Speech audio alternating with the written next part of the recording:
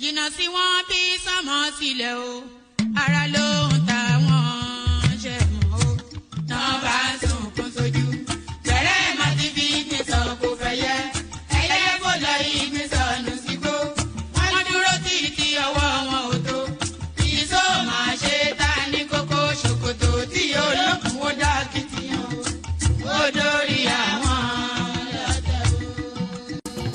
lọ́tẹ̀ o.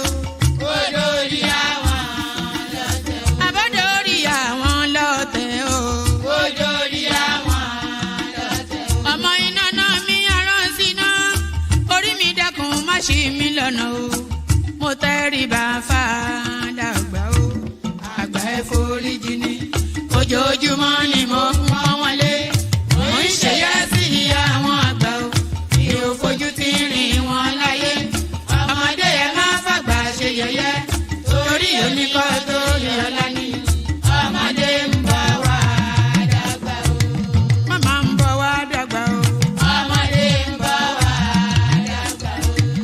Máa ń bọ̀ wá dàgbà o. Ọmọdé ń bọ̀ wá dàgbà. Ọmọdé ń bọ̀ wá dàgbà o. Ọmọdé ń bọ̀ wá dàgbà. Bọ́lájú kòkòrò bá gbẹ́ran nígbó tó bá fúnra ẹ̀ pín ló dára jù o. Kọ̀wé mi á jẹ́ tàgbà o. Èyí mo rí màrò ẹ̀kọ́ gbogbo náà ní ilé ayé. Sùúrù ní ṣẹ́gun ohun gbogbo. Ẹ má ṣèké mo ní ẹ má jalè. Forí wórí kìlọ̀ ló jẹ́ ẹni forí wórí yìí yóò ṣàbàmọ́ àwa ò ní ṣàbàmọ́ láyé o nílé ayé o àwa ò ní ṣàbàmọ́ láyé àwa ò ní ṣàbàmọ́ láyé àwa ò ní ṣàbàmọ́ láyé dẹ́bìtọ̀ rẹ̀ àtàrà ilé o àwa ò ní ṣàbàmọ́ láyé àwa ò ní ṣàbàmọ́ láyé àwa ò ní ṣàbàmọ́. Ṣòkòtò wọn múra wọn sáré kẹrù sọkọ o àyànmọ ògbóògùn wo wọn ò béèrè lọ́wọ́ orí orí lọmọ mẹ́wàá lọ ìyàwó ohun tí ẹ wá lọ sí Ṣòkòtò ohun rẹ lágbo Ṣòkòtò mo sọ àkúnlẹ̀yàn ọmọ ẹ̀dá láyé kò lè yí padà mo ń tẹnu mọ́ o olórí làlá bàrò orí làlá bàrò olórí.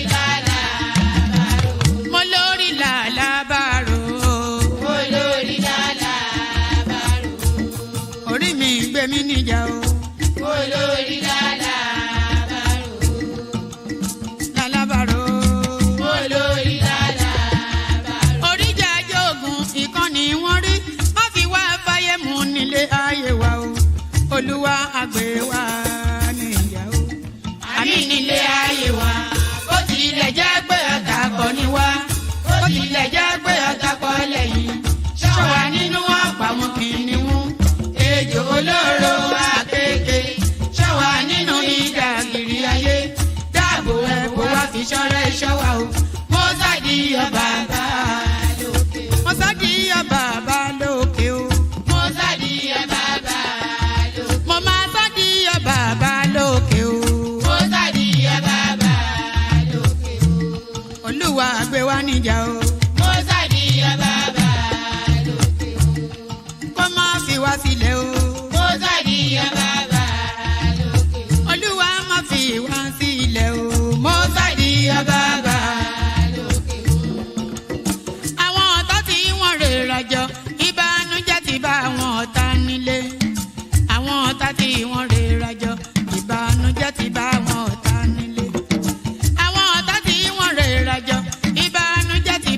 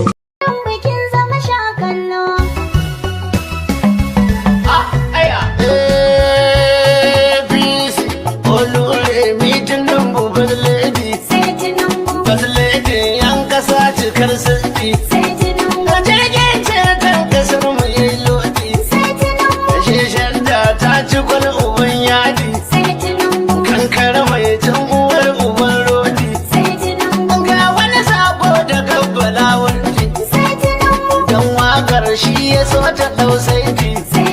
Kudin wakar ya biya a duk minti.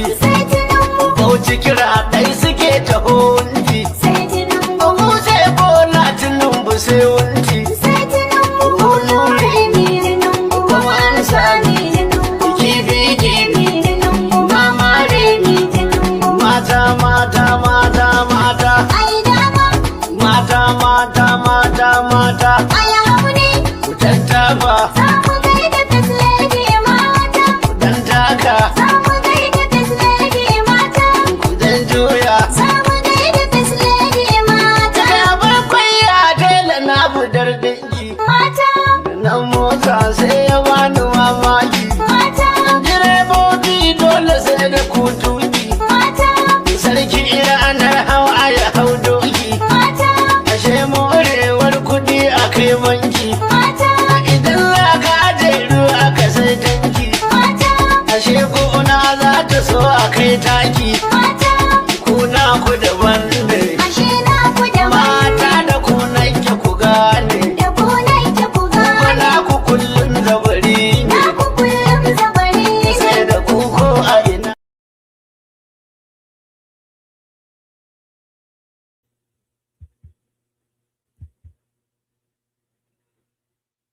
Yes, that's better. You can hear me now, can you? So that's better. So that was according to the Aboki Orchestra of Nasarawa. So the Aboki Orchestra of Nasarawa, whatever it is that they just said, is exactly how it is. I'm not quite sure. Well, whatever it is they just said is exactly how it is. Good day to you. Good to be your company and all that. Oh, let me see. How my position? Is that better? Yes. Yeah. Good day to you. Good to be in your company and all that. Good day to you. Good to be in your company. And how are you? So we are fast into yet another weekend. I'm in a very bad mood because my team lost. I support Newcastle, as some of you may know. And again, you know, our away form 4-1 to Liverpool. So I'm not in the best of mood. So, but hopefully the streaming will cheer me up. So good day to you. Good to be your company. All that. Good day to you. The protocol remains the same. Click on the like button, just as I'm inviting you to do so now. Do so. Click on the like button. If you are not already subscribed, please subscribe. We're after 100 new subscribers in the course of this stream, so you'll be one of them. Subscribe and then tell me that you are now just now newly subscribed. So subscribe and now tell me in the comment section that you're just now newly subscribed. It's so important. We want to hit 100,000 subscribe. Look at where we are. We're in 45,000 subscribers, and we have the ambition of 100,000 subscribers. We're hopeful that with some wind of speed, you know, with some wind behind our sails, we could hit it actually by mid-year. I'm not quite sure actually, but I'm sort of fixated on that we should hit 100,000 subscribers. So you subscribe and then get members of your family to subscribe, get your friends to subscribe, and the people that you don't like to subscribe, everybody. In fact, take your phone out tomorrow and walk down the street and make sure anybody you come across, make them go on YouTube on their phones and make them subscribe to the platform. That's exactly what you should do. So good day to you. Good to be in your company and all that. The protocol remains the same. Have I done the protocol? Click on like, click on subscribe, click on the hyperlink that says StreamYard to come and join me on the stream. Share the links as widely as you can. Super chat towards the stream and say hello to me in the comment section as well. Say hello to me in the comment section. It's so important, you know. Just make me feel good that there's somebody there that wants to say hello to me. So that's about Dorian or Tinubu right there saying hello, woman. Happy weekend to you from Nigeria. I didn't know you've gone to Nigeria, Dorian. Hopefully you're having a wonderful time there. That's Ayo, of course, saying the Toon Army. Which of course the team that I support. So everybody keeps saying hello in the comment section. And as I pause for breath, I'll say hello back. So let's just get started, shall we? Let's get started. Maybe I'll get into the funk of it. So we get started. We'll rattle through. There's so much to go through, but let's start off with a bit of statistics and data. How about we start off with that? A bit of statistics and data. So the data we're starting off with today, this one, good news for Nigeria. bad news for the people that want the administration of Tinubu to fall and collapse. So it's good news for Nigeria. This is a global statistic, by the way, as you can see from the source. It says world statistics there. This is just a purely data-led space. It's nothing to do with Nigeria. It's just data. They collect data and present it. It's just pure data, nothing else, no opinion attached to it. But this is the data that's been collected by this space. It says top 10 contributors to global real GDP growth. So these are the countries actually that are growing the world, not just even their own economy, but are adding to the total net worth of the globe as we speak. So these are the top 10 countries contributing to the global growth. At the top, predictably, is China, but surprisingly, India comes second. So the growth of the world now, 26.6%, China. So it's near double the next one. So China is, as ever, for the last decade or thereabout, the propeller of economic growth in the world. So China right there at number one. Surprisingly, India comes in at number two. It surprises me, of course, because as it would surprise you, you'd expect the United States to be the second growth space. So that's not to say they are the largest economy. So of course not. China is the second largest economy. The United States, the largest economy. India is about the top 6 thereabouts. But in terms of current economic activities that is impacting on growth globally, these are the people propelling global economic growth. So at the top, as we said, is China. 26.6% of global growth is attributable to China. Number 2 is India. 17% of global growth is attributable to India. 9.9% of global growth is attributable to the United States. 3.8%. These are global growths, by the way. Like I said, it is not their economic growth within their own individual countries, but their contribution to the overall net worth of the whole world. So at number 4 is Indonesia contributing 3.8%. Turkey, where your president recently went to, 2.2%. They are contributing to the global growth. But guess who is number 6 in the global growth top 10? Guess who is number 6? Your country and mine, Nigeria. So Nigeria, its contribution to the global growth is 1.5%. It matches Brazil, actually, but it comes across Brazil, not in numerical order, not in alphabetical order. So that is to say then that they've rounded Nigeria off to 1.5%, but it's marginally, just minusculely above Brazil. So Nigeria is the 6th country that is propelling global growth.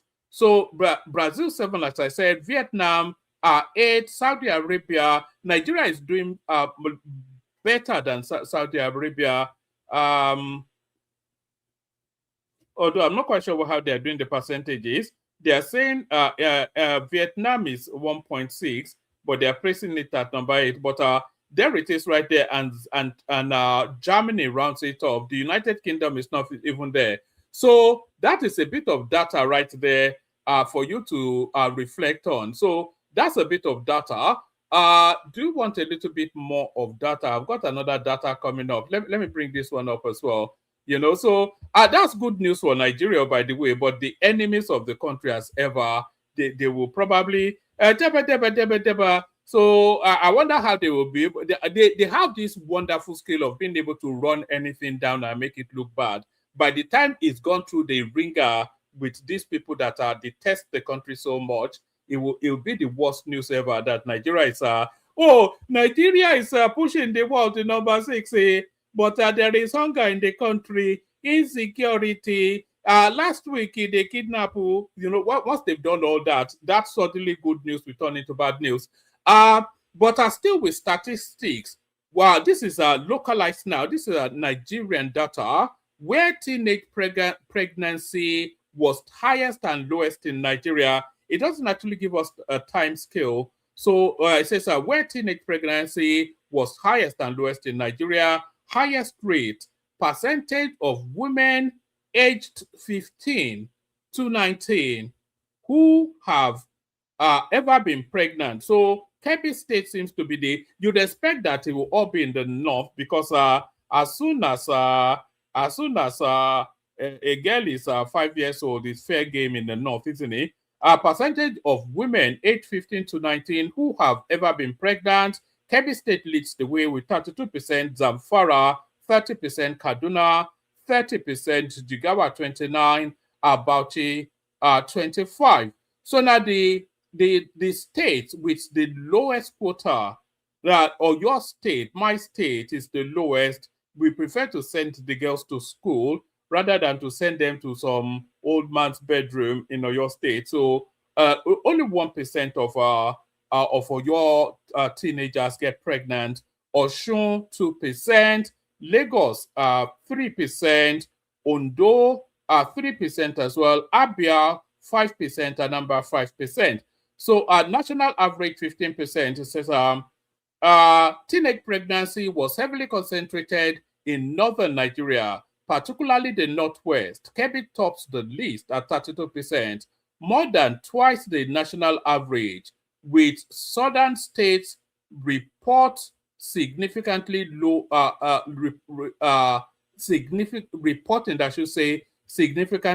rates. So that is the teenage pregnancy chart right there. So from the teenage pregnancy chart, we were saying that Nigeria was the 6th most contributing countries to global growth, according to that data. And the Economist backs that up with this piece right here.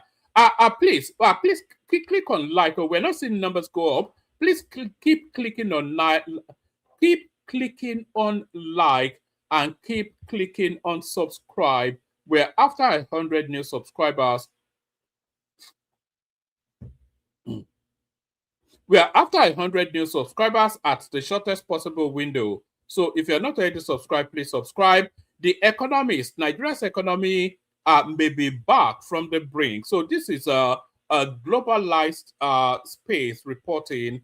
So this one, of course, this will not serve well to the opposition or come the election.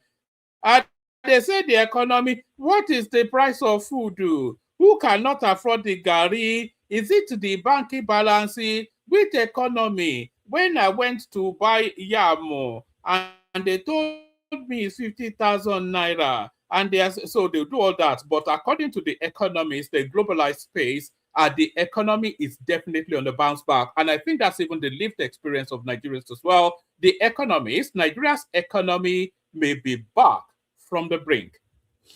When Nigeria returned to civilian rule in 1999, Olusegun Obasanjo, the elected president, set out to clean up the economy after years of mismanagement by military governments. Initially dismissed by critics, by the end of his second term, Mr. Obasanjo's liberal policies had tamed inflation, spurred investment, and raised annual GDP growth to around 7%. It didn't last. Over the past decade, GDP per person has fallen, yet evidence is now mounting that another stretch of golden years, as one analyst calls the period following Obasanjo's liberalization, may be on the cards. In the past 2.5 years, Bola Tinubu, who in Obasanjo's days was the governor of Lagos and was elected president in 2023, has been enacting his own set of structural reforms as he gets up to run for a second term in, this is from the Economist, by the way, which I think is a British-based news platform. In the past 2.5 years, Bola Tinubu, who in Obasanjo's days was the governor of Lagos State, was elected president in 2023, has been enacting his own set of structural reforms as he gets up to run for a second term in 2027. They may be starting to pay off. It is difficult to overstate the mess Mr. Tinubu inherited. When he took office in 2023, the country's central bank had $7 billion, equivalent of 1.4% of the GDP at the time, in obligations it could not meet. prompting international investors to flee en masse. The bank's credibility had been dented by a reckless loose monetary policy, its mismanagement of dwindling foreign exchange reserves, and efforts to maintain an unsustainable tiered exchange rate system. In 2022 alone, the cash-strapped government spent $10 billion, equivalent of 2.2% of the GDP, on a ruinous fuel subsidy. To fix things, Mr. Tinubu's government got on with a package of drastic structural reforms. It abolished the fuel subsidy and abandoned that multi-tiered system of dollar-pegged exchange rates, largely allowing the naira to float. The central bank aggressively tightened monetary policy to curb the resulting bout of inflation. The government also moved to improve security in the Niger Delta and offered a range of tax incentives to investors to boost dwindling oil production. Nearly 3 years on, Nigeria's 230 million people, I wonder how they get these figures. They tell us our figures are 215, 200 and this, 200 and that. What the last time we did it, was it Obasanjo that did the last census in Nigeria? So it's just they're extrapolating and projecting. We don't actually have actual data that tells us how many people we have in that country. So it's a guesstimation. Nearly 3 years on, Nigeria's 230 million people, especially the poor and the middle class, are still reeling from increases in fuel and food prices. Poverty has risen, but it looks as though Mr. Tinubu's bitter medicine is helping. The annual inflation rate, which hit a nearly 30-year high of 34.8% in December, fell to 15.2% in December 2025. Our growth is returning. The IMF expects the economy to expand by 4.4% following two steep devaluations. Anyway, it goes on to chart through. I'm not going to read through all of it, but the upshot of it is that the economy is on an upturn, much to the chagrin of the people that want the country to fail. So all of the things are pulling together then as we cascade very quickly towards the election. So we go on from that to another one, 2027, inside the fierce succession struggle brewing in 10 states. So there are about 10 state governors that are completing their second term now, and it looks as though then who succeeds them might well be a matter of some deft moving in their political cycle. I'm not going to run through all the whole readout. I'll just give you the states in question. So yes, let's see. Where are we? It says with barely 1 year until the 2027 general election, real political battles in 10 Nigerian states have already begun, not at the polling units, but deep within party structures, where power, loyalty, and legacy are being negotiated behind closed doors. These states, governed by second-term governors, are constitutionally barred from seeking re-election, are fast becoming theaters of intense succession warfare.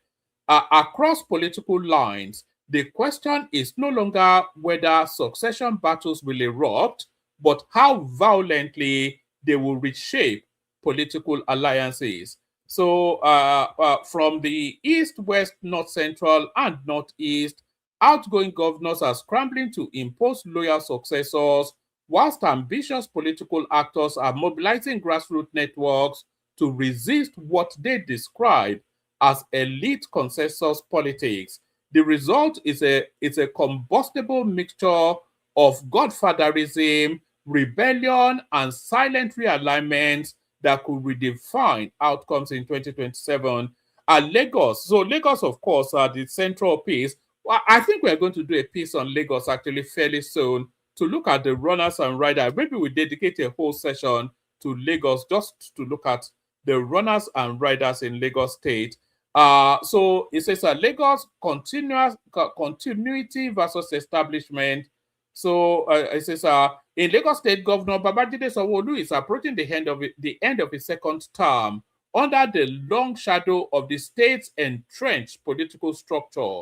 The contest here is less about party change and more about who inherits control within the ruling All Progressive Congress APC hierarchy. So what that tells us already is that there's unlikely, and we all already know anyway, the most sure thing is that APC, Lagos State, APC wins Lagos State.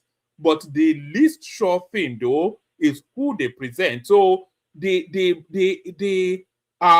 governorship election for Lagos State ends at the Lagos State primaries. Once they've elected their candidate, then we already know who the next governor of Lagos State will be. In Lagos State, Governor Babajide Sanwo-Olu is approaching the end of his second term under the long shadow of the state's entrenched political structure.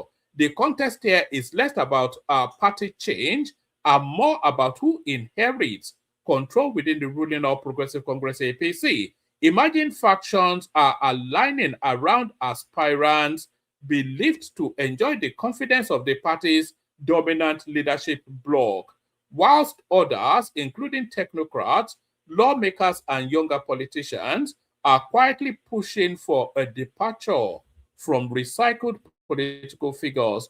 The battle line, are they giving us names? The battle lines are subtle but firm. The loyalty to the party's establishment are competing against growing calls for a generational shift. So it's not a matter of generational shift now, because Sanwo-Olu is a fairly young guy. I think for Sanwo-Olu, it's around about 60, 62, thereabout. So that's relative within the age bracket, with the median age of the Nigerian politician. So Sanwo-Olu is a relatively young guy. So it's not even, there's not a unless you want a 20-year-old in charge of Lagos State, which will never happen. So it's a younger person, and the person that will come in to replace Sanwo-Olu will still be around about 54 thereabout, which is still broadly the right age for Lagos State. So I'm not quite sure what the call for a generational shift means. The battle lines are subtle but firm.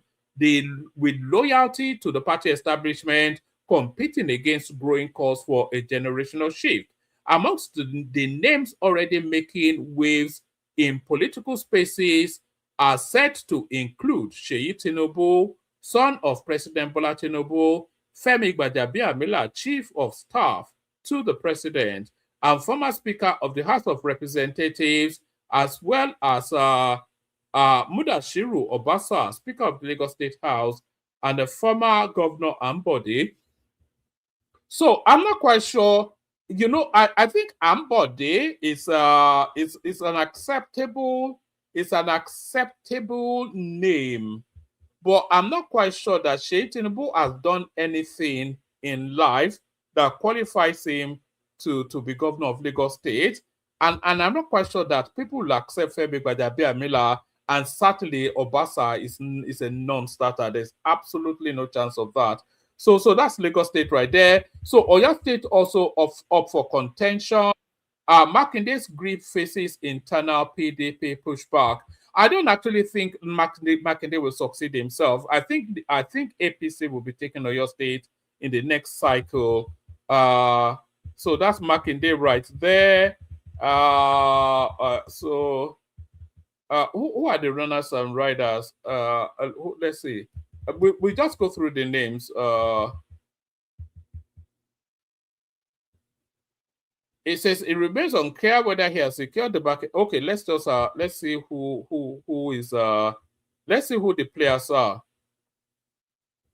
It says in Oyo State, Governor Seyi Makinde remains the undisputed power center of the PDP. His dominance of the party structures positions him to play the role of kingmaker, but cracks are emerging. Party chieftains, former appointees, and federal lawmakers are increasingly uneasy about the possibility of an imposed successor, whilst Makinde's camp favors continuation with candidates drawn from his inner circle. Rival factions argue that the PDP risks internal revolt if broad consultations are ignored.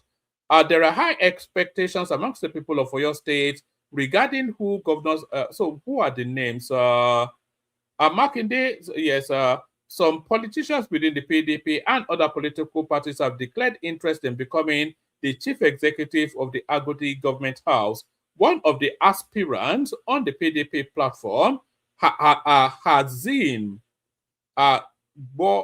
Bolaromi, Bolaromi, so that's the name in contention, a former deputy governor. So he's there. So anyway, so Sheikh Makinde is up. Abdul Razak of Kwara State, he's up as well. So the battle for succession there as well.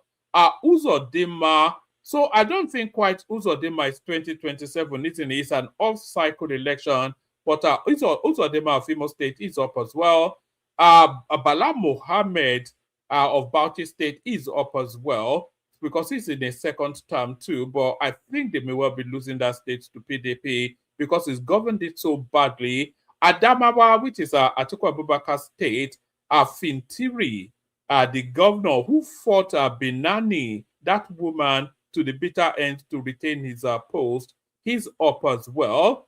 Gombe, APC's quiet civil war, so Gombe is up as well. Nasarawa with Abdullahi Sule, it's up as well.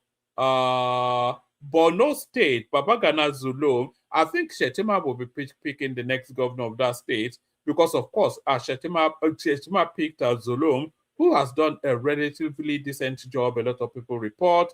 Mia Malabuni, I do remember Mia Malabuni, who was it was once upon a time the chairman of the APC as well as the governor of Yobe State. Do you remember him? He's quite a criminal. He was the one that was bribing Buhari with gold bullions the last time. Succession politics in Yobe is discreet but active. Names circulating include Ahmed Lawan, Ibrahim Bomia, Musa Kalus, Baba Wali, and others. So that's that. So those are the states of contention, and those are the runners and riders there. Let's go from there to the other one. So the family of the coup plotters, the ones that were going to slaughter everybody in order to take over government, the family of the coup plotters, they are now begging for leniency. Can you imagine that? They were going to shoot everybody according to they were going to wipe everybody out according to the reports we're getting about that coup, but now their family begging for leniency. Coup. Families of accused officers seek leniency. So they are not even pleading their innocence, they're seeking leniency. Family members of the 16 detained military officers who were accused of being involved in the plot to overthrow President Bola Tinubu are calling on the presidency and other authorities for leniency for their relatives. The family members, it was gathered, are reaching out to top political and government functionaries at the seat of power to prevail on the president to temper justice with mercy. Correspondents had exclusively reported that no fewer than 16 military officers were said to have been indicted in a report submitted to the president after the coup plot. The officers, according to retired senior military officers, are waiting court-martial. So, in an exclusive interview with correspondents, a family member of one of the majors said they had explored different options, including political solutions to resolve the issue. We know the offense is grave, considering the military laws and laws of the land, but these people are our loved ones. We cannot afford to lose them. So you cannot afford to lose them, but can the Shetima family afford to lose Kashim? Can the Akpabio family, can the Abbas family? So all these people that your loved ones were going to slaughter, are their loved ones? Are they able to afford to lose them? It's just a daft thing, You buy you take the action and then you get the consequences. And is that not how life works? We know the offense is grave, considering the military law and laws of the land, but these people are loved ones. We cannot afford to lose them. In fact, they are breadwinners to their respective families. We want to use this medium to appeal to President Bola Ahmed Tinubu, the Commander-in-Chief of the Armed Forces, to temper justice with mercy. He's our father, he's the father of the nation. We beg him to show mercy to them. We are not saying they shouldn't be punished, but we don't want their death now, he said. Another family member who also spoke anonymously said they were shocked hearing that their sons were detained over a coup plot. He said, initially we thought they were detained unjustly, but with what we're hearing, all we need now is to appeal to the Nigerian people. Their president, forgive our sons. Their Nigerians, forgive them. If not for anything, the children of some of them are still young. Please forgive. We believe they must have learned their, we believe they must have learned their lesson. Imagine that. It's like they stole sweet. The way they are saying it, it's like they stole sweet. On his part, a security expert, Abdullah Gaba, called for fair and open trial of the detained officer by the military echelon.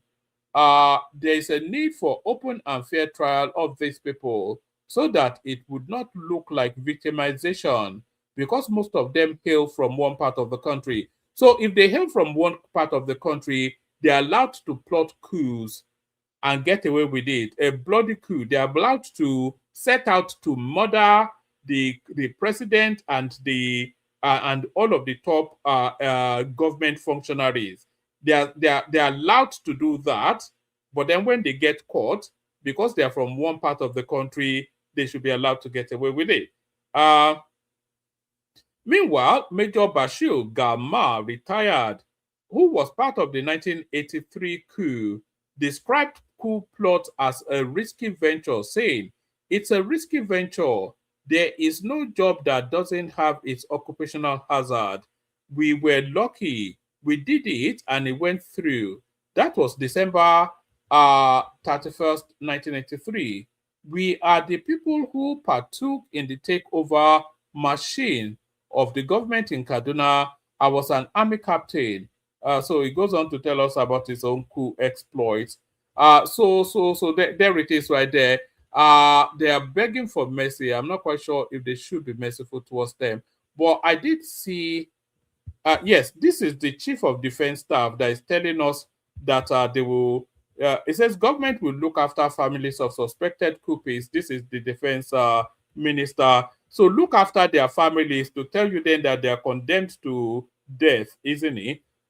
Minister of Defense General Christopher Musa has assured that the federal government will ensure the family of the military officers indicted in the alleged coup attempt against President Tinubu were treated fairly and not abandoned. In an interview with a Turkish TV, Musa said whilst the accused officers will face due process through a military court-martial, the government remained mindful of the welfare of their dependents. Everyone knows the repercussion when you take such actions. So I am sure they have made up their minds, the minister said. They must have considered their families. But the truth is that even at the top levels of the armed forces, the government is ensuring that their families are treated fairly. So they know the repercussions. We all know the repercussions of coup plotting.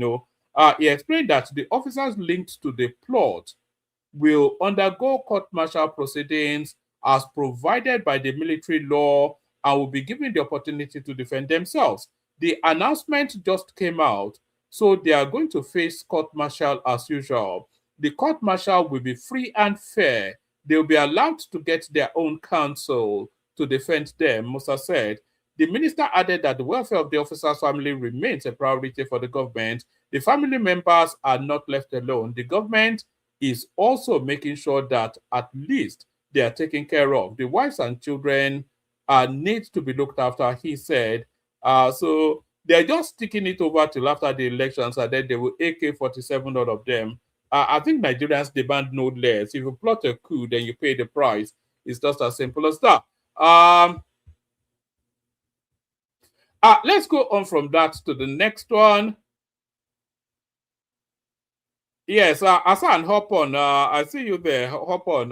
Come tell me why they should face Babbage. But they are telling us that because they are northerners, they should be allowed to plot coup and get away with it. That's what's being said there. Let's go to this one. Ranking Africa's top 10 defense spenders versus their military strength in 2026. So we just go through the tabularized list. I suspect that Nigeria will be one of the top most. It says top 10 African military budget versus military strength. So Angola actually spends a lot.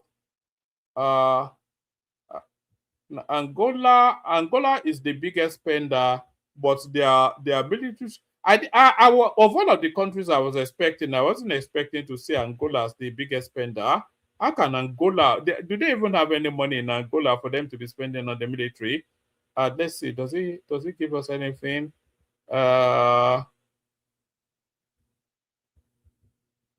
So Angola spends I'm not quite sure how many billions is that. Maybe 31 billion thereabout. But their military strength is fourth in Africa. Algeria about 25 billion. Their military strength is the second in Africa. Morocco 16 billion. They're third in terms of their military strength. Egypt, they spend is it 51 billion? I can't quite read the figures. So they're the strongest in Africa. They've always been the strongest in Africa. Burkina Faso is number 10. Nigeria is the fifth strongest army in Africa with a budget of about near $40 billion. Ethiopia number 6. South Africa number 7. Tunisia. I'm not quite sure that where is this coming from? This is from Business Insider. I'm not quite sure I want to agree with that. But let's go now. This is now the headline page. Obi ticket 2027. Obi ticket doubt stall Kwakwanso's move to ADC. So this is what inspired the headline.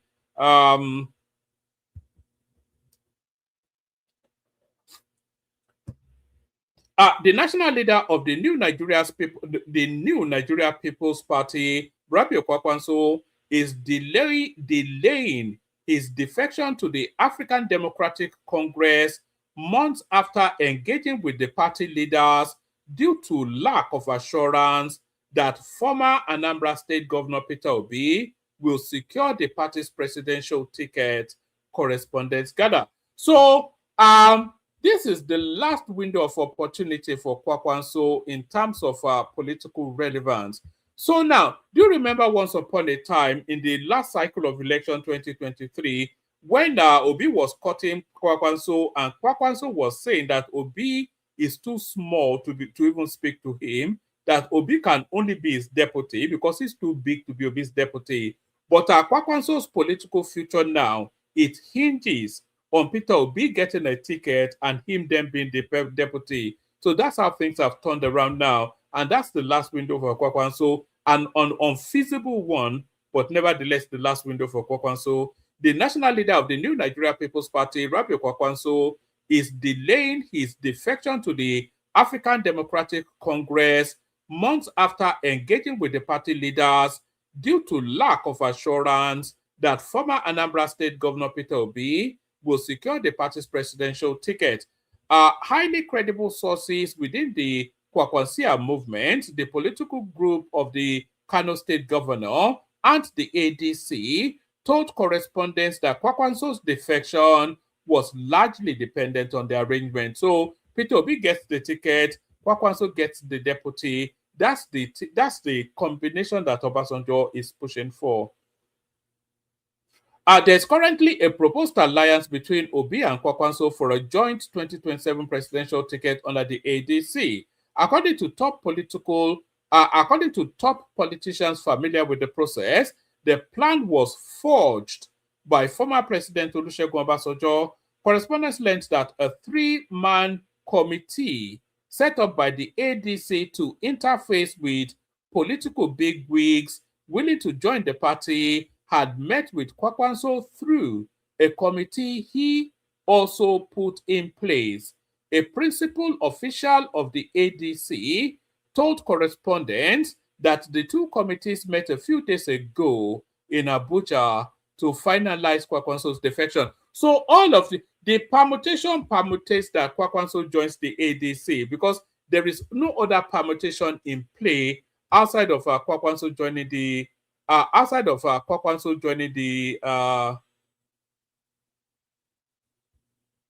hold on. So there's no other permutation in play outside of Kwakwanso joining the ADC. The APC is shut him out completely. They've taken his golden boy and they've moved him to their party. So he feels somewhat vulnerable and he feels aggrieved. And if you look at the language coming out of Kwakwanso over the last week, 10 days, is the language of bitterness, the language of aggression, the language of somebody that feels he's been hard done by. So it's a language of somebody looking for vengeance. And the vengeance comes via him being able to kick Tinubu out of office. And the only possibility is to go with the ADC. But for him to go to the ADC, he can only really go where his relevance would impact, either at a presidential ticket level, which he knows is unlikely to get, or as a vice president. So for him now to be a vice president, Peter Obi necessarily has to get that ticket, because Atiku cannot get the ticket and then Kwakwanso is the deputy. Is an unfeasible and unworkable and an unbalanced sort of a ticket. So all of Kwakwanso's political future, it now rests on the tenuous possibility of Peter Obi getting the ADC ticket. So we're seeing now the end of Kwakwanso's journey in politics, because it's an untenable and unfeasible proposition for Obi to get the ADC ticket. The only other possibility is Obi and Kwakwanso packing their ambitions in another party. And anybody that knows politics knows that ADC is not Obi's final bus stop. Obi will still be leaving the ADC. It will go back to the Labour Party, because now that the space has been sanitized, he will use that as an excuse to go back to the Labour Party. So he will go back to the Labour Party, and Kwakwanso will go and join them for one last hurrah. So that's that. Let's take it from the top again, actually, and then this time we go at speed. 2027 Obi ticket doubt stall Kwakwanso's move to ADC. The national leader of the New Nigeria People's Party, Rabiu Kwakwanso, is delaying his defection to the African Democratic Congress months after engaging with the party leaders due to lack of assurance that former Anambra State Governor Peter Obi will secure the party's presidential ticket, correspondents gather. Highly credible sources within the Kwakwansia movement, the political group of the former Kano State Governor, and the ADC told correspondents that Kwakwanso's defection is largely dependent on the arrangement. There is currently a proposed alliance between Obi and Kwakwanso for a joint 2027 presidential ticket under the ADC. According to top politicians familiar with the process, the plan was forged by former President Olusegun Obasanjo. Correspondents learned that a 3-man committee set up by the ADC to interface with political bigwigs willing to join the party had met with Kwakwanso through a committee he also put in place. A principal official of the ADC told correspondents that the two committees met a few days ago in Abuja to finalize Kwakwanso's defection. According to the official, no final decision was taken due to unresolved issues at the meeting. He, however, said both parties would reach a strong conclusion within a week or two. We're closing in on Kwakwanso and we will be happy to receive him.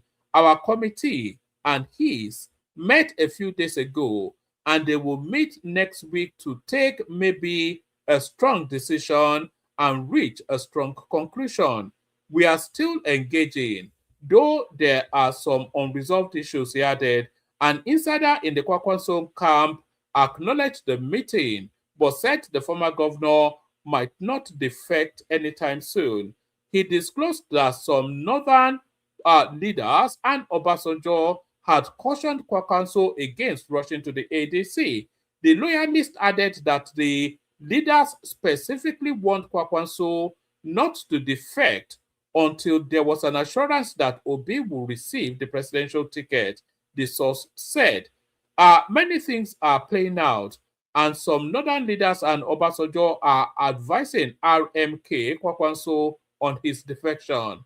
As it is, it seems Kwankwaso is the bargaining strength for Peter Obi to get the presidential ticket in the ADC, and the card must be carefully played. Currently, ADC leaders are mounting pressure on RMK to join the party. Of course, he's interested, but we don't want to play into the hands of some people rooting for Atiku's presidency who have almost taken over the party. The picture we are seeing from outside is that Obi was lured into the party, and we don't want to fall into that trap. The game ahead is that Obi will participate in the ADC primary, and after losing to Atiku, he will be persuaded to take the VP slot. How far he wants to go on that, we don't know. He noted that Obi and Kwankwaso's camp had met with some key national leaders to galvanize support for the ex-Anambra governor's presidential ambition. The NNPP chieftain disclosed that without the conclusion of wider consultations, the defection might not take place. We are committed to seeing the South complete its 8 years, which is only possible with Peter Obi's presidency. People like Baba, Ota, Obasanjo also believe in that, and it is in that line that Kwankwaso can have a chance to contest the 2031 presidential election. So this is Kwankwaso. It's just desperate politics now. So that's Kwankwaso now, who has he's surrendered himself to the reality of where he finds himself. So this is the last one now. So I'll send the link again. Anybody that wants to come in. It says see top 10 road projects getting massive funding. So Nigeria is a construction. I'm not quite sure what the change will actually be if we have a change in government. There's so much going on within that country that is progressive. So why would you want to change that is the question. Dualization of Kano Maiduguri Road Section 1. That's a 13 billion naira project. I'll just give you the headlines and then we'll leave it at that. What else? There's another one in the north, which is in Jos. So that one is a 14 billion naira project. I'm just going to give you just where they are. I'll probably keep this one later when the usual suspects are saying, what has Tinubu done? Where is all the money from the subsidy? What is paying for all this other than the money from the subsidy? If this thing is not moving quick enough, I'll just abandon it. All right. I think I'll just leave that. Let me send the link again. Anybody wants to come make some unnecessary noise. If you are not already subscribed, please do. Where is the link? I thought I saw Bishop here just now. Bishop, did you leave? I thought I was going to kick it off with Bishop. Let me send the link again. We see Wagwan. All right. I really want to go through this list, but the hyperlink is not hyperlinking. All right. Let me just play you the Kegite music then, and then we'll see if we can tease somebody in to come and discuss some of these things. Water, only water, only water, where they see ma. Water, only water, where they see ma.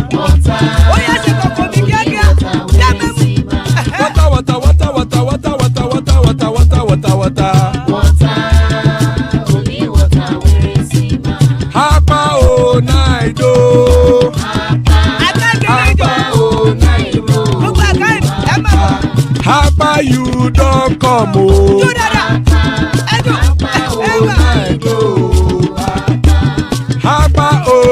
ṣáìdó.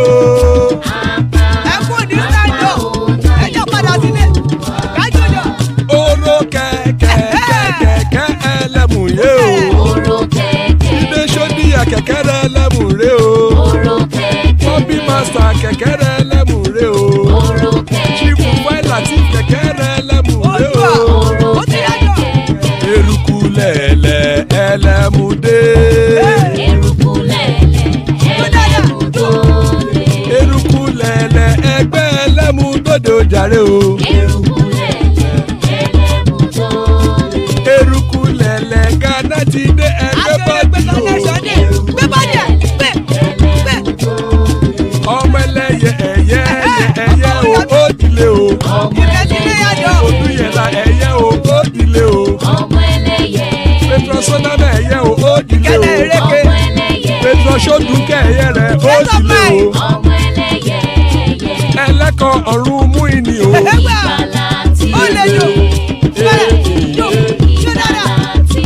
Àkùkọ ọ̀run méjìkọ.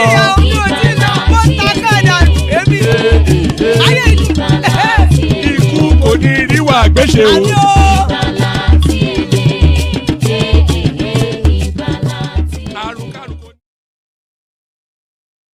There it is right there. Ikuko Neruwa Agbeche, may death have nothing to do with us. Joining us, Baba. Bishop, if you're there, come back. You were there for quite a while and then you dropped. It's been a while since we heard from you. Come back, Bishop, if you're still there. If you can still hear us and you still have the time, come join us. So that's Baba right there. And here is a new name. Oh, it's not a new name. It's a chap. Asan up to mischief. That's Asan right there. Larry's in the house. That's Warpace right there. And the elegant AY. So that's AY right there as well. So good to have you, gentlemen. Thank you for joining. Gentlemen, let's do a quick 5-7 minutes whip round. So everybody gets to speak fairly quickly. Start it off, kick it off with Baba. Baba, it looks as though humble pie seems to be the dish that Akwakwanso is being forced to eat now. Yes, good evening, women. And co-panelists, I salute you all. World peace. How are my girls? I hope they are all doing fine. They are fine. We are great, Oga. We thank God. I salute all our favorites in the commentariat. Chi is there, Abby, and a host of others. I can't readily remember the name now. Let me lend my voice to the call for Bishop. Bishop, please, show face. It was here all the way through the readout, and we are in silly season again. So join and let's all be revel in silliness. You see, this what they are trying to do actually. Something actually projected by OBJ has been going around everywhere. They want to stack ADC with powerful figures in states. When I mean powerful figures, like Donald Duke from Cross River. He joined yesterday. Yeah, he joined yesterday. The thing they are trying to do is that the delegates from those states, those people they still hold sway in their states. So they will lead the delegates from their states to the primary. That's what their OBJ is proposing. So that's the way they think they can beat Atiku. But they forget that this is a human thing. Because the delegates will be nothing less than 5,000.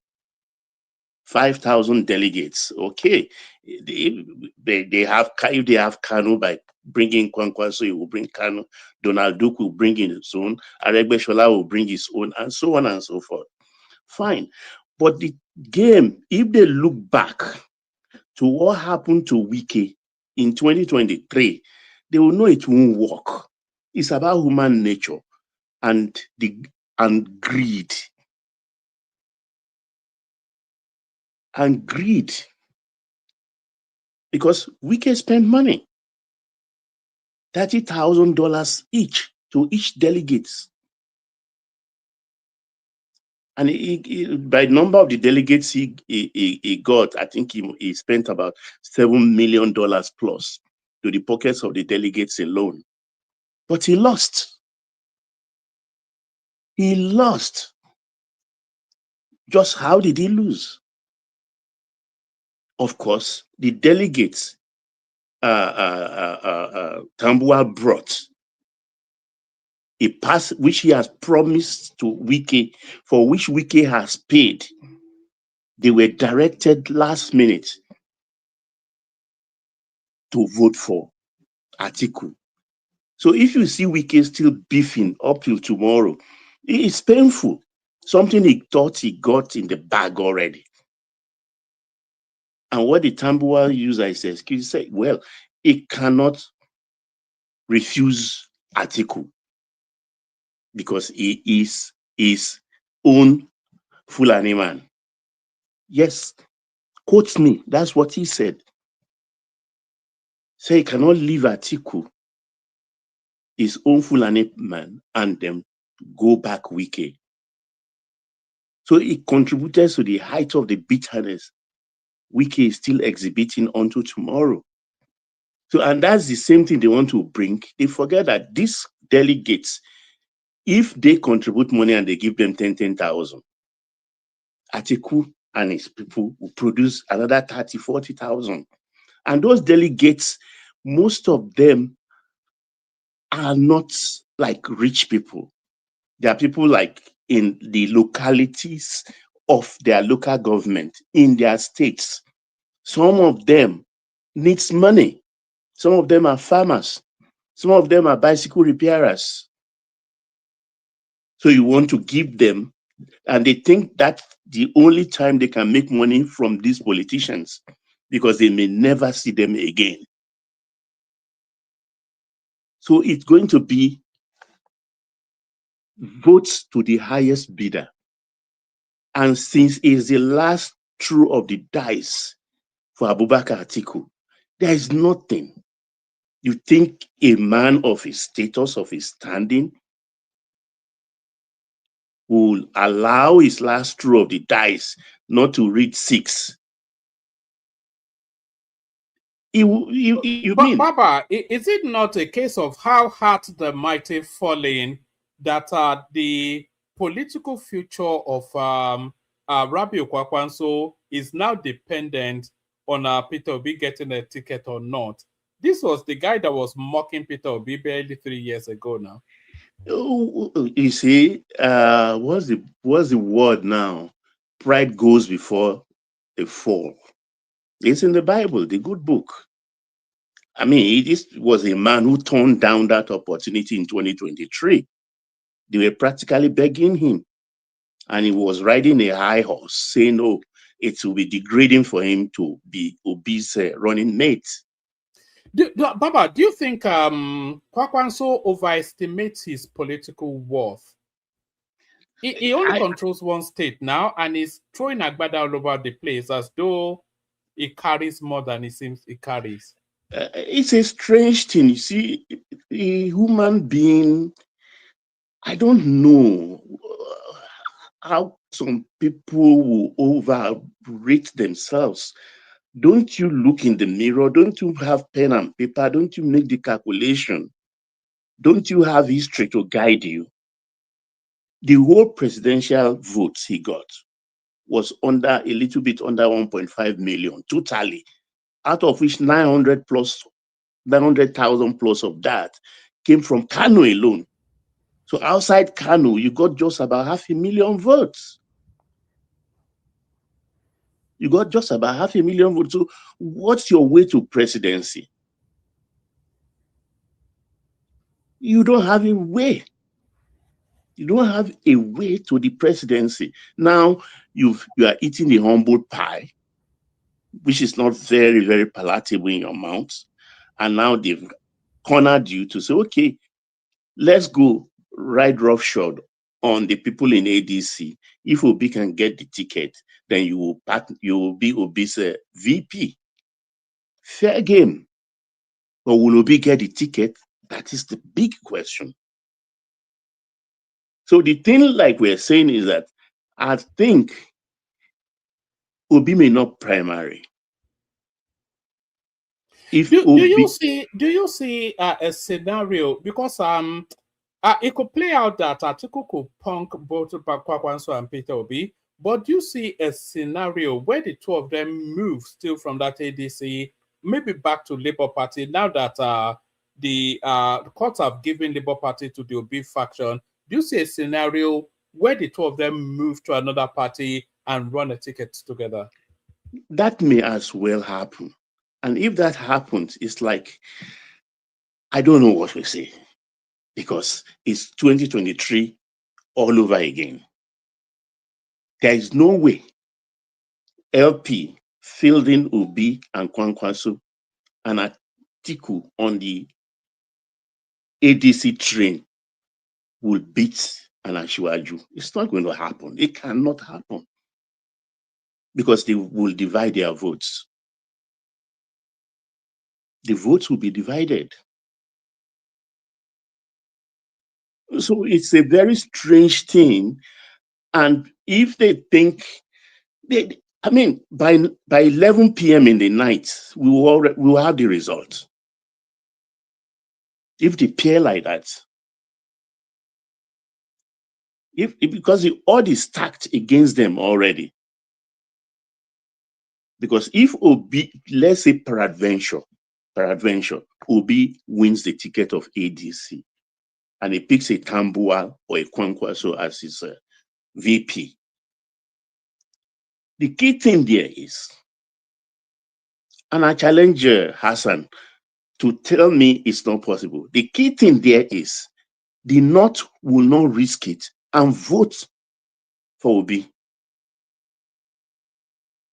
Because they've said it already. What they said it openly, they will go back inside, lock the door, and still talk to themselves in the North. That is the Muslim North, because that's what we hear from Hanatu, Musawa, from all the North now, because they separated the North themselves.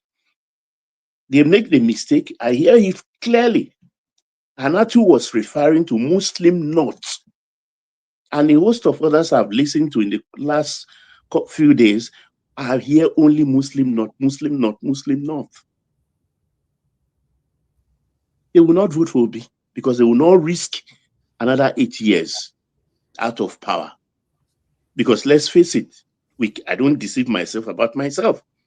If Obi grabbed that power, he will spend 8 years. Nothing will remove him. Let me yield for others to come in, please.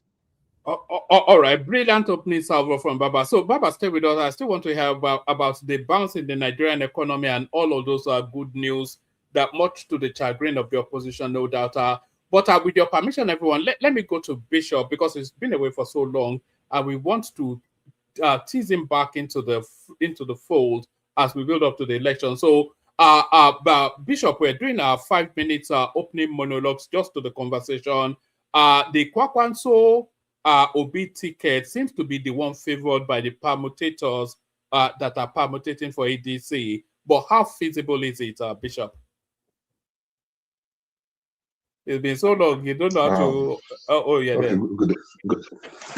No, Bishop, Happy New Year. Thank you, everyone. Good evening, everybody. God bless God.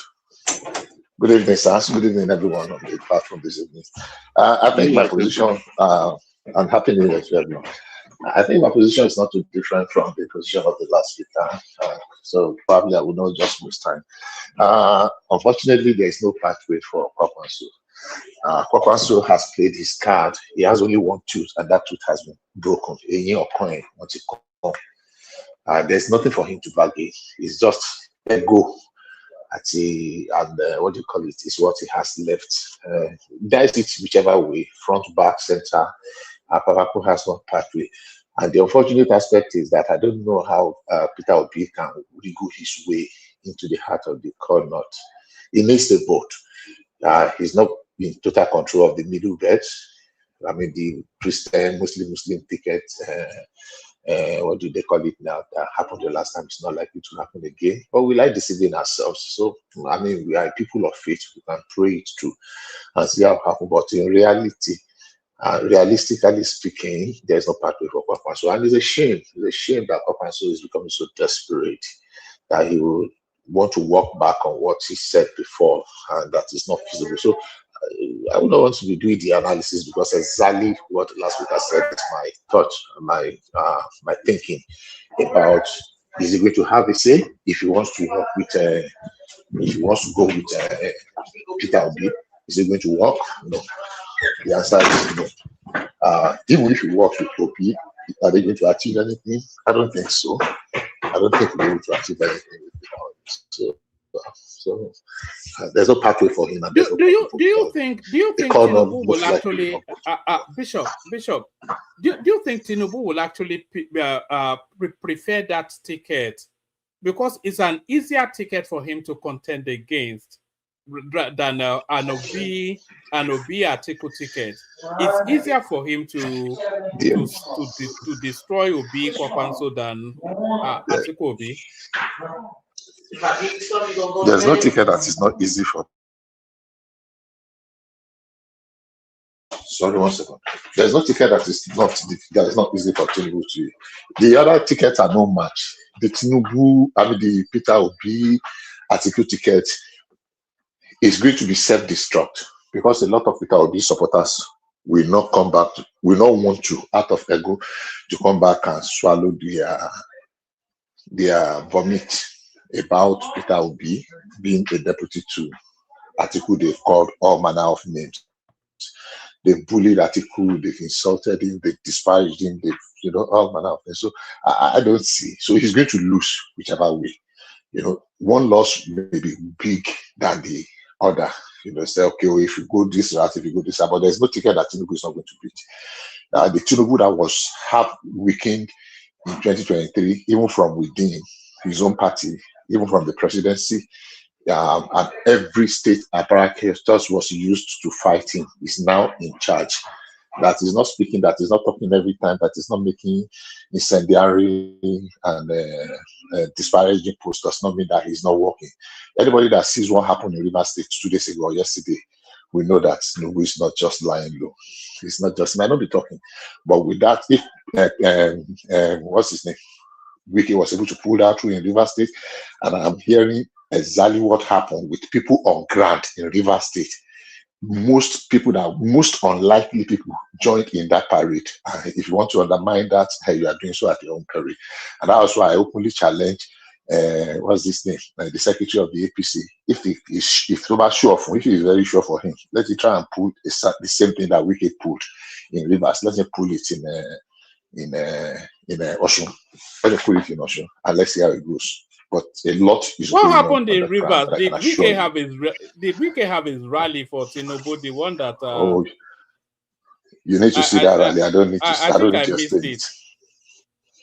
You need to see that rally. It was massive. So it was massive. That rally was massive. I don't know if anybody can corroborate. So don't let me just. My 5 minutes is already just 1 minute more. So the fact of the matter is that, yes, I agree with what the last speaker said, and there's no pathway for Kwakwanso. So I'm just ashamed. I thought he was a man of principle, that he was going to stick to his guns and maintain his standard. Look, sink or float. That's what I believe. But now, gropping, he has only one state, and that state has been effectively taken away from him. I can assure you, between Barau, Ganduje, and the governor, and what's the other former governor's name? Shekarau. They are going to split it, maybe 20% or 30%. Is Shekarau with Tinubu? It's not with, but it's not with ADC. It's not with PDP. So whichever way you are saying it, a lot of a lot of things are going on underground. A lot of things are going on underground. So what I'm saying effectively is that Kanu is going to be split into pieces. So there's nobody. The other guy, what's this young man's name that was in House of Rep before? This guy that they expelled, and he now went to APC.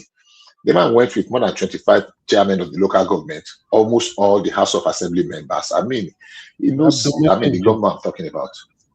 Jibri too has moved, and he moved silently. All this local government and this federal constituency, quite a number of people spoke with him. He was able to realign with Barrow, and they say they are forming a formidable force. If we are going to win, it's going to be like 50-50 something. So Kwakwaso is not in absolute control of the Kano politics the way it used to be.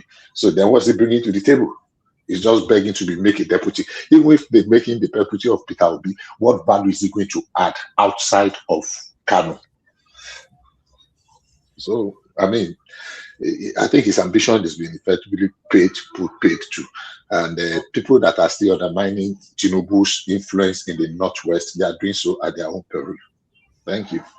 All right, brilliant, excellent. Stay with us for as long as you can, Bishop. I can see you are doing something in the background, but stay with us because your voice has been missed, and we need to build the voices back up in the build up to the elections. We continue with the 5 minutes. We take it in the direction of our AY. We pull him away from Chioma, who is toasting in the comment section. So you can I don't know. Chioma this Chioma. You know Chioma. Do you have the budget for Chioma? She's very expensive. You have the budget. Chioma, now while again, don't mind now. All right, floor is yours. Everyone, yeah, good discussion so far. As regard Conco, so at this point, I think if I were Coco, so I would just start by and just be watching what is gonna happen. This is what I'm gonna do because, as the last speaker just rightly said, I don't where Concoso can still pull his weight in Kano politics, the direct him. That's what I'm gonna say because the Talakawas, they are still with Concoso. But one thing I'm still waiting to see, I still feel in some way they are playing games. Concoso, the governor, I still feel they are playing games. But I'm still watching that space until I'm really convinced. But if this is not really a game, Concoso can actually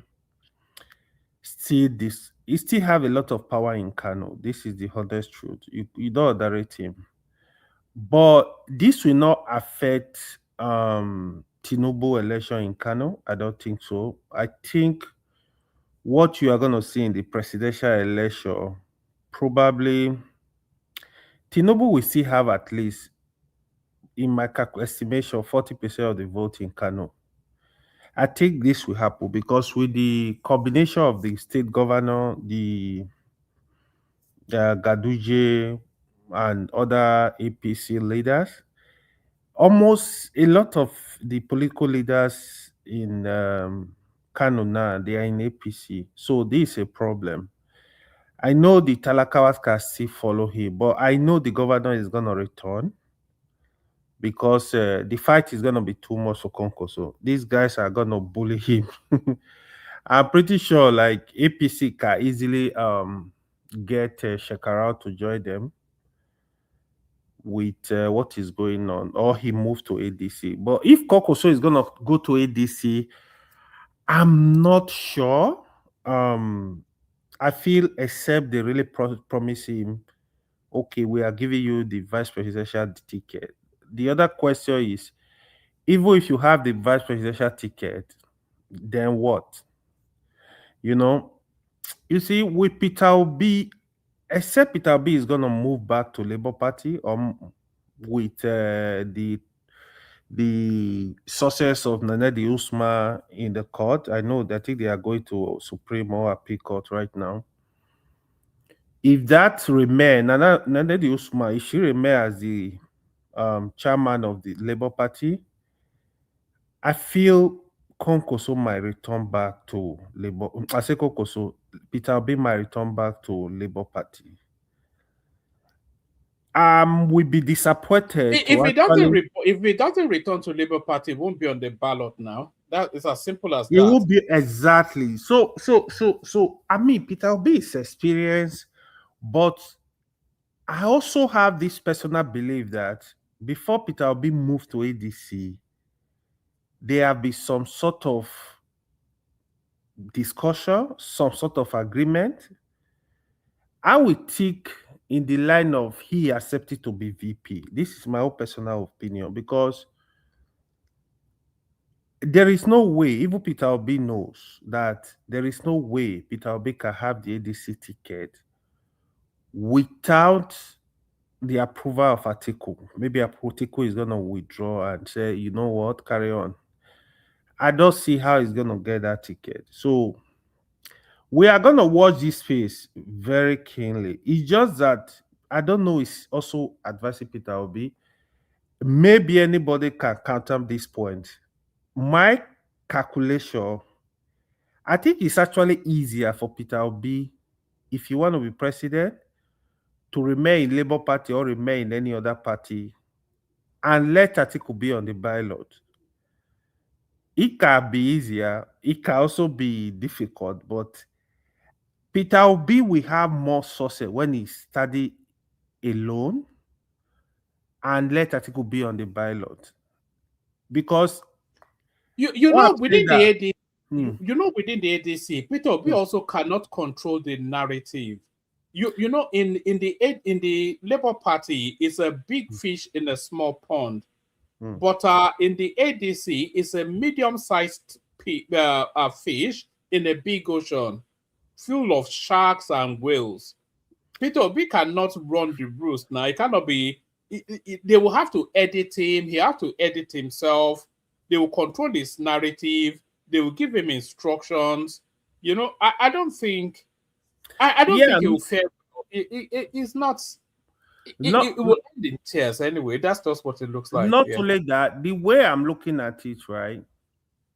What I'm saying, if you have three of them, Peter Obi might have more sources than allow Peter Obi and Tinubu to contest alone.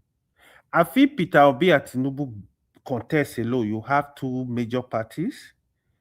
That election is going to be easier for Tinubu to win than Peter Obi, concourse, Peter Obi, Atiku, Tinubu be on the ballot. Because the way I'm looking at it is, if that happen, Atiku will always divide the vote in the north. Because on the other hand, if Peter Obi and Tinubu are standing alone, the populated north, the deep north, they are gonna vote for Tinubu, in my opinion. Then that's gonna be like advantage to Tinubu. Then this we still have a long way to go. To be honest, I think anybody that will make any mistake is gonna cost him so dearly. The issue of the vice president, I have said, don't touch that ticket. Anybody that know Tinubu, if I thought Tinubu is touching that ticket, he needs to be super careful. He needs to talk to all the stakeholders in the north and make sure they are on board. Even Shetima himself is on board. If he decide to make mistake, they are going to punish him. Because especially if Atiku is on the ballot. So I think this is where Tinubu needs to be very, very careful because I think right now there are a lot of undecided voters in Nigeria. They can go anyway. So we need to be very careful. Tinubu needs to be very careful as regard to that. Then Then the Concoso team is a space we need to watch. We see what will happen in Kano, but I think it's gonna be very hard fight for Concoso to take over Kano again. This is my own personal opinion. All right, Brendan. I can hear tiredness in your voice. You've had a long day, have you? Yeah, exactly. Well, All right, stay with us for as long as you can stay awake. Let's go from you to Larry as we move through the panel quickly so that everybody documents.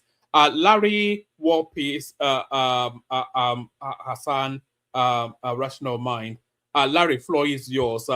It's just with the permutations continue to permutate, but what are you making of it? This is a project being pushed by Obasanjo, by the way, an Obi Kwakwanso ticket. Can you imagine that? Well, man, good evening. How are you? I'm good. Good to have you here. Yeah. So basically, I think this should not be a surprise. I think we've discussed about Kwankwaso before this time, and we all agree that the problem of Kwankwaso is greed, and that greed is basically pushing him into extinction. A lot of people do not really know what Abba Yusuf passed through.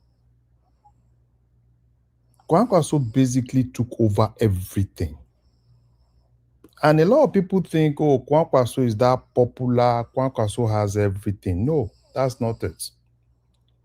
The popularity that Kwankwaso had in 2023 was because of how APC ran Kano.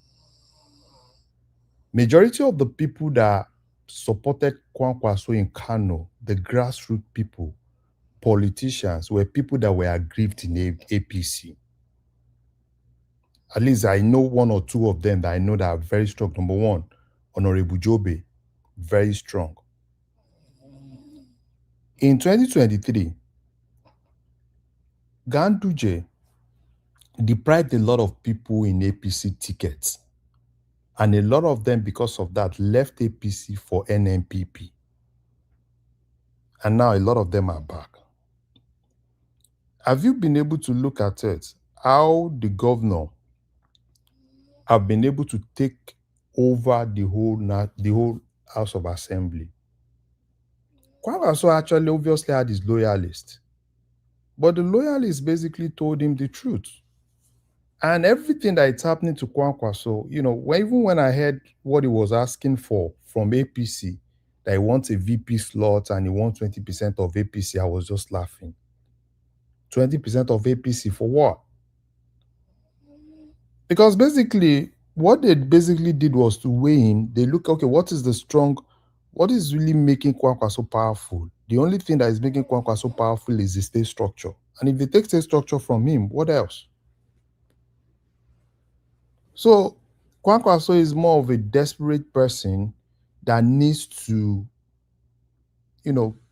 look for something to revive his political career. And for me, I just believe that 2027 is going to be similar to what happened in 2019. In 2019 was even worse, right? Oh, people thought Atiku was going to get it. Buhari got 2019 again. There was a little bit of uproar. I think 2027 is already decided. 2031 is where the thing is.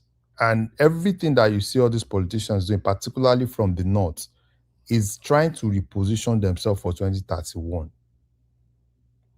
So, Kwankwaso, Obi, for me, I do not really think Obi is more of a politician that is ready to go to anywhere.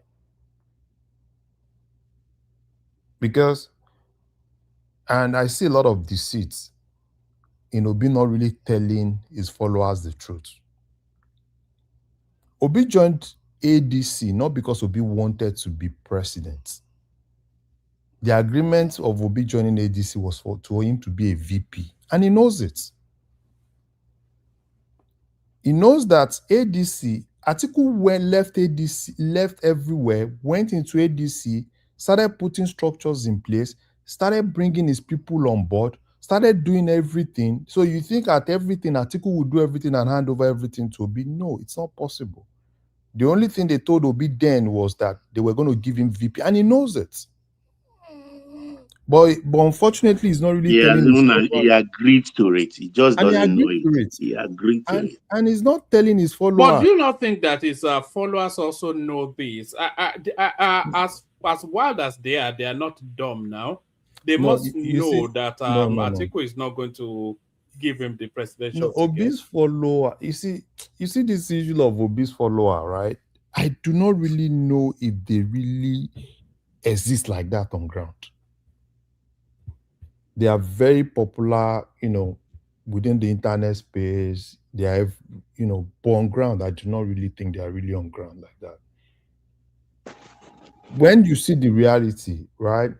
And they went, see the way they went to ADC, started shouting, "Oh, be or not," blah, blah, blah. And at the end of the day, they basically told them, "See, you get out. Don't bring that your internet thing. Don't bring in here. You get out of ADC if you can't stay." And Obi himself, even the VP they promised him, started shaking like 2-3 weeks ago. That was why he came out and told them that, "Oh, Atiku is his leader. This one is his this thing," because they were basically telling him, "Oga, get out." So these are things that are obvious. One man, they are not dumb, they are just politically naive. Yes, the reason why I'm asking Larry that question is that the moment what's the difference? Yes, the moment Obi joined the ADC, everybody Baba, street smarts and Ajebo will get PhD and street smartness. There are two different things: emotional intelligence and all right. Let me just compare. Let me ask you this question, and then Larry pick it up. You may chime in as well. As soon as Obi joined the ADC, I knew that he had surrendered to become vice president. Did you not know? And if you know, and I knew, then his followers must know. The moment he joined that party, everybody knew that he had surrendered to be VP. Dostoevsky, the Russian psychologist.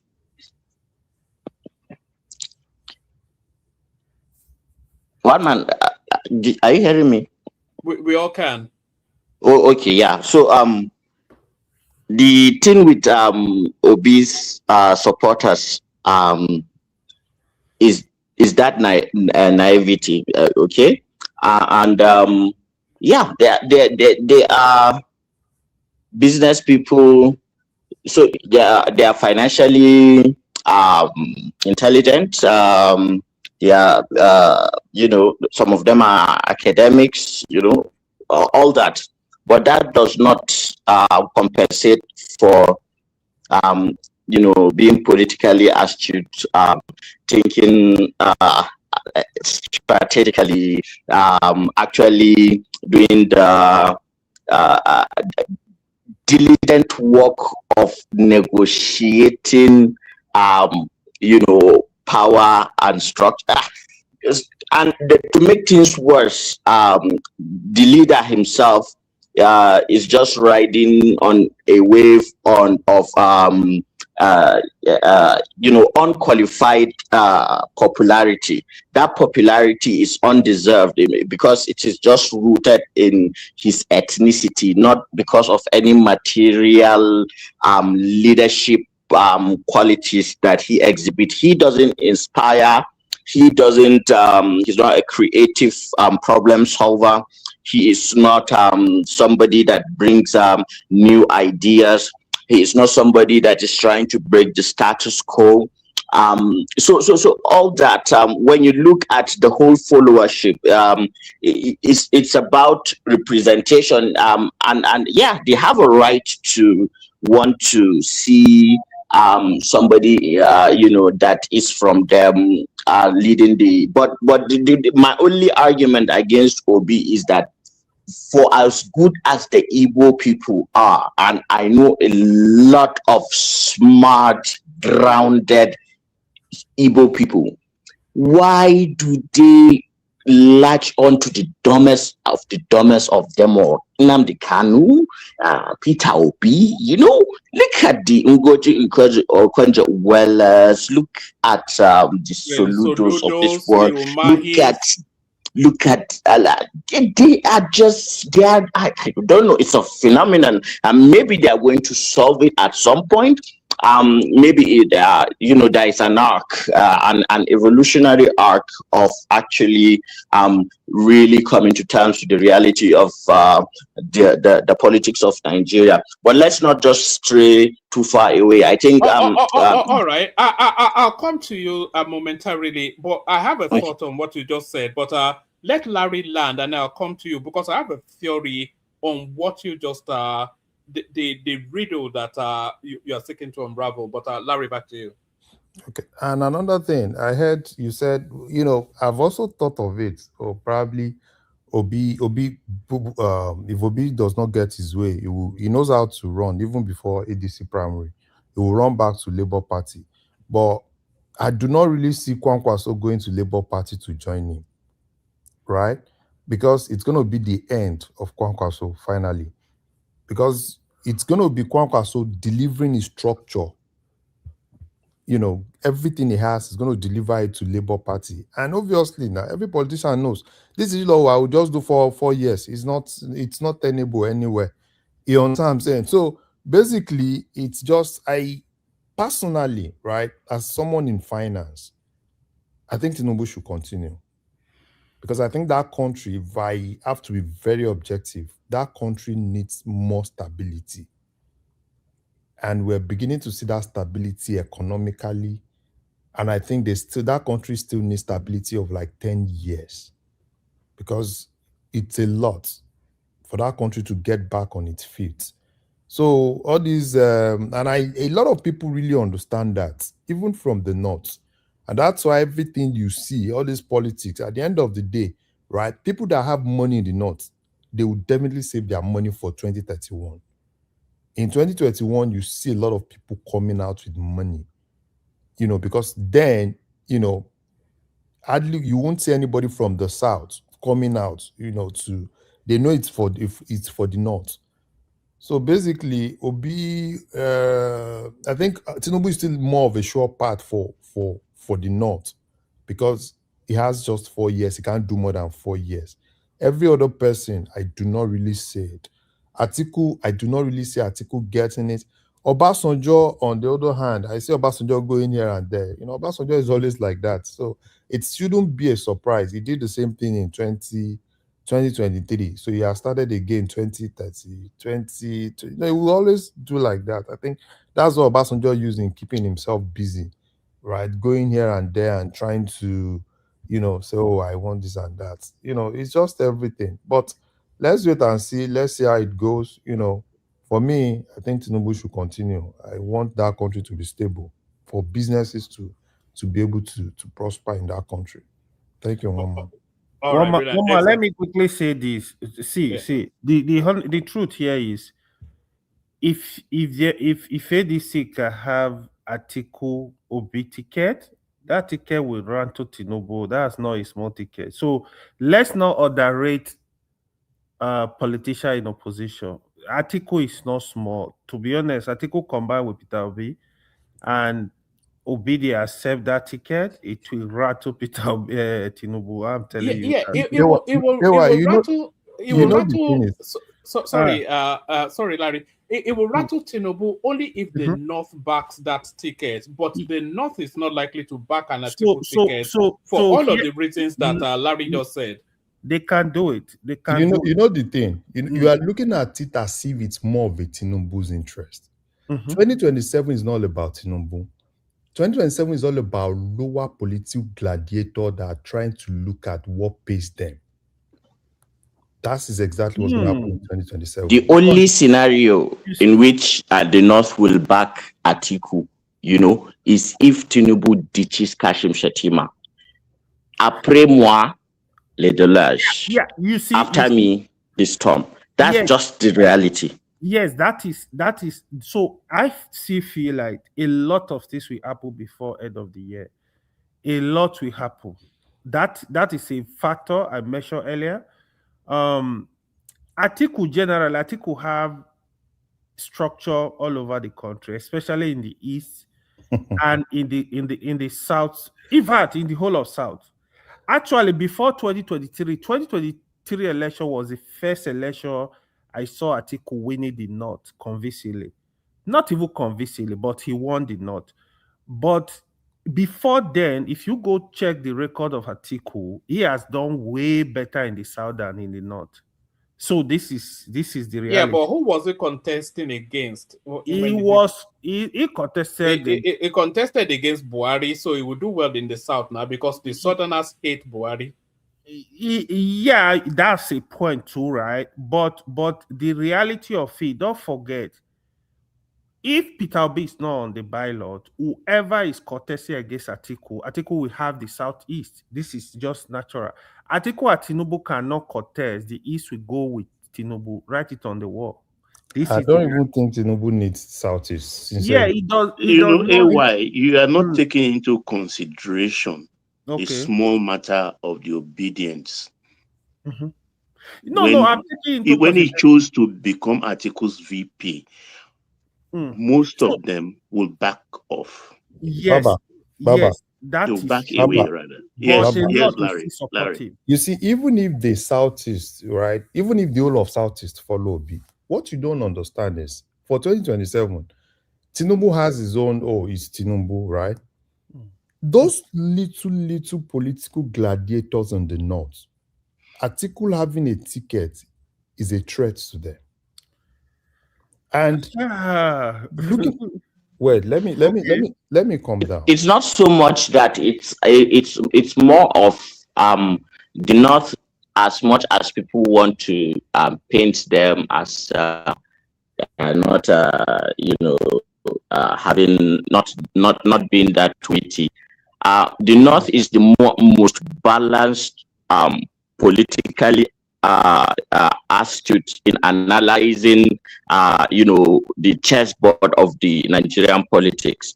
It is only Buhari in the history of voting that the north has given blind loyalty. Apart from Buhari, no one else. Every other person, the north does not care actually really. There's this thing that they usually say because he's from the north, he's Fulani, all northerners will vote him, because that is not the reality. Go and check Yaradua, check all northern candidates that contested. The north actually shares their vote. Hassan, I think the data tells us that the North has always been the most sophisticated in voting in Nigeria. All of the data tells Abiola, Yar'Adua, as you said, Obasanjo, all the votes, you look at the North and they vote with nuance rather than, if you look at the Southeast, there's universality. When they go in one direction universally. And when you look at the Southwest, they weigh heavily, even though not universally. But if you look at the North, there's always a lot of nuance in their voting patterns. That is true too. Another right? thing to look at. Majority of the and that plays to the advantage of Tinubu by default. So default settings are already favoring Tinubu. Sorry, hold on for Larry. So Larry made that comment, and then from there we move the mic on to you, Hassan. Or let's walk pieces there, Larry. Yeah. So majority of the governors in the north are second-term governors. And when you see second-term governors, they always want to hold their structures. If you go from all the states in the north, that's why it's a little bit difficult, right, for Atiku to be able to have that kind of votes, because these guys have the money.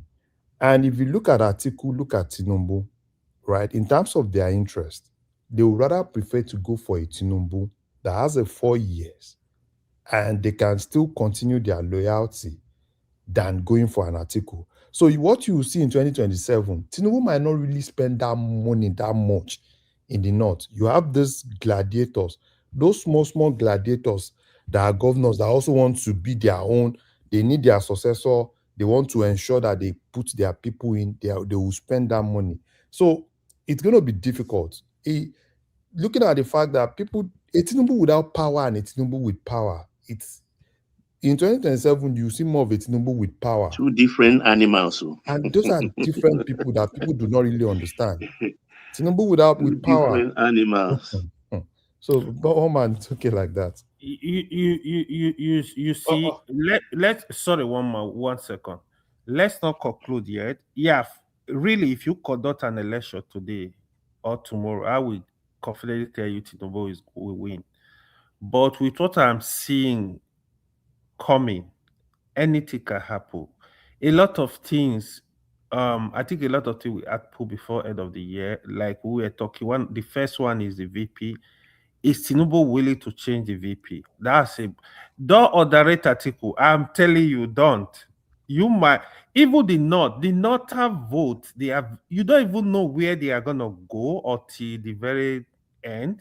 Even 2023, I kept analyzing. I was telling people, if this happen, if the governor decide to go against Tinubu, if Konkoso decide to switch alliance, support Atiku or support Tinubu, these are variables that can actually change the election overnight. I'm telling you. So a lot will happen. Thank you.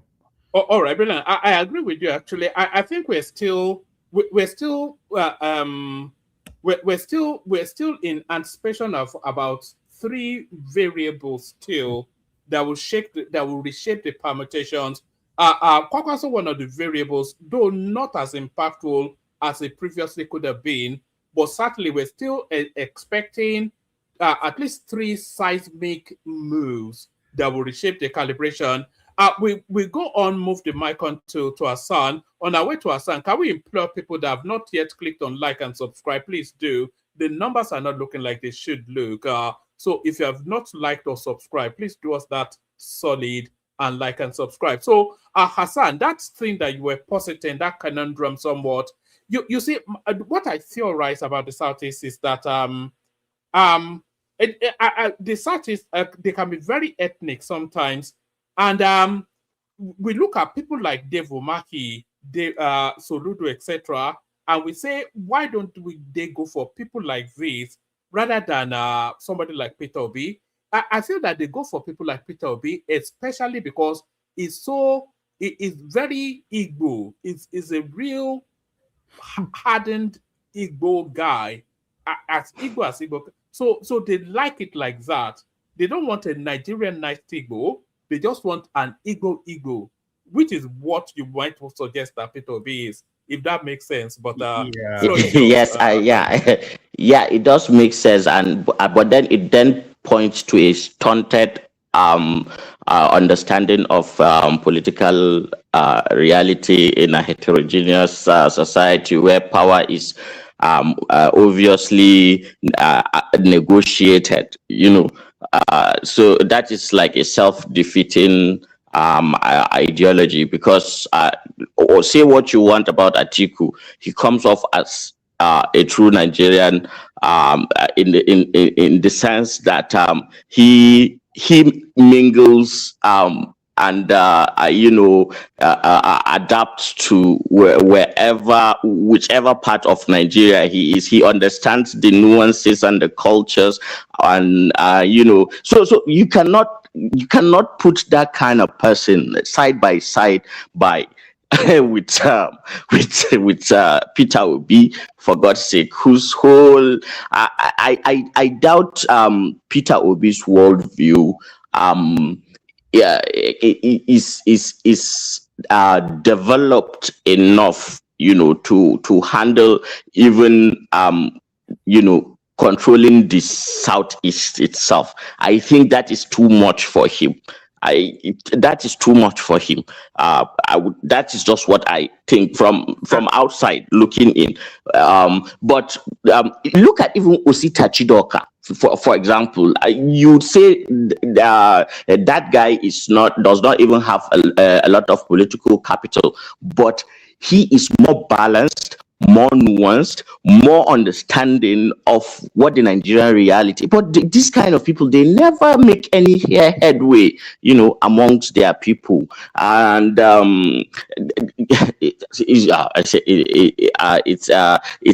it's stunted. Their political evolution is stunted, probably because of the unfortunate things that happened during the Civil War and all that. Probably, maybe there is something deeper. I don't want to go into that. Not to. Let me add something to what you are saying, right? So Yeah. one man, you said it very correctly. The mistakes some of our tribes are having. Let me tell you clearly: there is no tribe in Nigeria. There is no region in Nigeria that can choose a president for Nigerians. This is what people are not understanding. Buhari tried it. He had support from the north 3 times. He lost. Until he formed alliance with the south. When the Yorubas during Obasanjo and Lufalaye, the Yorubas support to Lufalaye, they saw what happened. Nigeria made Excellent point. Excellent point. When it comes to that, when you have this discussion, people are emotional. See, me, I personally, I don't have issue with anybody becoming president. I think Nigeria are gonna choose a president from Southeast at the right time. He will be president for Nigeria, not for a region. This is that's very true. The very nature of the very nature of our voting laws, actually ensures that Nigeria has to choose you before you become president. And a lot of people do not understand that. They don't know Nigeria. So you are regionalized. You are thinking of my tribe, my people, Omo Nawahala. Now, your people will support you, but then you won't go anywhere. That's the problem. That's the problem. So if you don't build bridges, so while others are building bridges, you are bringing what do they call this machines that that destroy that are used in destroying buildings. This one that we hear. Bulldozers.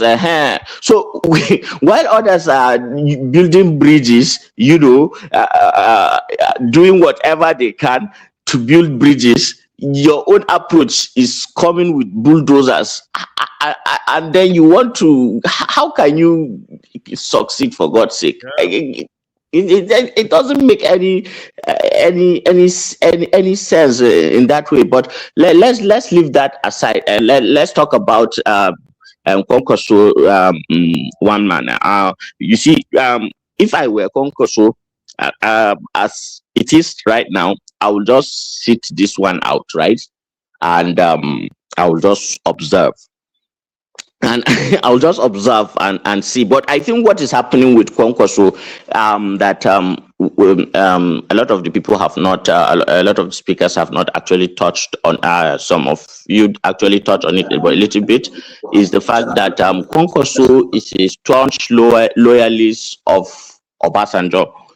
And so Obasanjo is pulling the strings of Konkoso. That is a fact.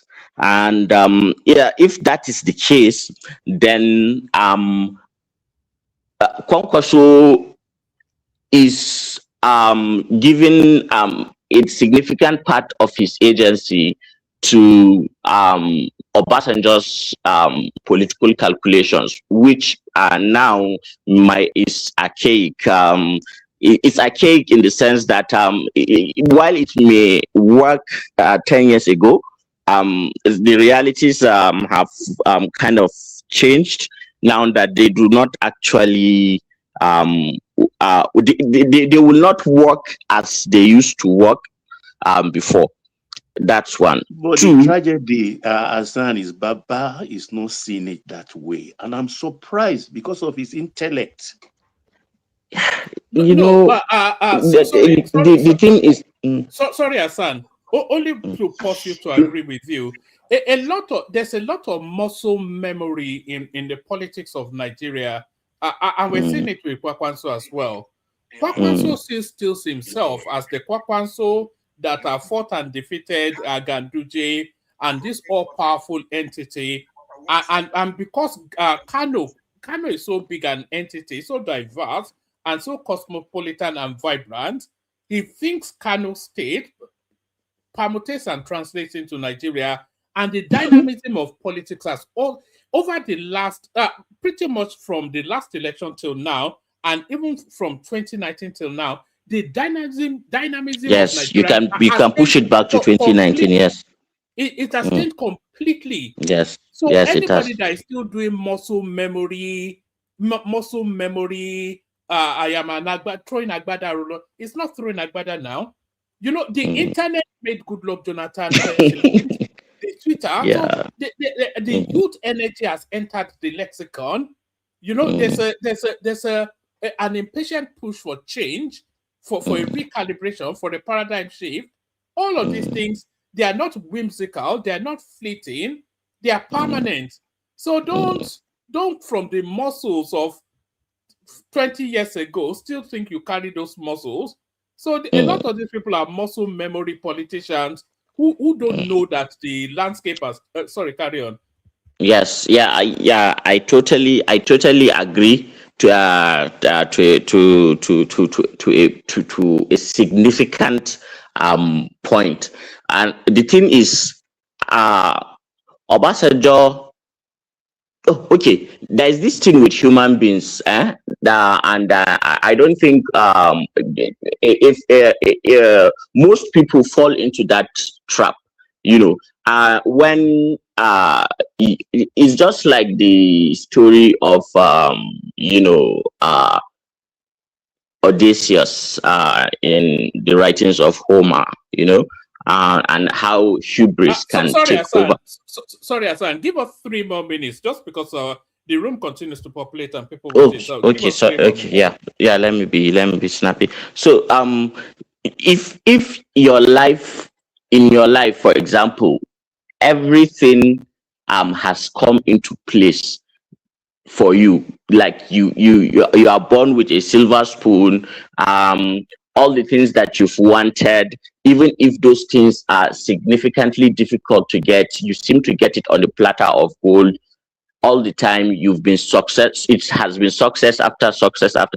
At some point it begins to get into your head that maybe this thing is within me, maybe I'm just it's just natural to me, maybe I'm just divine, maybe I'm just now when you fall into that trap of that hubris, then your end is coming very, very soon.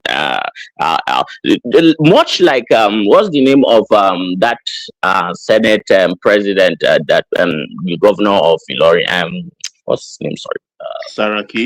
Saraki, yes, yeah. If you look at his political career and his trajectory, his father actually gave him governor, served governor 2 times, went to the Senate, served the first time Senate, then the second time as Senate, became Senate president. So he was actually riding on a wave that he so much, like he just felt like that there is nothing that. But when the reality hit him, when Abdurazak and APC took the kind of defeat that he up to now he has not recovered. So things like that happen to politicians, but I don't think Kwankwaso is that naive. I think Baba OBJ, probably, maybe there is an aspect of age and being kind of senile and not being in tune with reality.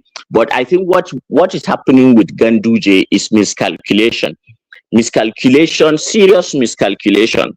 And instead of him to just sit back and observe, he's trying to make desperate attempts and still believing that his godfather hold some sway enough to push him to that VP slot.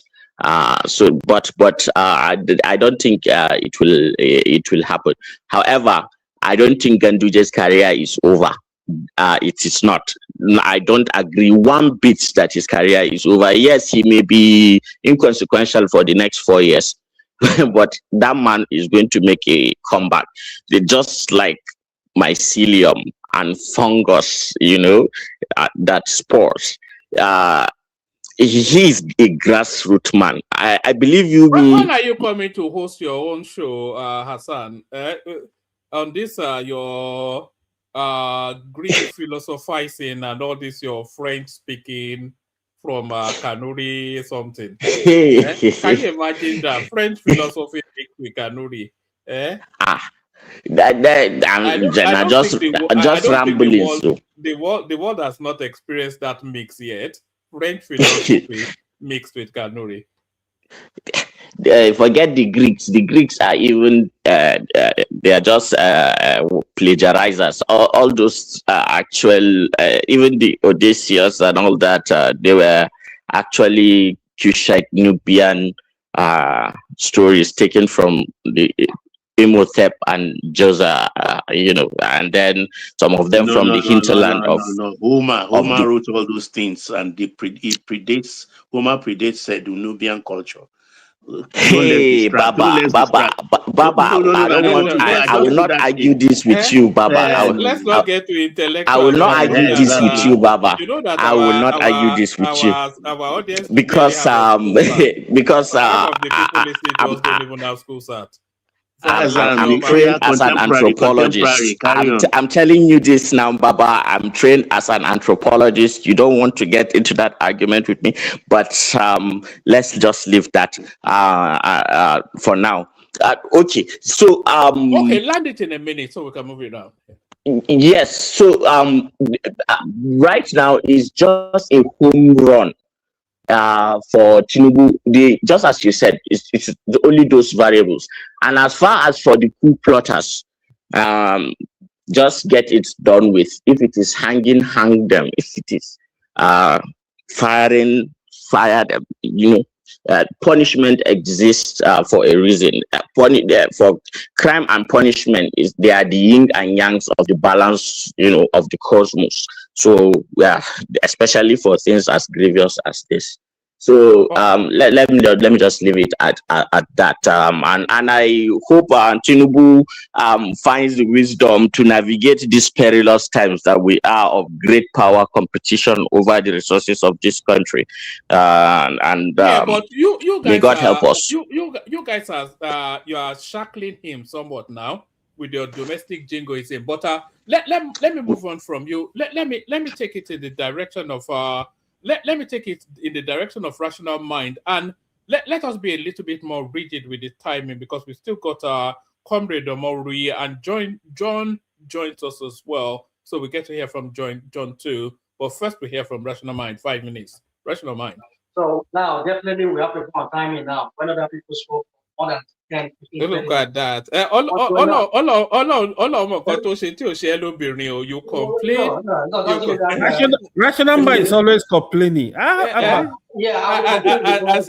say God know what they do. We don't make a woman. Can you imagine Rational Mind as a woman? It will be more high maintenance than that. Suddenly you want to stick to time when other people spoke for like 20, 30 minutes. Like, what are we doing here? So you know what, man? I'm in the shower. Just go to the next person. I got the next person. I'll take over. I'm in the shower. All right. Okay, we'll come to you momentarily. Then let's go to John then, who joins us. So John, floor is yours. We're talking about the permutation of Nigerian politics, as ever is the case, and what is being permutated now is Kwakwanso looking for a pathway to join the ADC, and the only conditionality is put into it is if Obi gets the ticket. So is it now desperate times for a man from Kano? On mute, John. On mute. You're still muted. On mute. We can't hear you. We can see you speaking. On mute. Click on the microphone thing. On mute. Yeah, there you I've are. done that. I've done that. Okay. We can hear you now. Okay. Good to have you. Okay.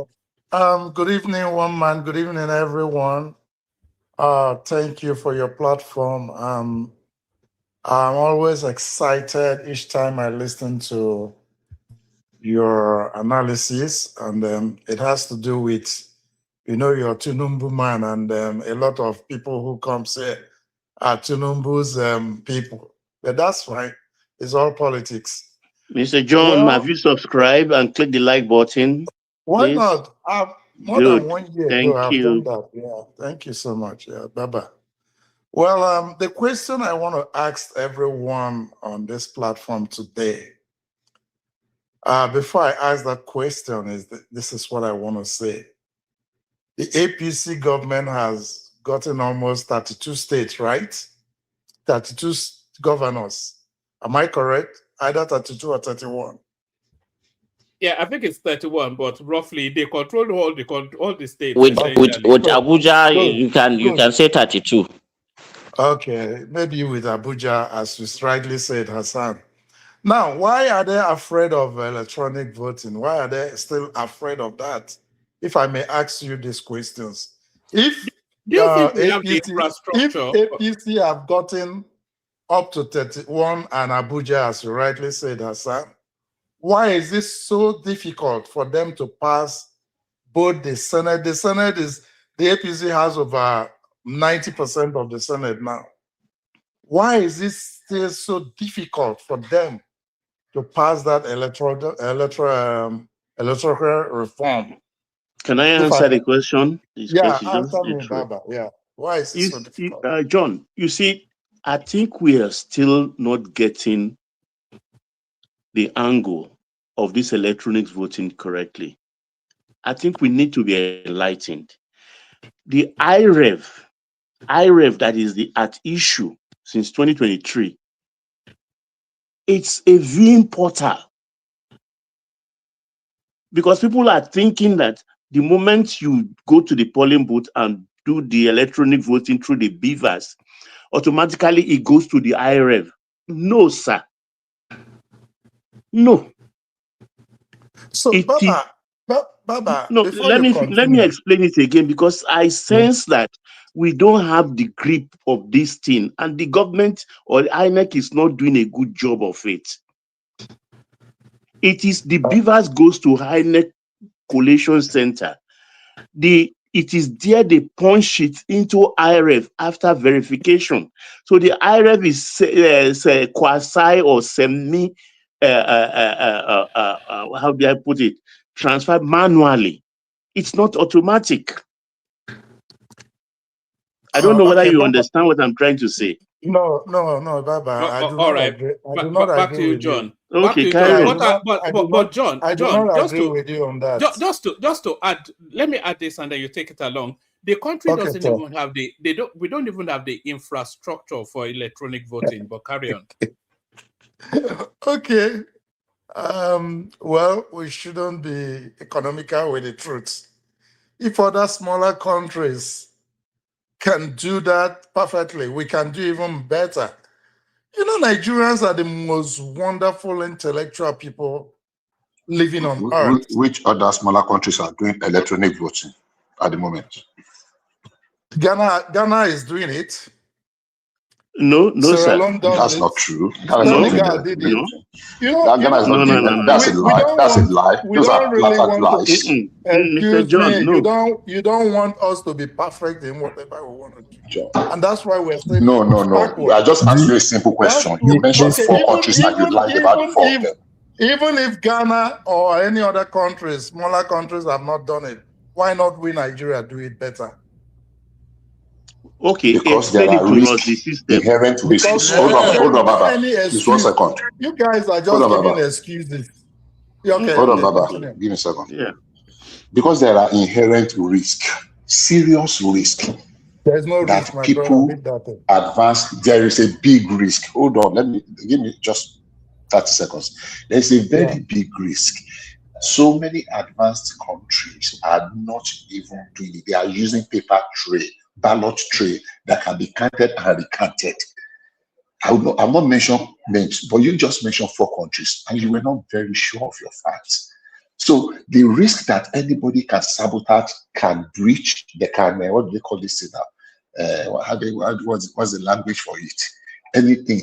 So if the risk is there at this stage, something that can completely collapse the system, why are we? Maybe we'll get there in the future. We are making steady progress. The beavers, the viewing program, the whatever, the verification, it's gradual but steady. We just want to jump to electronic that somebody can hack into and make a mess of the whole system overnight.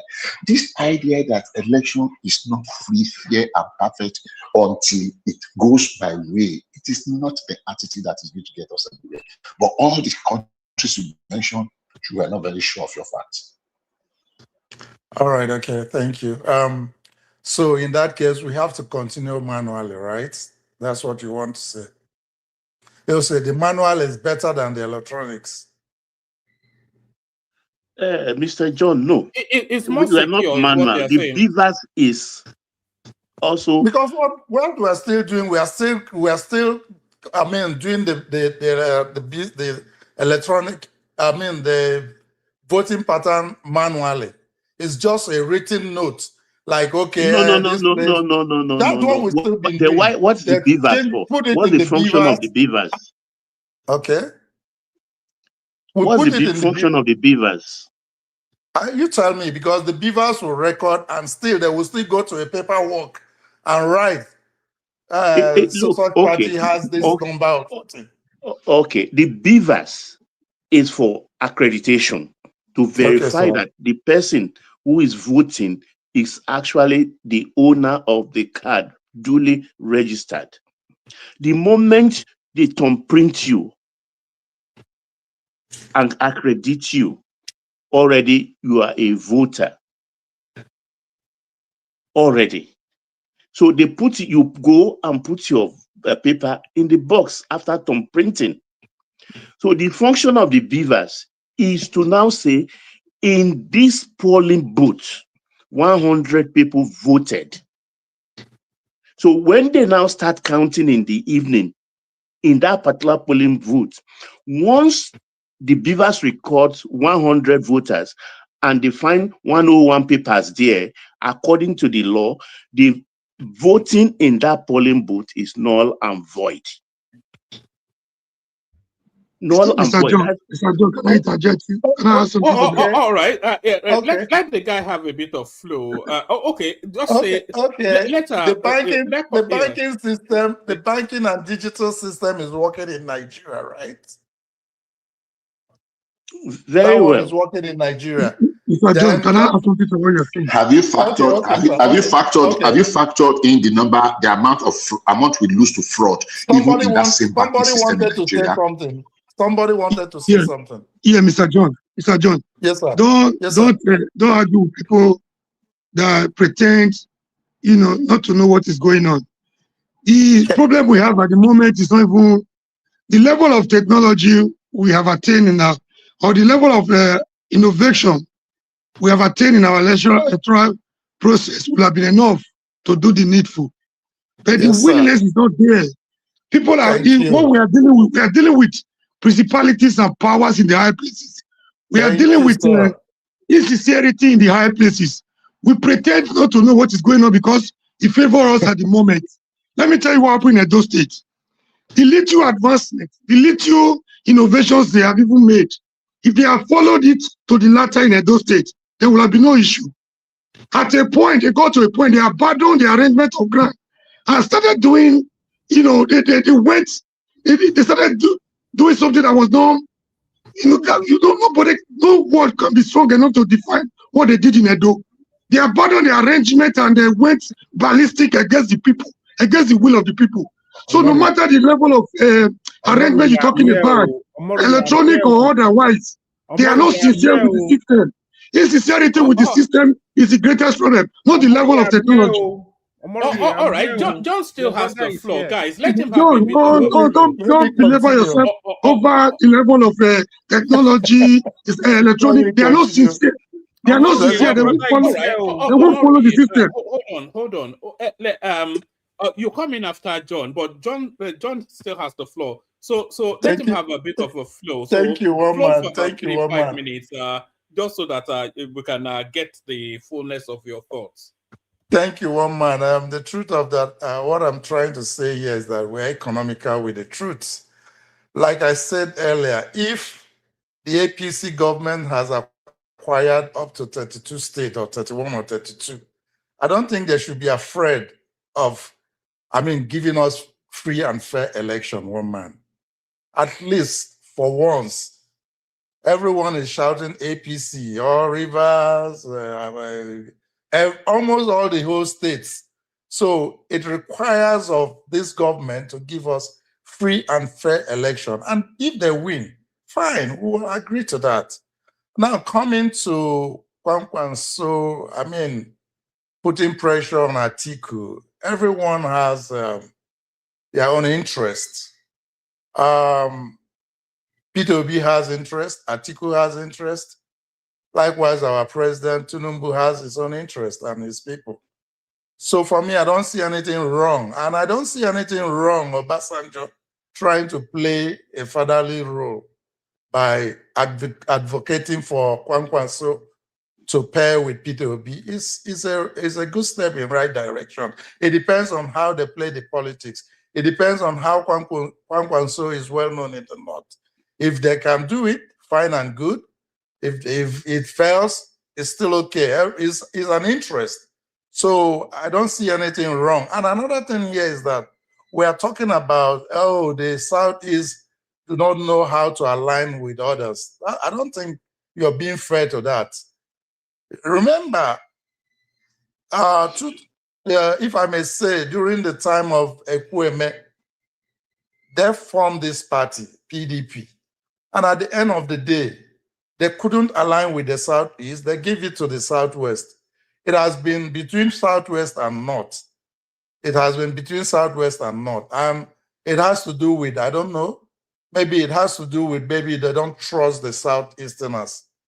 So for me, I don't think it's right because all along, the Southeast have been playing a good role by supporting, particular candidate. But when it comes to their turn, the Southwest and the North will not want to align with the Southeasterners. And it doesn't, because we have people like Rocha Sokorocha align with the North and even with the Southwest, but still they wouldn't allow them to move forward. So I just want to believe that it has to do with, we don't really like this set of people. But if anything changes in the future, fine. But I still want to advocate that, please, one man, we should be talking about free and fair election. In this platform, we have wonderful people. We need to have people who must tell us the truth. We are old enough to leave a legacy of being truthful to ourselves. So each time I listen to everyone, I learned a lot of things from our elders, my younger ones too, as well.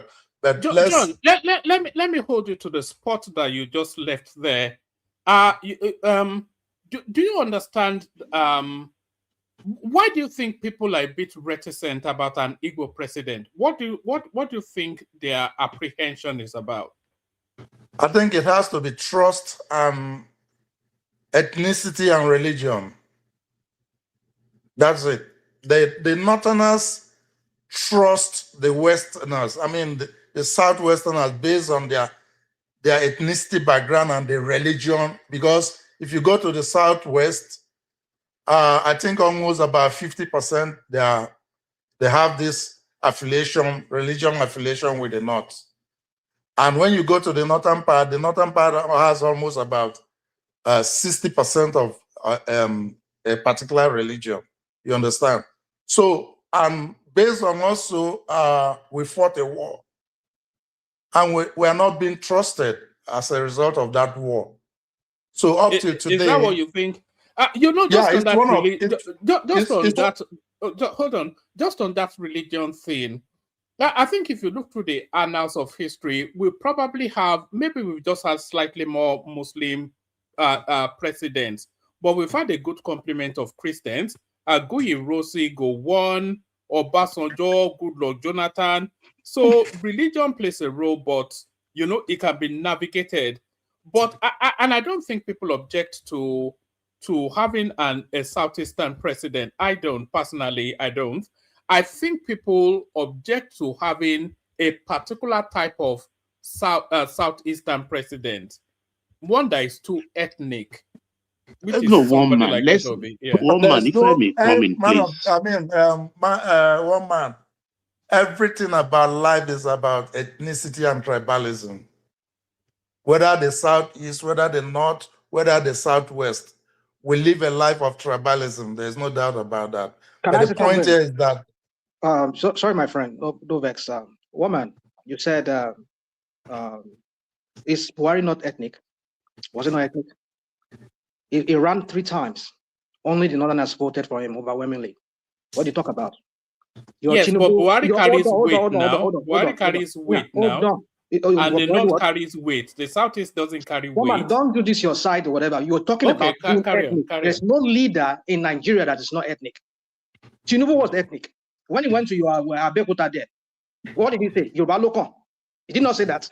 Tabade say Yoruba. Emi Lokon. Is that not what he said? So what are we talking about? We'd like to do this. Let's stop this. Let's admit that every leader. Buhari's antecedents as former head of state actually is the thing. I'm still talking, please. Let me land, please. I beg you, please. No, just a little bit of correction. No, there's nothing to correct. You're not correcting anything. You're right about Tinubu, not Buhari. So don't give me that. I'm right about Tinubu. I'm also right about your Buhari. Is an ethnic jingoist. He's a bigot.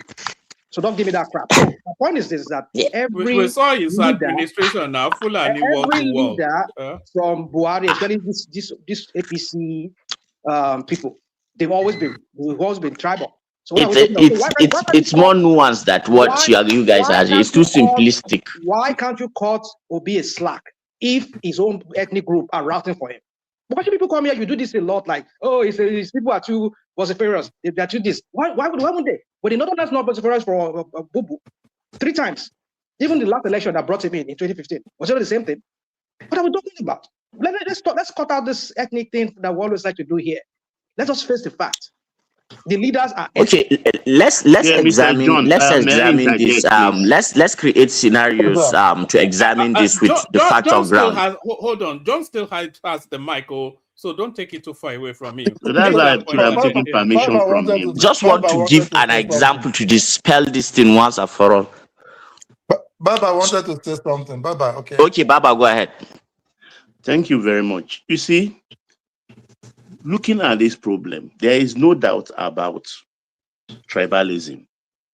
If all over the world, it could be in form of black or white, it could be in form of blue or brown. The thing in our problem is in the electoral law.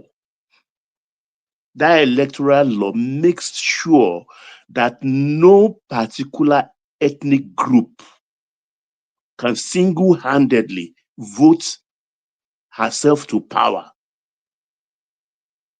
Say highest number of votes.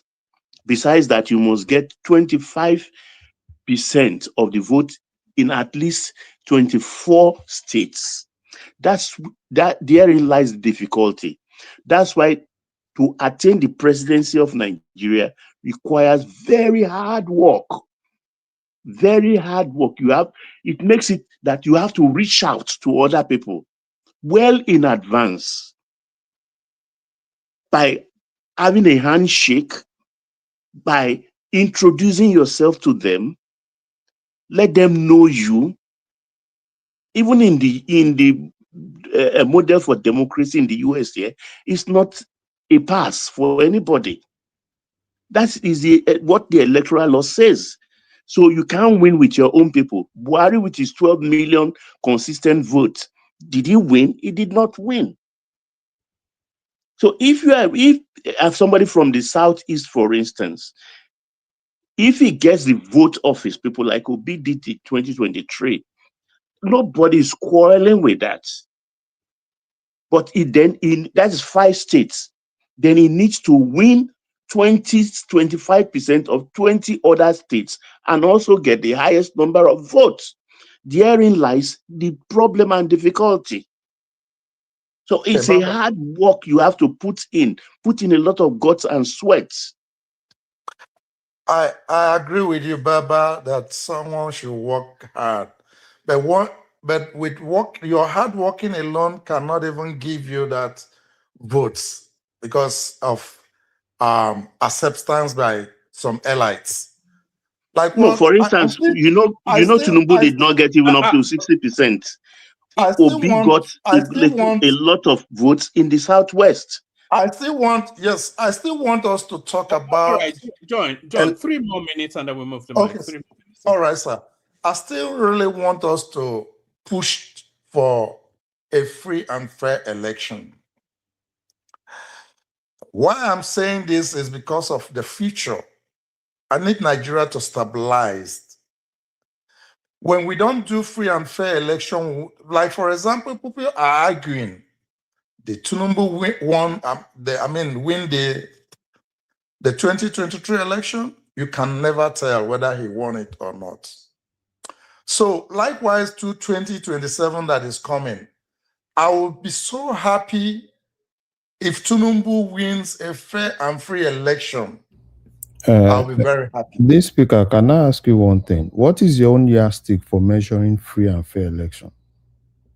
The yardstick is, take example like my brother who just spoke about Edo State. Take the yardstick of what happened in Rivers State during 2023 general election. So there are a lot of things that has gotten wrong in this establishment of free and fair elections. So we should do it correctly. Do you think? I asked a question. If the banking system is working in Nigeria, why wouldn't electoral reform or why wouldn't electronically work in Nigeria concerning election? Yeah. Do you think there can ever be any election anywhere that will not be disputed? At least to a minimum. To a minimum.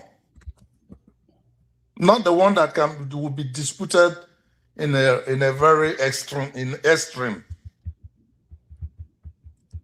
So one man, that's what I'm trying to advocate. Please, let's try and make sure that we talked about it all the time. It will help us, we this generation and our future generation. Thank you so much. I'm here. I will be listening to you guys. Thank you. God bless you. All right, excellent. Well put, John. So, John, join us more frequently. It's just for the balancing of the conversation. I always join, but I don't come in. I always no. Come in is what I mean. So that so that they can be. What we want is a balanced conversation. So that's exactly. John there advocating for free and fair election. Yes, electronic voting. So I'm not quite sure that anybody is against free. You know, our APC now, they have that one state, so they shouldn't be afraid anymore. They should just do it free and fair. Well, Jonathan have about 28. He didn't win. Yeah, that's what I'm saying. Jonathan didn't want to win. He wanted to make it free and fair. Because if he wanted to have won, he would have won it. All right, thank you, John. We'll move from John to rational mind. Let me just chip in one word before. We'll take that comment. Just 1 second, Bishop. We'll move from John to rational mind. On our way to rational mind, we take Bishop's comment. On our way to Bishop's comment, we'll implore people to please like and subscribe. The numbers are not looking good. Bishop, chip in that thing, and then we'll go into rational mind. Bishop. Yeah, it's just to say that it's painful when the yardstick or the parameter for measuring when an election is free, fair, and credible is only when a candidate wins. I keep insisting that our last election was an improvement, a great improvement. It is not where it ought to be. If people know the amount of money in 2024, 2023, bank industries in Nigeria, electronic banking, whatever, we lost over 50 billion naira. Over 50 billion to bank fraud. 70 exactly. Okay, thank you. So if we're just saying that, because the election did not go away, the election was very improved, and it is on record that Peter Obi did not go to the court to say that he won.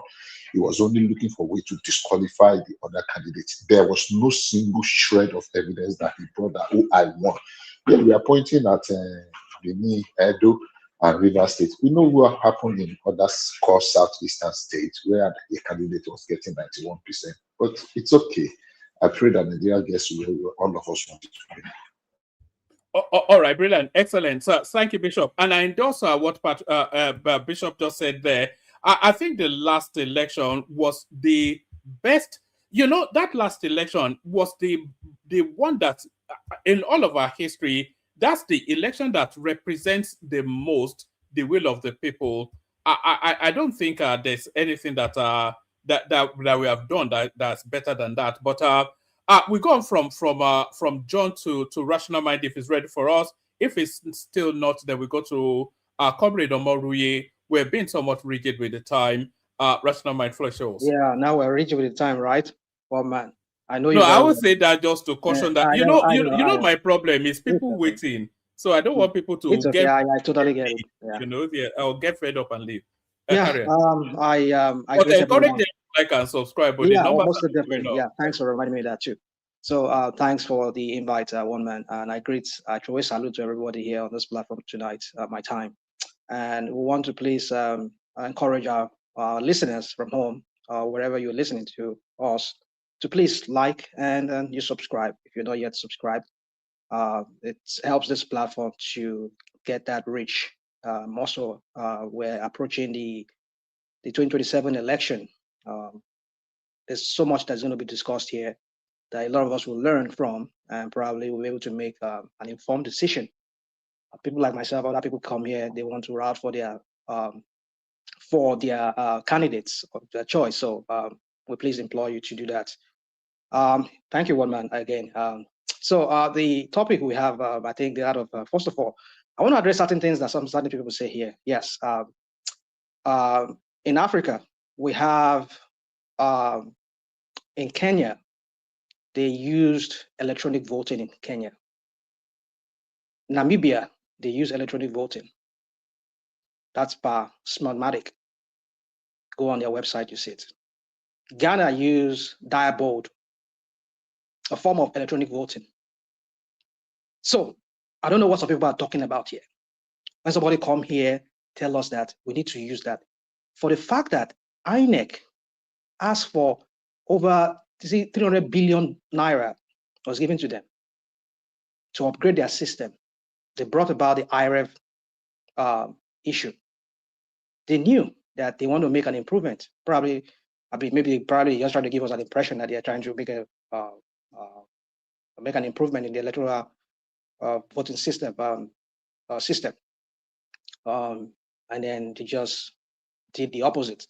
At least give an impression, give that how do I say that facade of we're trying to improve it, but then we know what happened. So what happened to the IREV? What was the purpose of the IREV? IREV was to show the coming in of results in real time so that we can see, so that we can avoid this mago that somebody will say, okay, we not upload it in time, and then they go falsify the result, and then it starts bringing up the result later. Right there at the collation center, at the center where you're voting, they take a picture of that, of the whatever form they call it, that shows who won, who will get the highest vote in that voting station. But we saw the whole thing was thwarted. Just midway through that election, they shut down the IREV. Why was it shut down? There was nothing. They were just asking, they were saying that, some people were trying to attack it. What are you talking about? Amazon hosts that server. You need to hack Amazon server for you to be able to change anything from there. And Amazon has the top-notch, security experts when it comes to internet and what do they call them? IT guys in the world. They have the best. So how could you say you want to tamper with that without having to tamper with Amazon server? I don't get it. But here we go. They gave us cock and bull story, and then we just went with it, and then we just saw all kinds of results manually coming in, and then we saw the whole falsification of the results. All kinds of results were just springing up here and there, and then we saw that Tinubu was just declared the winner. So go to Kenya. Kenya imploded. Please, can I interject? Go on, please. Good. The Kenya example you used, I don't know whether you are up to date. It was absolutely rejected because the test run failed woefully. Now, that's on the side. This mathematics in Kenya was rejected, but that's that side. I did not know that we'll still be discussing 2023 elections. I thought that is done and dusted. All the things you said there are things that have been said before. That the IREF was a viewing portal, and that the election, the result was delayed, and that it was not uploaded in return. The question is, the ones that they gave to all the party agents, were there enough evidence to show that what was eventually uploaded was different, was substantially different from what they gave to all the agents? Were there places that the votes were reduced? Were there places that they did not capture? I never believe I will be going back to this argument, because I believe it has been dealt with over and over and over again. What I said is, and I keep repeating it, the election was an improvement over the past election in that it was able to reduce and eliminate ghost voters, where people would just sit down and write results. I saw it real time in 2015. And that was eliminated substantially. Are we where we want to be? No. But it was improved. The fact that some people did not win, and they went to court, 12 justices, 5 at the appeal, 7 at the Supreme. Not a single person dissented. And there was no single point. And the justices of the Supreme Court said this was the most irresponsible, most watering, most useless election petition that had been brought. I thought I should have laid that to rest. IREF might not be perfect at the moment, but it was a great improvement. So my thinking is that maybe we should just look at how we can get better, and not to be crying over space of already 3 years. It's already stale. All these things we are hearing. I'm making reference to what I said. Go back and read about this mathematics again in Kenya. It was rejected because the test run failed abysmally. Okay, can you give us give one man that link to that what you said where you saw it, but I don't know what you're talking about. Was rejected. What was it rejected? What are you talking about, my friend? Tell me that it was rejected. Where is that information? I'm just hearing that from you for the first time. So give one man that. I won't. I won't go and do your search. What should I mind? No, don't give me that. You see, this is go what and do your search. Here. The other time, when somebody was saying to you here, you asked the question. Tell me in Africa, where did they using it? Maybe the guy could not mention. I'm giving you now, and you're telling me now. He mentioned 4 countries, and I said the countries. Even Ghana, you said they used it. They used it. Look, we used that. It can be argued that we use electronic too in Nigeria because the registration was electronic. Hold on, don't be saying common. We have had this argument before. Don't be saying common like you're talking to your boy. Hold on, we have it's part. I'm coming. Let's have this control. The election, even our own. Nobody's talking to you as a boy. Even our own. Conversation with you. Please understand that. I'm having a conversation. So I'm having a conversation too. Even our own too. Don't digress. Oh God. No, you are the one digressing. You are the one digressing. Even our own. I'm not digressing. No, I did not digress. I'm calling you boy. You know what? Let me just. I did not say you called me boy. I did not say you called me boy. I said don't be saying this common something. No, that's not what I said. I said don't say me common. You are not talking to a boy now. Obviously, I'm not. Maybe you've talked to other boys. What I'm saying is this: even our own registration and the political process has elements of electronic in it. A lot of it has electronic. I agree with you. Let me move on. Let me move on. You've said it before. So the one of the Ghana you are talking, were they voting with voting machine? No. Hold on. I get you. I get what you are saying. You said it before, and I think I don't want you to repeat it because of my time. Yes, we did use a form of electronic voting. The BVAS was some kind of digital electronic voting. You'll be accredited with the BVAS. But we're saying we want this result to be uploaded so that we can see them, so that no manipulation will be done midway. That's what we're saying. So I don't know what is hard about that. Because if the people who conceptualize that from the beginning, that there should be an IREF, what is the point? What is the basis for the IREF? They use billions of dollars. I mean, well, maybe billions of dollars, but probably that's what they're using, getting that whole thing set up. Because they could give them 300 billion naira back then, when naira was like about 700 naira. That tells you how much that could have been in dollars. At the end of the day, it's just useless. So what's the point? if we can't use what is on the IREV as a basis to judge the fairness of that election, what are we doing then? And then some people come here, you're making this, you flip it here, you flip it there, you do this spinning and spinning. I just don't get it. If APC is sure, like somebody said here, they have 30-something governors. If they're sure, let them say, okay, we're going to do a free and fair election. We're going to be real time. We're going to be seeing it. No manipulation. We'll get the top experts in IT security to come and man that our what's it called, our server for us, so that we can see if Tinubu really won, he's going to win this election. But no, they will never do that. They know, because they have something off their sleeve. That's why they're G3. They just, kind of like forcing other governors to join their ranks, because they know that they cannot win the election in a normal, free and fair election. Let me just put that aside. We can argue that anyhow we want to argue it. Now let me go to caucus of woman. Of course, I know, like somebody rightly said, and I agree with that person, saying that, I think Caucasus vote has been decimated. Kind of, yeah, I agree with that, because with your governor gone, which is the person who stands, who represents your party, and now merging with the APC, who also was a formidable opponent in that state, even though they owned that state before you people kicked them out. They had a chunk of that vote. Now, I see that mathematics there that some people might want to be throwing around that, okay, I think Caucasus has been relegated to maybe 20% or 30% of the votes at the end of the day, which makes sense without mathematics. But in this election that is coming, it's going to be Nigerians against APC government. That is how it's going to play out. That is why these people will never allow an electronic voting system that will make us to see this election tabulation in real time. If they can stop that, stick with that, their beavers, they want to stick that to it. They can always manipulate the election from there. They can still stop ballot pool. It's still possible. So my point is this: is that what are they afraid of? What is APC afraid of? They have 30-something governors already.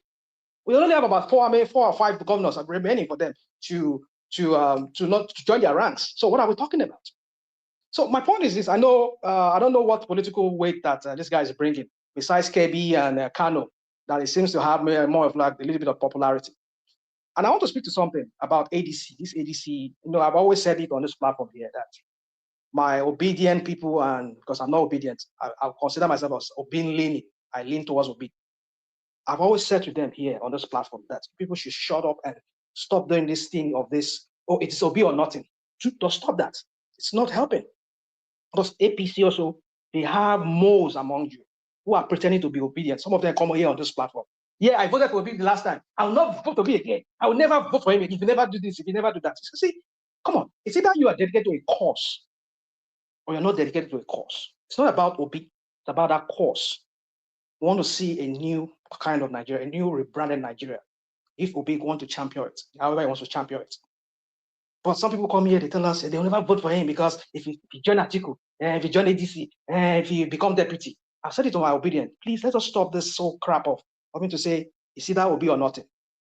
If you people knows that you want Obi to be the candidate, all of you flood into ADC, get the membership card, and try doing your underground work for your own candidate and for your own delegates that will vote for him. That's what you should be doing, rather than go on internet and just be making noise like mad people. So my point is this, but I know they're not really the real true obedient that are doing all this. It is the Tinubu moles that has been sent into obedience, so as to cause this chaos, so as to divide that vote. We need that one formidable opposition to come, which is going to be the blending of maybe criminals too and or whatever. I don't care at this point, because one thing that Nigeria is so corrupt that you can hardly see any of the leaders that are not corrupt among them. But if you can have somebody to champion that cause, that has a little bit of, white wool kind of personality or antecedent, why not? Let him champion the cause. So my point is this: Obedience needs to stop this crap. If Obi doesn't get that ticket, my advice to him is just go into oblivion. Just leave the whole thing. Leave it. Let Atiku and Tinubu slug it out then. If Atiku wins that election, because if he deputizes Atiku, it's already a dent to that ticket, because already there are some obedients who are pretending to be obedient, who will use that against them and say, yeah, you see, we're not going to vote for you. And I probably, there's substance to that because it is the turn of the South. That's what we keep saying. Southerners has to hold this for at least for another 4 years. But if Obi now becomes deputy, then another full animal coming in. I know that's, but for me, it would have been better if Obi had shut down that rhetoric from the beginning. That, guys, you know what? Either I become a deputy or I become, I don't even contest in that election. Let us support whoever emerges in ADC. That way, you know, if it happens that somebody, maybe Atiku or whoever gets a ticket, they can support them. Because you see, this rhetoric is, for me, I see so many things playing on the side of Tinubu with this election. But it's only if only the ADC cannot get their cars, their shit get their crap together. Maybe they will be able to meet with. So now let me say this quickly. Another thing I want to say is that I want to advise the ADC. One thing that APC is good at doing is having keyboard warriors. Many of them, they are online, and even some of them, they are here with us. They just throw out narratives out there. I think, and I know they really, maybe the reason why they could not do that, because they don't have money. ADC doesn't have the money. They don't have the war chest that APC has. Imagine APC controlling 30-something states governors. They control the federal government. They control the treasury. They control everything.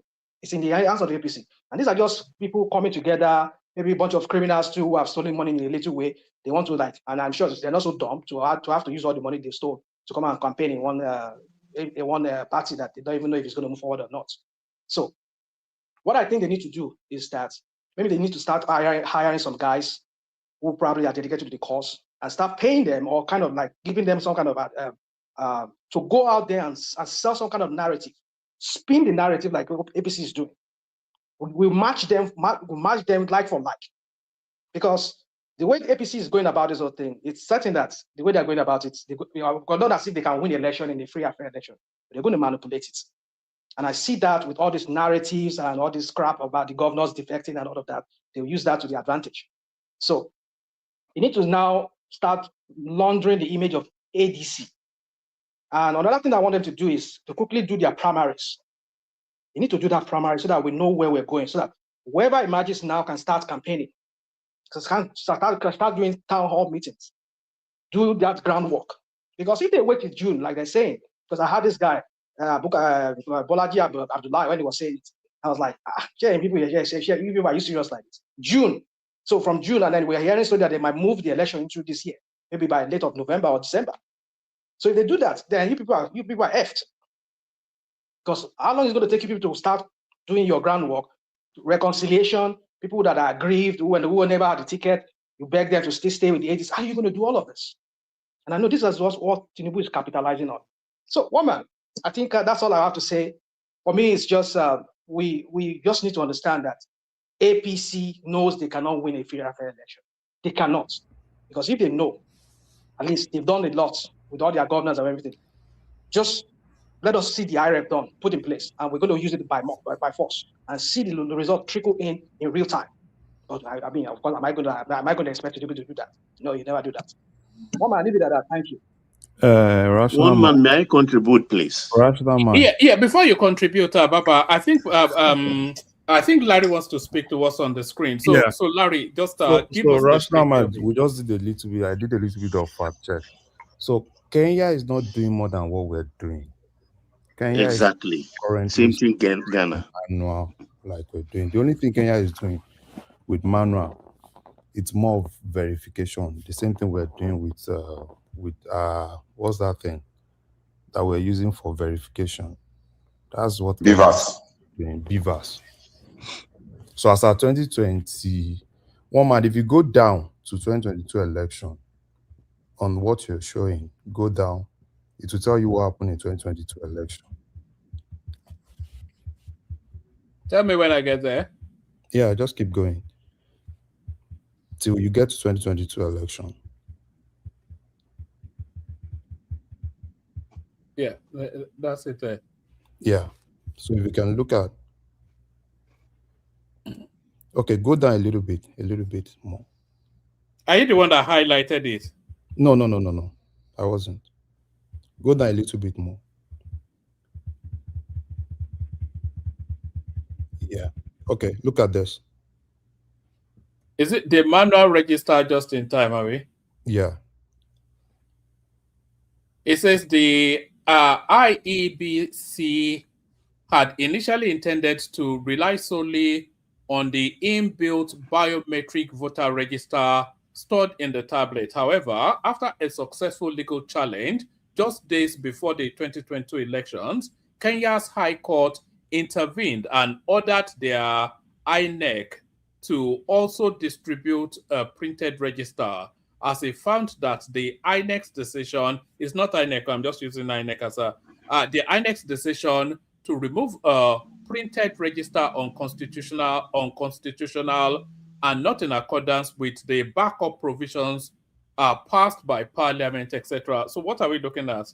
Yeah, the inclusion of manual register. The inclusion of manual register turned out to be essential. On election day, the INEC reported that KIEMS kits failure necessitated resort to manual register in 238 polling stations, etc., etc. So give us the summary of it. So basically in Kenya, you know, in 2013 election, there were accusations of hacking, right? So in 2022, they even went to court, and the court basically ruled that they should resort back to the manual process of doing things. So basically what they did in 2022 was to do the verification, the same thing we're doing with Beavers. They did that electronically. They now went in and printed manual voters, they did manual voting, not electronic. That's what I just want to bring out. Okay, so hold on. So one man, I wish I could, because I'm using two devices here. Because this is if I should switch from this page, I might lose you. I might lose you guys. So I mean lose the platform. So here, according to Smartmatic, here it says here, because they have different countries where they deploy their services. Now for Kenya here, they said here, it says thanks to the technology provided by the Smartmatic, Kenya became the first country in Africa to publish more than 99% reports of tally reports in real time on election day. I understand whatever, I know. You are getting it wrong. You are getting it wrong. No, I'm not getting it wrong. What am I getting wrong? What am I getting wrong? You said what you just read now. You said publishing, right? Okay. Publishing real time is different from electronic voting. Oh. Yes. You see, just like somebody. Hold on. You see, Larry, I know you are more learned than all this thing. You don't like this APC. Publishing. Let's be candid. Okay, go on. Let's be factual. Okay, right? cool. Well, do you think Larry has been eating too much agbado? Is this? No. You know, I like to brag. Larry, please just hold on if you don't mind. See, you know, I like to brag very well. If there's anybody that is experienced in all those electoral processes, I think I'm one of them. After being tabulator for the computer, at least for my province and my city. So I can tell you. See, good, because I was going to bring you in actually, Ola, to define upload and real time as a computer engineer. So the thing is this: there is no country in the world today, I say it, and please fact check me, that carries out full electronic voting. The one that is very close is Estonia because of the way they do, but it's still not absolute. It's just close. See, what they do is this: verification. Verifying through electronics means is a key thing there to make sure you are who you call yourself, that you are not bringing foreigners to come and vote for you. Then the one we do in Canada here, we have what we call tabulators, which are computers. So in that tabulators, we still have manual box. So what the tabulator does is this: you feed in the paper, the ballot paper, it captures and puts it in the memory, and sort according to the party or according to the candidates, and drop the ballot paper in the box. And that box, we used to see the box. So when we say electronic voting here, you understand, people should understand that it's not a complete process that, oh, you sit down at your home, you just vote on your phone and everything published online. No, sir. It's not like that. Even when you say real time, sometimes too, you have to define that real time. At what point? Is it where you are voting immediately or at the collation center? That as you are collating, you are just dropping it online. Ola. Hold on. Say no. You can't argue. You can't argue this. Don't give me that. Don't give me that. I can't argue others. Don't give me that. I say you can't. No, I can't. I can and I will. I can and I will. You don't know. Don't give me that. Your expertise. You know I like to black. No. Don't give me this. Don't go there. See, can you wrap up so I can? Can you wrap up? IREF we are talking about it. It's just a repository. IREF is just a repository. Yeah, it's just a repository. And if you want to know, it's just what you are going to make reference to. You upload to IREF. Historical data. Okay, all right. Take IREF as historical data. Okay. So now, don't see at that center, you know, counting is done real time at that center when you finish voting, and all the agents will have copy of those results. It is the duty of those people, if you really want them now to snap the result and post to Facebook and post to everywhere, good for you. You understand? But the lies that we get in Nigeria is this. Let me tell you one thing. Even if everything goes from using your credit card, using your passport to vote, I still believe you. Trust our people. They will come and tell you story of how the thing was hacked along the line. And they will even convince you and give you story.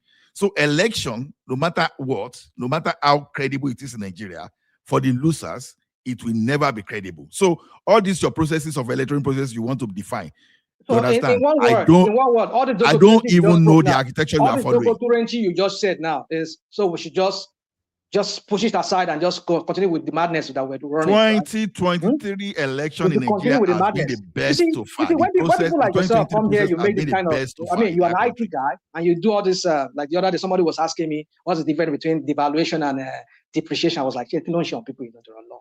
Don't let us go to that place. All right, let's not open that up because our comrade Omori is also waiting as well. There's a reason why I said that. I'm not going to open it up. I'm not opening it up. My point is why I've said that is just, see, this I've never seen in my life until this Oloibroku APC people came in. I mean, I'm not doing disrespect to anybody here who is APC. I mean, the way they just spin narrative, they just go look for high-sounding words and they will just spin it. How do you get depreciation if your money is not devalued? Don't go to that place. Stay with election now. Stay with election. What are we saying with nine? Okay, yeah. Let me just stay with the election. I'm sorry for that. Take that back. So now talking about this, you're telling me real time. In real time, what are we talking about? But of course, we know that when you have to vote, it is a process. When you do your accreditation, they take your picture of because I think they have this face recognition thing. If it doesn't match, it's what they have on the beavers or whatever. I don't know how they do it. If it doesn't match, it means you're not a candidate. I mean, you're not a voter in that ward. You're an imposter. Maybe your thumbprint doesn't match what they have on their system. It means you're not supposed to vote. So that's what we understand. That's an aspect of the electronic voting. Then it is one aspect of the electronic voting. But when they vote, either they thumbprint manually on that form, they count it. Whoever scored the highest. Everybody, all the agents, who were there, they see them, they count it, and then they put the numbers there. APC, 300, ADC, 1, put it there. We see it, and they take a picture of it, boom.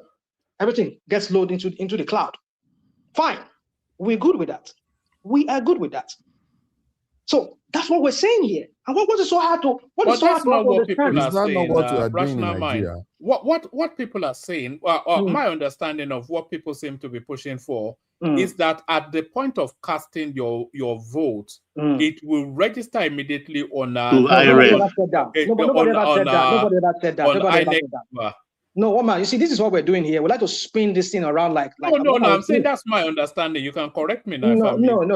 Everybody understands that you have to be accredited for us with the beavers to show that you are a voter, an eligible voter in that ward, in that center, before you can cast any vote. So, and mind you, keep in mind, as you are taking everybody who appears, if people doesn't appear, it will tell you, the beavers will tell you that, okay, if we have 300 people in this center that were supposed to vote, only 200 people showed up, and these people were accredited. It only marked 200. How did this guy won his election tribunal? It was not because he was able to prove that these beavers, it shows that on these beavers, these are the number of people that turned up, even though there were this number of people that registered in that ward. That was how I was able to prove it. So if they have excess, like what they did in Edo State, that despite all the evidence that were provided to them, they still gave it to this the Obolo governor there. I mean, what are we talking about? So my point is this: we besides the accreditation, we want the result transferred into the cloud in real time so that we can see it. In real time here doesn't mean instantly, but let it go into the cloud and then we can see it appear, because we know, this is electronics. It might be slow. It might have its own score for head. So at some point, but my point is this: is that we want that to be done, so that at the end of the day, all this one that the lie is saying that even though they do it that way, we still complain. What are you talking about? When people don't want to do anything good, this is how you just brandish all kinds of reasons. Find one reason not to want to do something right. I leave it at that one. No, what you are doing is not process. It's just a tiring excuse. One man, can I have my 1 minute, please? Yeah, you can have your 1 minute, but Ola will take charge. The only super chatter from was Sasa, and I think everybody, what's happening to the super chat is gone. But if you can't super chat, at least please like and subscribe. The numbers are not looking like they should look. So like and subscribe. Comrade Omoruri has the floor after the interjections. Comrade has waited long enough. After Comrade Omoruri, Ola, thank you, everyone. See you tomorrow. Baba, have your minute. Yeah, so this for you, comrade, actually, just to contribute to what you talked about, the Edo thing. The law says if the Beaver's accreditation in a particular place is 100 voters, as they will count the ballot papers. If it's 101, the law says cancel that election in that polling. I've not even spoken. Why are you preempting me? Let me have my submission. No, I want you to factor it. I'm coming to that. Nobody can be more Catholic than the Pope here. Nobody can. No, I want you to factor it in. Let me finish now. No. Don't tell me what happened, Edo. Let us not play this game. Okay, let me talk to the air. Sorry. Let me talk to. You pass 1 minute, I will use. Whatever. If you want to talk generally, I'm not taking your permission. They gave me 1 minute. Ola, can you help? Sorry, I called your name. Baba, in case I'm not available, sir, if you don't mind, sir, you can just help me organize. No, I'll be leaving too in another 30 minutes.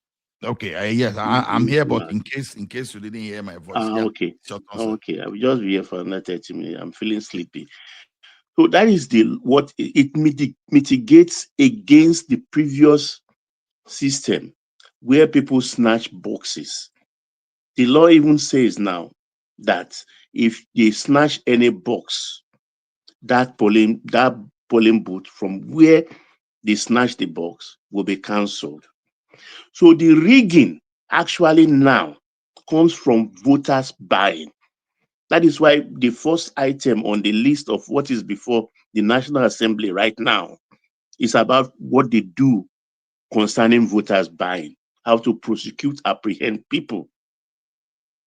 It's very difficult to rig, particularly if every party, every candidate have their representative, their agent at the polling unit. We've overflogged this issue before. It is the responsibility of the contestant to have an agent there to oversee what is happening in every polling unit, 774 of them. I mean, 774 local government. So you have your papers as backup. And when they say upload means manual process from one thing to the other. I'm not a computer expert. I explained it here. And when they say real time, it's like from Beaver straight to IREV. It doesn't work that way anywhere in the world. Even the most civilized system in the world doesn't operate that way because they have to verify. That is the system. So we don't think we are part of the world and we shouldn't expect anything automatic. We were here when people were carrying portfolio and boasting Actually, if one man can search and bring out these people, saying, oh, they are going to Nigeria, there's an election, and they will be brandishing their briefcase, saying that it contains one system or the other and things like that. What were they saying? The interpretation was, oh, they are coming to hack the system. So I think we should just even drop this 2023 thing and focus on 2027. Thank you. Can I have my submission now? Thank you, Baba. Yeah, Comrade Omori, please go ahead. Yeah, good evening, everybody. I think sometimes I just feel, I don't know if John is still here or John, if you are listening to me, this is an opportunity to clear the air on the vital issues you raised. The first one is you were trying to talk about improving on the electoral system. I think the system we have at the moment might not be the best in the world, but it's enough. It will have been enough for us to get what we want. It's better than what some other people are using in other countries. But the problem is not with the system. I'm taken aback sometimes when people blame democracy. The people are always looking for excuses. They blame the colonial masters, the colonialists. They lead the colonialists, they blame democracy. Democracy is not for Africa. They're always looking for excuses. I think the problem is not about the system. It's not about the electoral system. It's not about democracy. It's all about the operators. It's all about the desperados we have as leaders. It's all about the powers and principalities, like I said earlier. We might not be where we want to be, but we're not where we used to be. They don't ring election by hijacking ballot boxes anymore. Nobody should come here and want to quote the law for us. We don't know what is going on. Like I said earlier, if the law we have on ground, the electoral system, was allowed to take place in Edo, we would have had the best of election.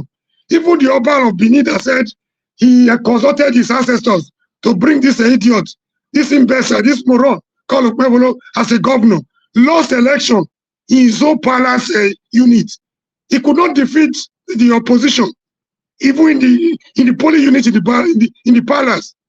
So we have 3 local governments in Edo South that will cover both Edo North and Edo Central.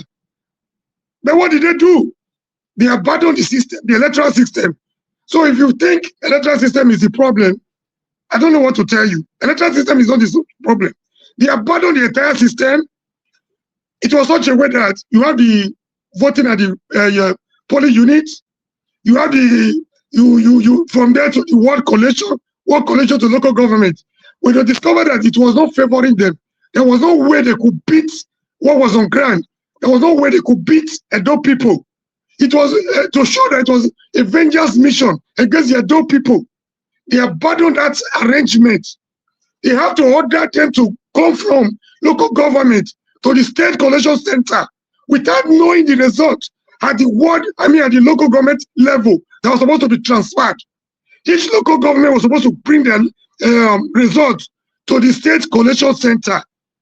They have to go there with security apparatus, with security operatives, dealt with the agent, dealt with the governor. Governor was supposed to wake up at the middle of the night, at the glare of the, everybody was looking at the governor like a baby. They sat him down. Tony Kabaka was almost slapping the governor to humiliate him. Somebody's talking about system. It's not about the system. It's not about the evil operators. We are not sincere people at all. You know what? I'm not surprised. The evil reign will beat everybody at one point or the other. The same people that were telling us when they were in PDP, that were boasting with either our way or the highway. The same people that were telling us in opposition then to go to blazes if we don't want to comply with the PDP system. The same way the people that were telling us PDP share the money, either PDP or nowhere, today they are the one crying. We are not very sincere people. Most of us are worse than the rulers we blame.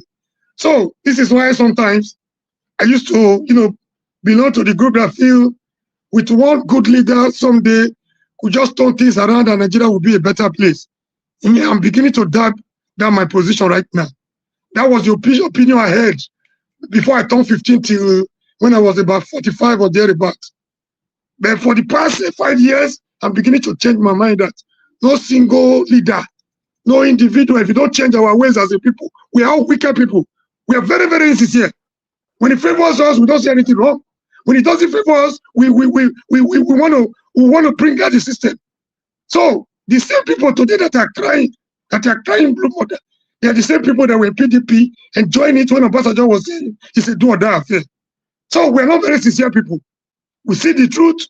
We want to do everything to manipulate the truth. John, if you're still hearing me, I'm answering you. No matter the system we bring. See, there is one thing that is very vital about the human factor. In all the factors of production you have, the difference between the human factor, why the human factor is unique, is the ability to control the other factors. No matter the electoral system, the electric system you bring into play, the human factor is vital because he has to coordinate every other thing. This computer you talk about is garbage in, garbage out. Whatever you feed in is what it's going to give to you back. So if the evil politicians in Nigeria want to manipulate any system, bring them to America, they will ring an American election. So if John, if you are still listening to me, listen to me carefully. It's not really about the system. I'm not against improvement upon what we have right now. But no matter the system you have, before the election, when Tinubu was not yet the president, he came to Edo, he was talking to Edo people as if we are his slaves. Don't vote for Obaseki. When they were fighting for democracy indeed, Obaseki was nowhere to be found. As if he's from Edo, as if he's from Benin, as if he's from Eboma, as if he's from Auchi. Who is Tinubu to tell Edo people who to vote for? We don't believe in the Babasokwe politics in Edo State. So what he did in the last gubernatorial election in Edo was not election, but Tinubu was on a vengeance mission. It wasn't, the contest wasn't between APC, PDP, or what. The contest was between Obaseki and Tinubu. The contest wasn't between Okpebholo and Ighodalo. You don't match them. You cannot put Okpebholo where people like Ighodalo are contesting for election. And those people knew this. And they knew what they wanted. But Tinubu felt otherwise. So let's not purposely come here to manipulate us as if we don't know the law, we don't know the system, or we don't know what is going on. We see the truth and sometimes we bend our mind just because we want to change the narrative to our own favor. Enough of that. Let nobody tell us the system. There's nothing wrong with the system. The operators are the evil people. They are the demons we have in our electoral system, not the system. No matter the system you bring to Nigeria, if you are not willing to change our ways, if you are not sincere, we don't have the sincerity or purpose, we go nowhere. No system can work in Nigeria because they will manipulate it. They have gone from the level of a ballot statue to institutional ringing. That is what is happening. Arrest it there. The other one I want to correct you, John, if you still listen to me. You made a very good analysis as per the reason why people are not collaborating with the Southeasterners. But I want to correct what you narrow it to ethnic, tribal, and religion issue. You might be correct. Those are part of the issues. But then I want to take your mind back from the Republic after we had our independence in 1960. And we had the Republican Constitution in 1963. From 1964, general election, through the first, second, third Republic, the collaboration was between the North and the Southeast. Yeah. Right from when there was election in 1964, and no particular party could have enough votes to form the government at the center. There was a need for collaboration. What does he do? He collaborated with Sadana of Sokoto, MPC, Northern People's Congress. From that time till 1999, when Abiola paid the supreme price, paid with his life, paid with his blood, his business, his wife, and everything, that was what actually changed the trajectory. But that collaboration, what the Southeast was able to do with their collaboration with the North, is a different discussion for another day. Don't come here and tell me they don't want to collaborate with the North. Now, if you look even between Ekweme again and who was the flag bearer and Shagari, it was also collaboration between the North and the East. So what happened was, because of the blood of Abiola that was shed by way of June 12th, that was why the trajectory changed just in 1999. So you don't come here and tell me they don't want to collaborate with the Southeast. What we were able to do with that negotiation, what you people were negotiating with the North is what I cannot tell because I was not part of that negotiation. So I want to move on to the last one, rational mind raised, the point of obedience, be or not. Rational mind, I want to say, I got my heart for you. Kudos to the first time I've seen obedience that is so sincere. I mean, you can courageous enough to tell obedient that you don't play politics by threat. You don't play politics by coercion. You play politics by trying to convince other people. You know, you negotiate with other people. You try to you know, convince them and make them understand why they should work with you. You talk of if you talk of the sacrifice the likes of Tinubu and other people made to make that major work in 2014, 2015, you will just come to the conclusion that we don't have opposition, or they are indirectly working for Tinubu re-election. If there is no natural consequences or foreign intervention or through America or Donald Trump against Tinubu, I think it's not as good as declaring the winner against the will of the Nigerian people because the opposition is not ready.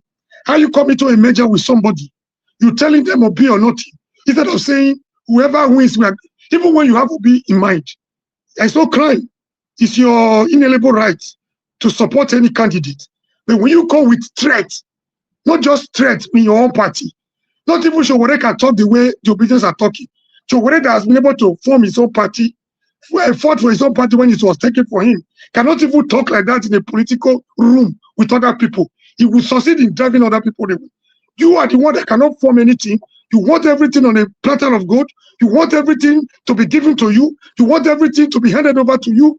You come in to meet people. At the beginning, I told them, Obi is making a blunder. Going to ADC is not the best decision for Obi.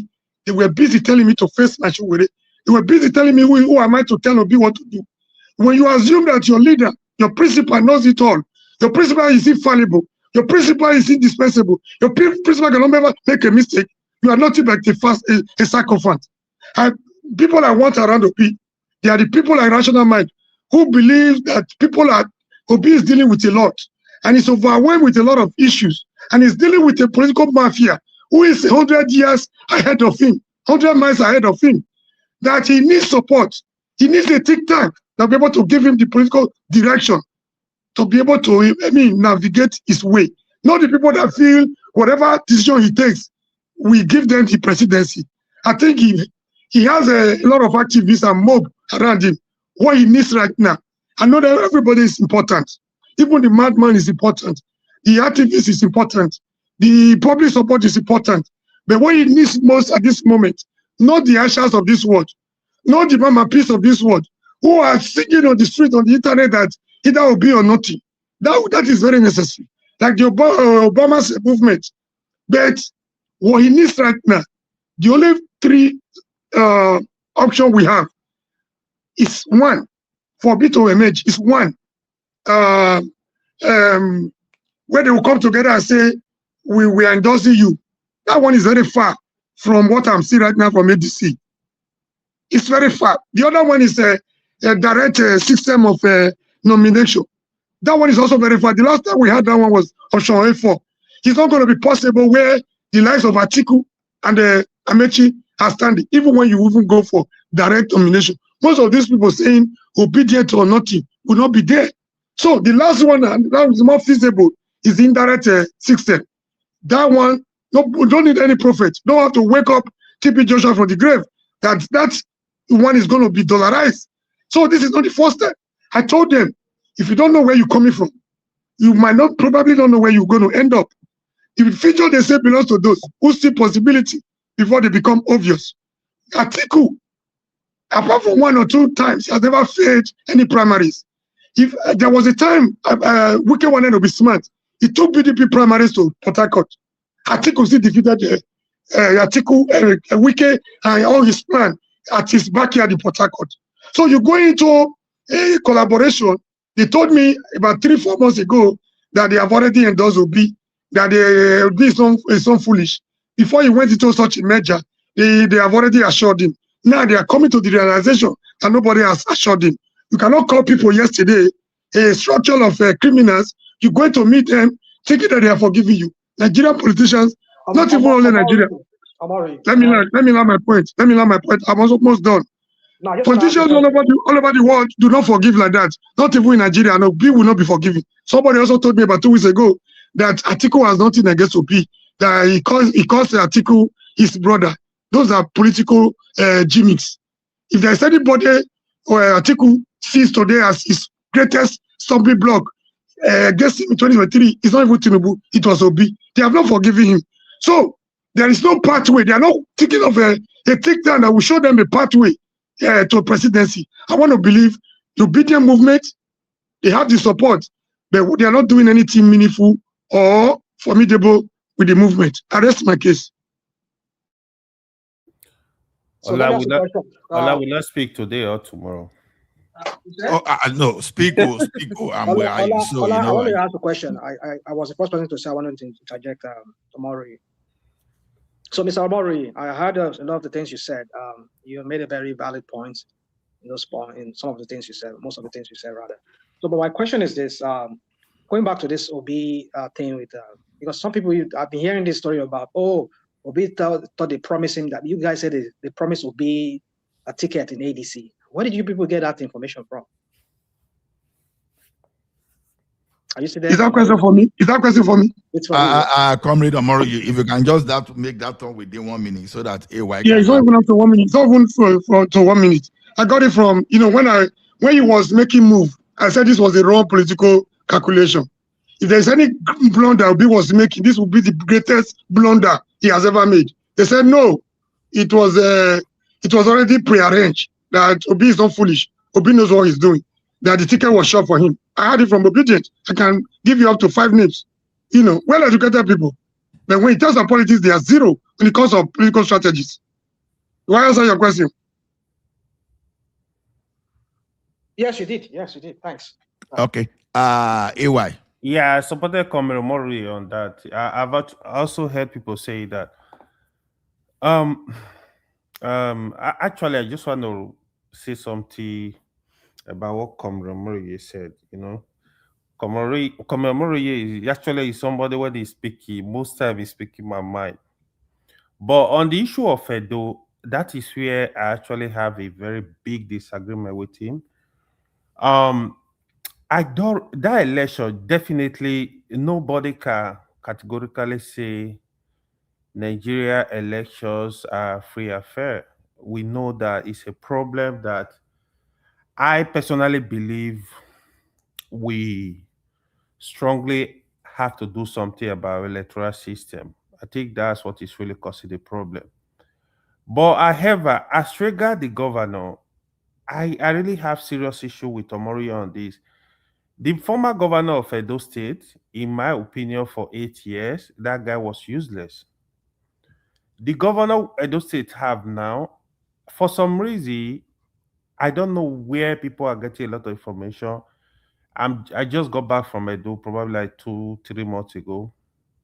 The governor is working. He's doing a lot of work in all the senatorial district. I saw it it's not from my senatorial district, it's from Memorial Senatorial District. The governor is working. You got to give him some credit. I don't think insulting the governor is the way to go. I think for me, I believe any government that are coming, you have to give him support. The governor of Edo State, I'm saying it here and right now, the governor is doing a lot of work as regard the infrastructure, which Obaseki refused to do for 8 years. Can you mention some of those infrastructure for us so that we know? So the Ramat Road is not and only the Ekpoma that. Road. Not only not only that. He's doing a lot of work. I will tell you, give you few. The Ekpoma Road is a federal project, if I may correct you. Hold on. Yeah, but he's the one doing it. He's the one building the bridge there now. Two flyover going on in Benin. Is that flyover? Is that a priority? Do we even need those flyovers where they are? Are they supposed to be priority at this time? Omori, hold on. I want us to have this discussion. We are both from the state. I want us to have this discussion. In Edo The ones wicked build in Port Harcourt, what are they doing with them? Hold on let someone now. speak You now. hold on. In Edo North, I can count up to 10 roads is doing in Edo North. There is a major market. If you go to Edo North, if you go to Auchi, as of the popular Uzare market, it's rebuilding the whole market. It dropped down all the shops. It's rebuilding that whole market. That alone, the vote coming from that area, if you conduct an election today, is returning back. That area will vote for him. This is a fact.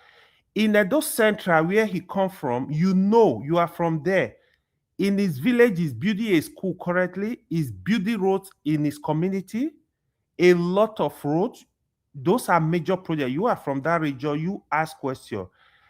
Because I know you are somebody that is upright. I know you can speak truth to issue. In Benin, a lot of roads are going on, apart from the major flyover you see, about 2 flyovers. The Edo State City Transport, what they call it, Edo whatever. He has revamped that. I think this month, February, they will do Edo Air. Yeah. The airline. Okay, I don't want to deal with the airline first. Another misplacement of priority. Another misplacement of priority. Hold on. But go on. You go on. Omori, hold on. These are issues. Then when it comes to issue of unity of the state, the governor has been able to pull the state back together. Of the so-called Obaseki for 8 years, I can tell you Omori will not be able to measure 3 major projects he did in Edo State. Apart from that, Obaseki, first thing he was complaining they were collecting money. He did give Edo people job. Nothing was done. He was fighting everybody in the state.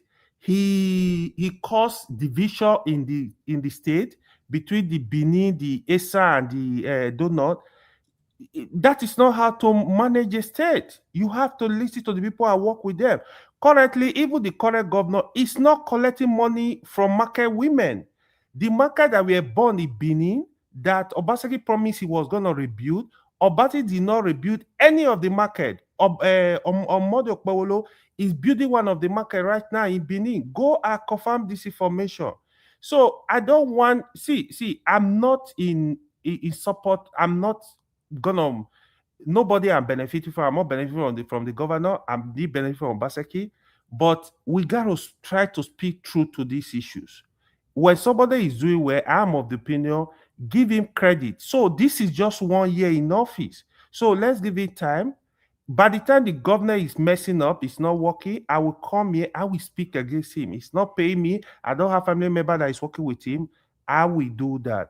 Thank you. Ewa, can I just interject for 1 minute? Sure, I'm here. All right. I'm neither an advocate of Obaseki.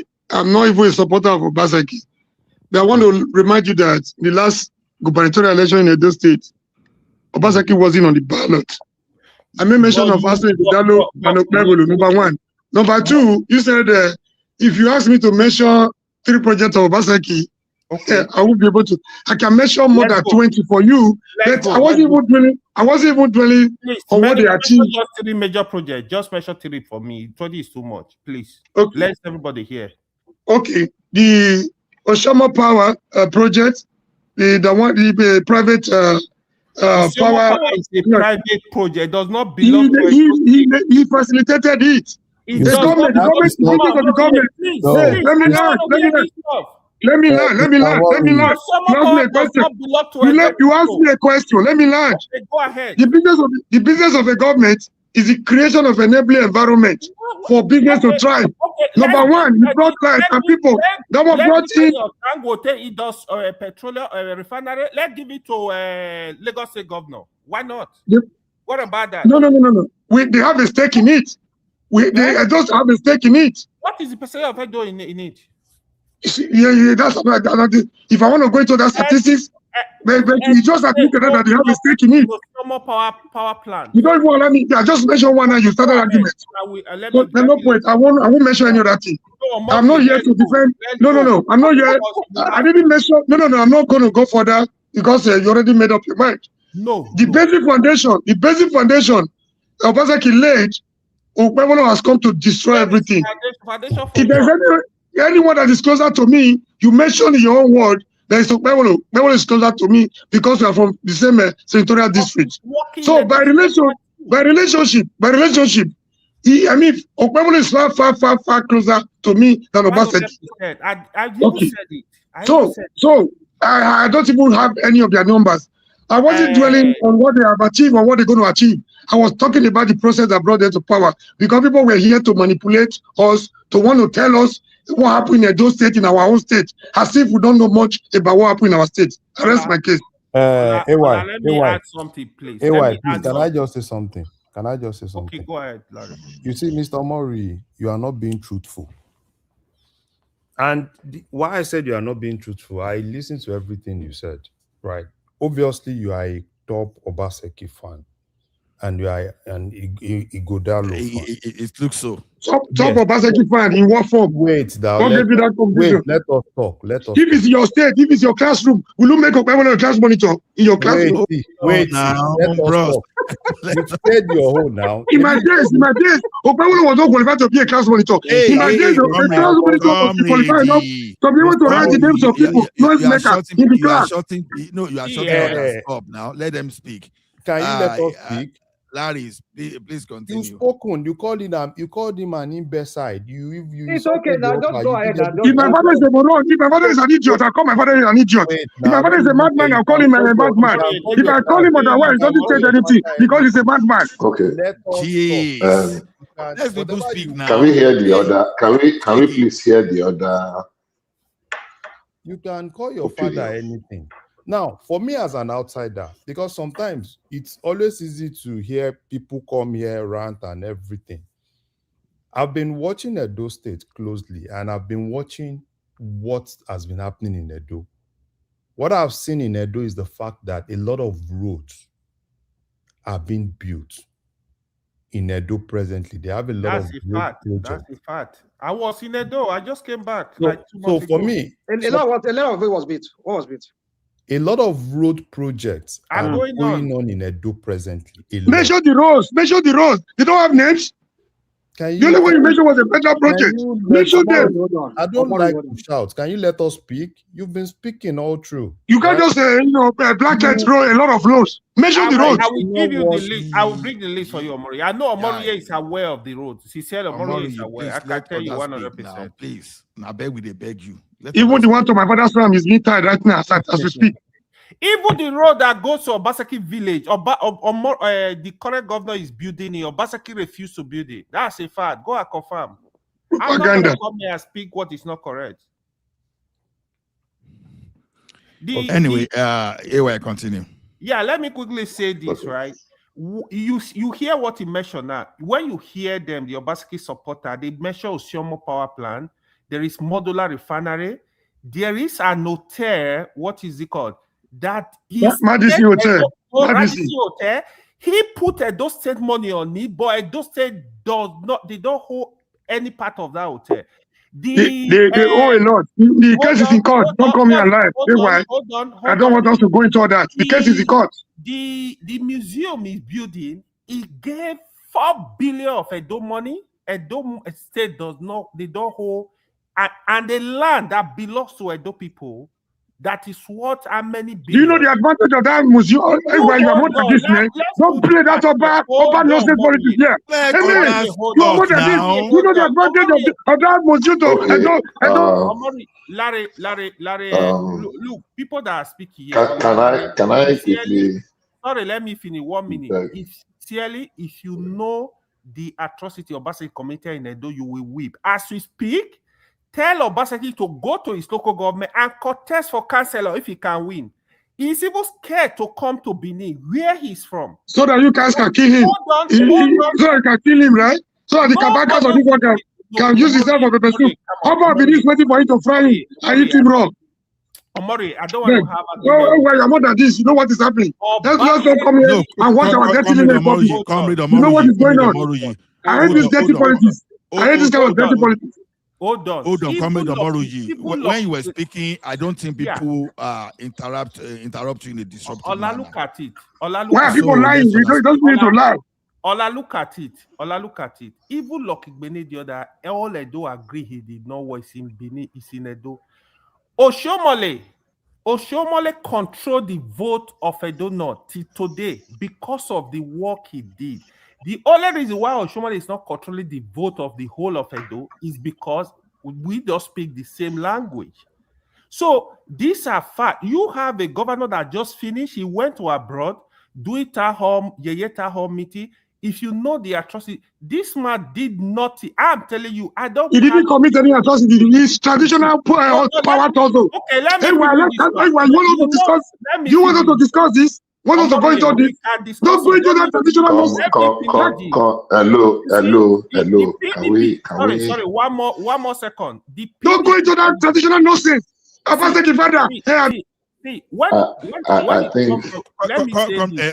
on, everyone. Hold on. See, Comrade Omoroji, please let us have this, mutual, discussion, and don't let us be disruptive.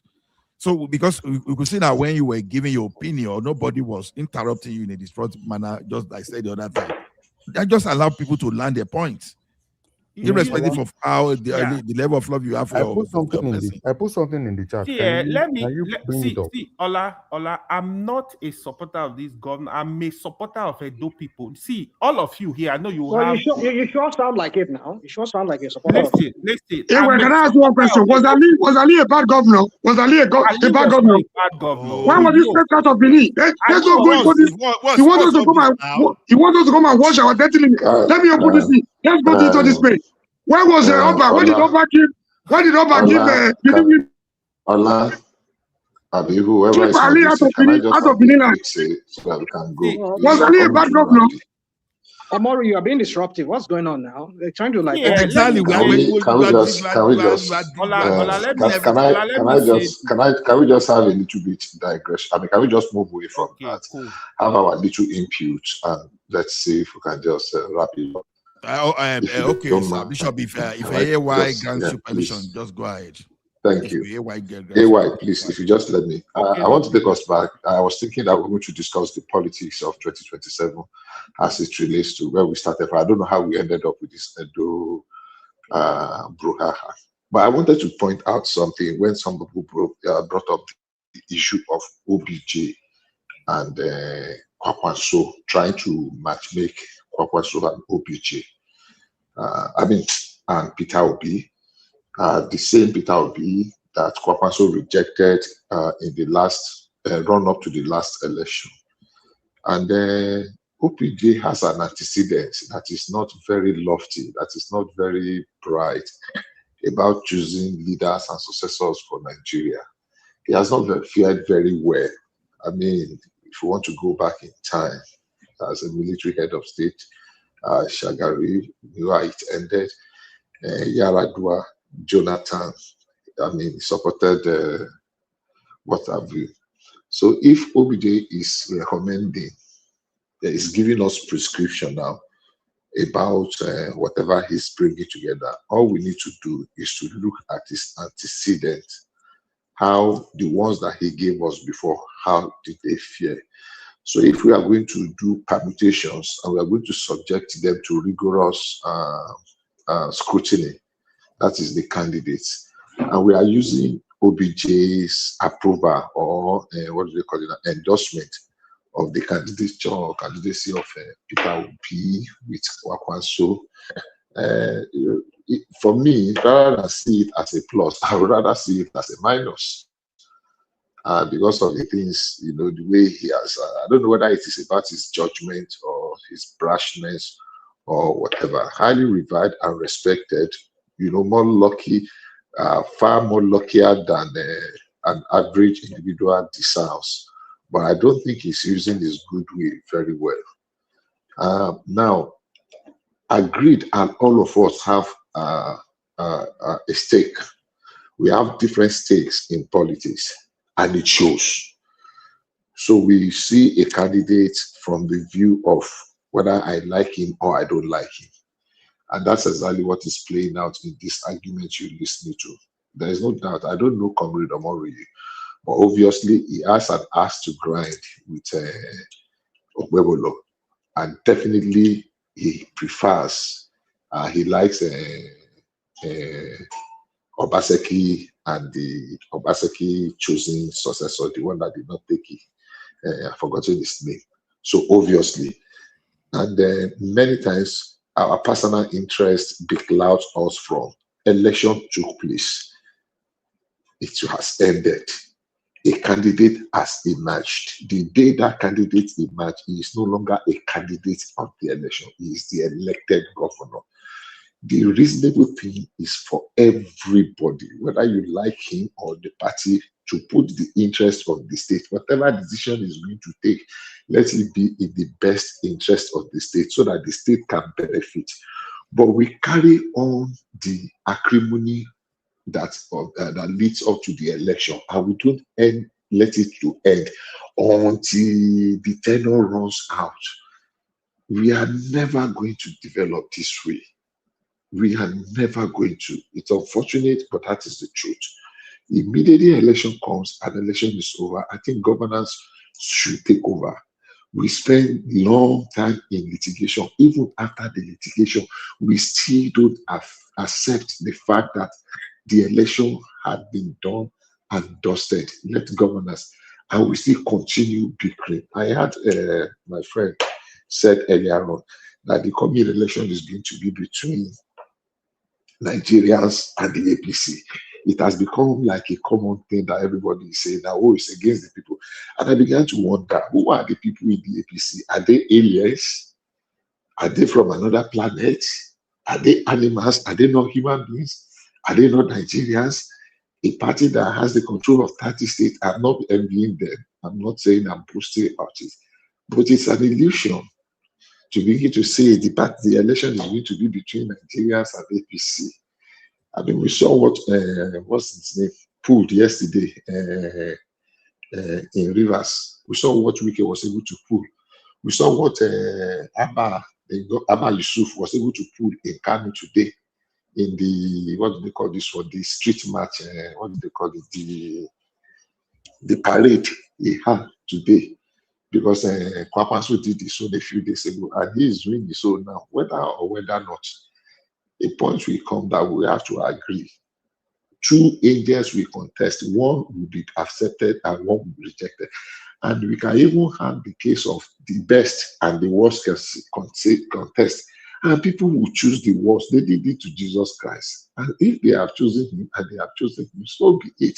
So I think we need to develop our election. We need to mature up. When the election don't come, we don't go. We don't go with that. No politician has given me one oboe. I have donated money to elections and people contest the election. And I can boldly say I have not benefited anything personally because I just want Nigeria to progress. And many times my preferred candidates don't even win election. But I don't hate them because they don't win. I'm waiting for the next election because if it is my state or my constituency that I hate a particular candidate does not mean that I don't want that candidate to succeed. Unfortunately, that is what is really in Nigeria now.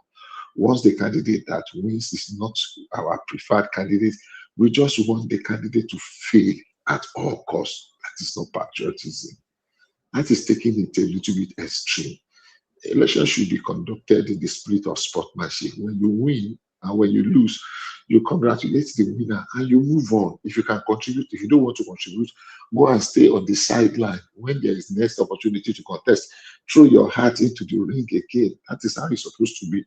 I hope that we are going to learn and that the next election is not going to be as contentious. And when I mean contentious, not that people will not contest, but when it is done, it is done. When you contest an election, you lost at the election, you lost at the tribunal, you lost at the Supreme Court, and so people are still claiming that the election was stolen.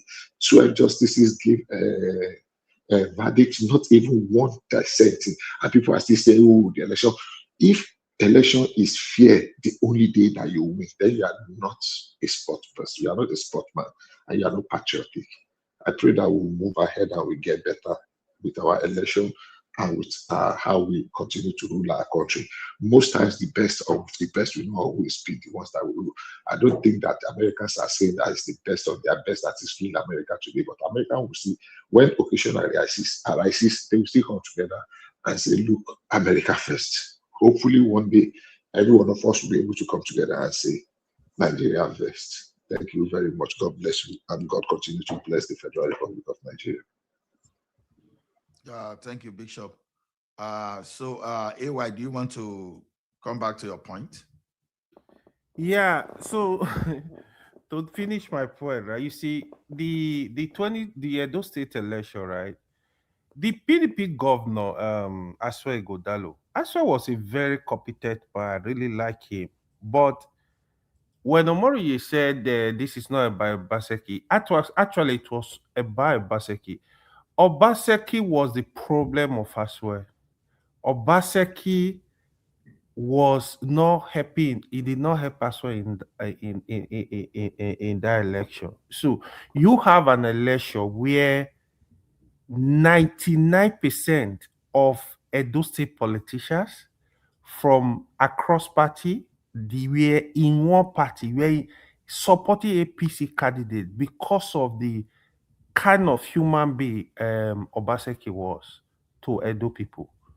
So that election definitely will be difficult down to his deputy governor. So these were issues in that election. But election is over, like somebody rightly said. When it comes to governance, I will support the government in power. This is my position. That's why even Tinubu, you hear, if Tinubu do something good, I will praise him. Even when people are accusing me, if the day he's gonna do, but I will attack him. Ola, you are here, attack Tinubu. I'm like, no, that's wrong. This is my position on Nigeria issues. So Edo State, the governor is currently working. If he's okay, I'll give you an example. The courtism in Edo State for the past, say, God know when, 20 years, every year, the number of people that are killed in Edo, especially in Benin, is alarming. Omoriye is aware of this. When this governor came, even MBM building in Benin was put that was destroyed. Today, you dare not shoot any gun in Edo State in the name of courtism. He go to your house and pull it down. That was what stopped the court activities in Edo State. Benin was notorious for courtism, high-level courtism. Omoriye, this was the governor that was able to nip it in the bud. Yeah, can I ask you a question? Let me quickly finish this. We have this a bit of kidnapping issue here and there, especially there is one that was going on in Ekpoma for the past couple of weeks. Yeah, you gotta give the governor support. To be honest, I have assessed this man. I'm watching him. I'm watching his activities. He's doing a lot for the people. Sincerely, he's doing. If you, all of you, we have friends from Edo State, call them, ask them genuinely, what do you think about this governor? So when people criticize, it's more like it's APC, whatever. I tell you, if Lesotho people are praising, I told them on the damage today, Lesotho people are praising every day he's working. If Lesotho is decap to APC tomorrow because some people don't like it, they will start criticizing him. This is what Nigeria do. It's a lot of sentiment. Moriye, you can go ahead. I'm here with you, man. We are not fighting. We got to discuss. No, you are my beloved brother. You know, I love you so much. You know, I agree with you on a lot of things. Today we go argue. It's okay to argue. Yeah, I am not biased. You know, I play my politics. Sometimes people wonder, where do I belong? I don't really care, but I try as much as possible to be objective as I can. I have a question for you that will cover everything. I don't want us, there are things I don't want to reveal here. So it doesn't look as so that it doesn't look as if we are coming to the market square to watch our dirty linen. Yeah. I have one simple question for you. No, two. Okay. I will start by telling you a courtis is living in your house. Maybe you have a house in your village or in Benin. Somebody was fingered to be a courtis. And you know the series of allegations they put in on people, innocent people. A policeman was killed in Benin. Over 100 people were arrested for. In fact, they are still arresting people till tomorrow if you commit anything against them. You know, so people were asking how many people were involved in the killing of that police? How many people actually pulled the trigger? That is on one side. Now, you have a house in Benin or Auchi. Somebody's coming his finger to be a Curtis in Benin. They go to Auchi because he lives in, you have to put your house there. And you come here to say that one on a platform like this.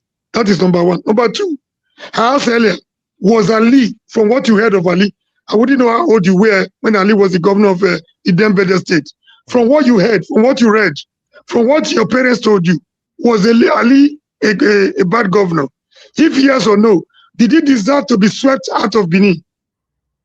And why was he swept? Why were Benin people giving broom to be swept out of Ali, a whole Professor Ali, that gave us a free education, free books, free food, free uniform, free everything? He constructed roads to our, farm settlement.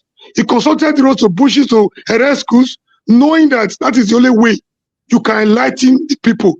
That no nation, no state can go beyond the intellectual capacity of his people. He built roads in every nook and cranny of the Benin State. Yet, a traditional ruler gave Benin women to sweep his leg out of Benin. Did he deserve that? If Ali did not deserve that, why are you talking of Obaseki being accused of? Do you know the accusation they had against Obaseki? His forefather, I'm coming. Ago Obaseki was the one that was responsible for the dethronement and the adoption of Obaverame from Benin to Calabar, which was wrong. So this is it. Let's not go there, or else this place will not be able to finish this game till tomorrow morning. Let's not allow them to blindfold you with that traditional nonsense they play in Benin. You are too intelligent for that. Let me answer the question. Professor Abrosali, undoubtedly, he was a very good governor. He was. Yeah, I know in the case of Ali, yeah, there are cases of, Nigeria with tribe and whatever, it's not from my side. They still come up. But Ali was a good governor. One, on the issue of the governor demolishing people's houses, of course, it has yielded result. But however, I agree with you on that. I don't think because a Curtis live in a house, maybe he's caught with a gun or whatever, you go demolish the house. This is very unfair. I think this is the time. Why are you giving it to the governor as a credit? No, I didn't give it as a credit. I said he has eradicated the issue of courtism in a by the wrong methodology, by adopting, by punishing the wrong people for offenses they don't know anything about. You are competent enough to be a governor. Sincerely, you can also write to the Edo State government. It's not a bad thing. I want to start doing those now. If I have some idea, I'll put them together, throw it to them. See, I agree with you on that. It's wrong to go and demolish out. But the issue of Obaseki, like you say, I don't want to even go there. Obaseki, he wronged Edo State. He wronged Benin people. He wronged Esa people. He wronged Esako people. Obaseki was a failure in Edo State. I will prove it any day. That man was a failure. Quote me anywhere. Obaseki influenced private companies. Some of them he invested in them. Edo State, you put Edo State money, you turn that to be your private companies. Of course, he lost out. To be honest, we gotta be fair. The governor that is there now, as long as I keep working, I will keep praising him. I just want people to work for the common people. Yeah, if I come to Edo State, you build road, I will be able to see a road where I'm gonna use my car to drive through. But I want people to be happy. But the man is trying. Sincerely, this is 1 year. When I look at some of the stuff he has done really well, to be honest. We got to be fair to him, Mr. Moriye. You can ask more questions the project he's doing in your senatorial district. I want a governor that will unite the people. That is why even so I should ask you a question on the project he's doing in my senatorial district.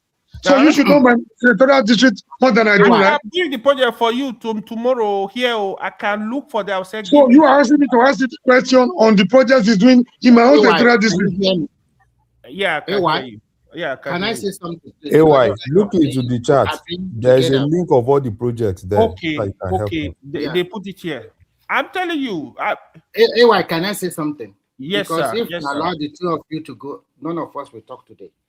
So Yes, I sir. think we should switch to another topic. But to briefly comment on what you guys have been saying, what I see is that after Obaseki, uh, he has a 100% support from all Edolites all over the world.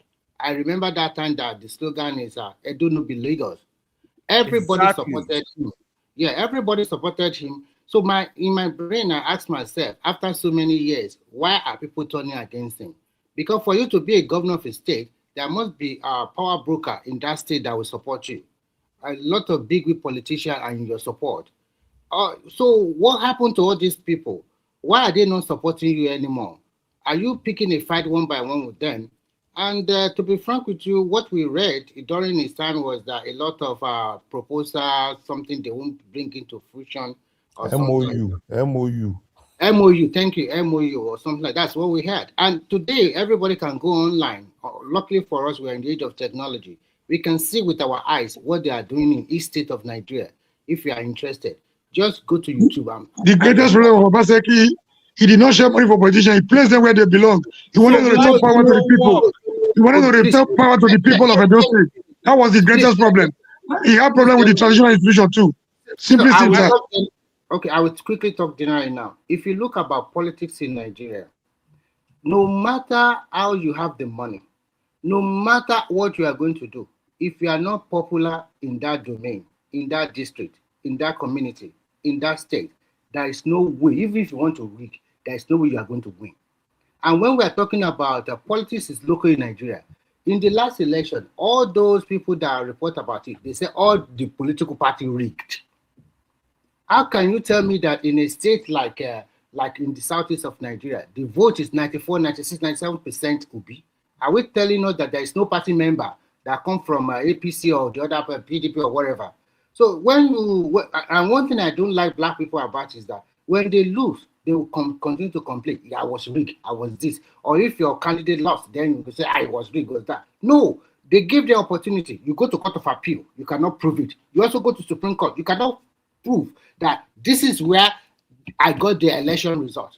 Is it not from the Supreme Court that we now know that you don't have polling agents in more than 20,000 polling units? Which court? The weakest court? Is it the weakest court or the other court you're talking about? No. What I'm trying to tell you is very simple. What I'm trying to say is that we must learn the art of, to be frank, to tell the truth, politics is just a game, and you know the coin. You either win or you lose. Why is it that in Nigeria, when people lose, it's not they will not say I was rigged out. Even when you are getting 1,000 votes and the winner got about 20,000 votes, you will say you go to court. For what reason? That clearly shows that the people does not want you. 1,000 votes to 20,000 votes. See the differences. I don't know why black people always do something, especially in Nigeria. That, when you lose, I was rigged out. I was this, I was that. Come on, everybody in the politics is local. In Nigeria today, so people cannot complain when the system is subverted. When the system is twisted against the people. No, what I'm trying to I don't have an issue with Okemolo winning. I don't have an issue with Obaseki messing up in the chances. But the process is also as important as the final result. Can you hold on? Obi was a former governor of Anambra for 8 years. And I remember that he was impeached several times, but he won at the court. He also won the election. That time, the election was not rigged. Now that he came to the national limelight, at least he was a vice president to Atiku in 2019 again, 2015, is it 2019? Yeah, 2019 against Buhari. They lost. And when he came out now and he lost this election, that is when he now knows that everything was rigged against him. Come on, what can Showore do? Showore first time, he got 55,000 votes. The second time, he got 35,000 votes. He didn't cry that the election was rigged or whatever. So sometimes we need to sit down and tell ourselves the truth. If you are not popular in that state, there's no way you are going to rig any election.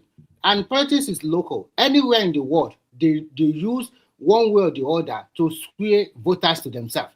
Even in the so-called American something, they have super delegate in the primary. So in Edo, Beverly was more popular than Godani. I don't let people complain too much when they lost. It's Remy, let me tell you. You see that list they posted there. Edo North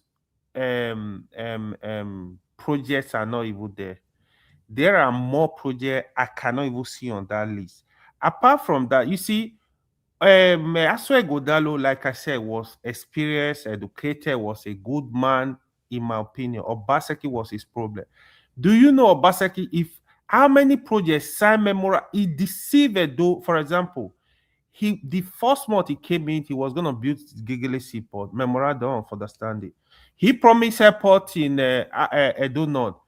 He deliberately lied to the people. He promised things he will not even attempt to even do them.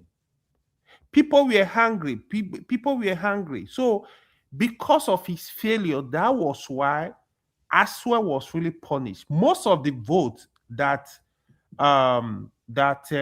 helped Pueblo in this election came from Edo North, especially. The Benin people, most of them refused to vote. Usually, so what happened in Ekpoboka, Oredo, and let me finish this. what happened in Edo South? Why you people? Why are you dodging the main issue? Normally, that's the what I want to we're talking about the system that brought him to power. Let me. It's already the governor. We're not campaigning. Well, let's talking about the system.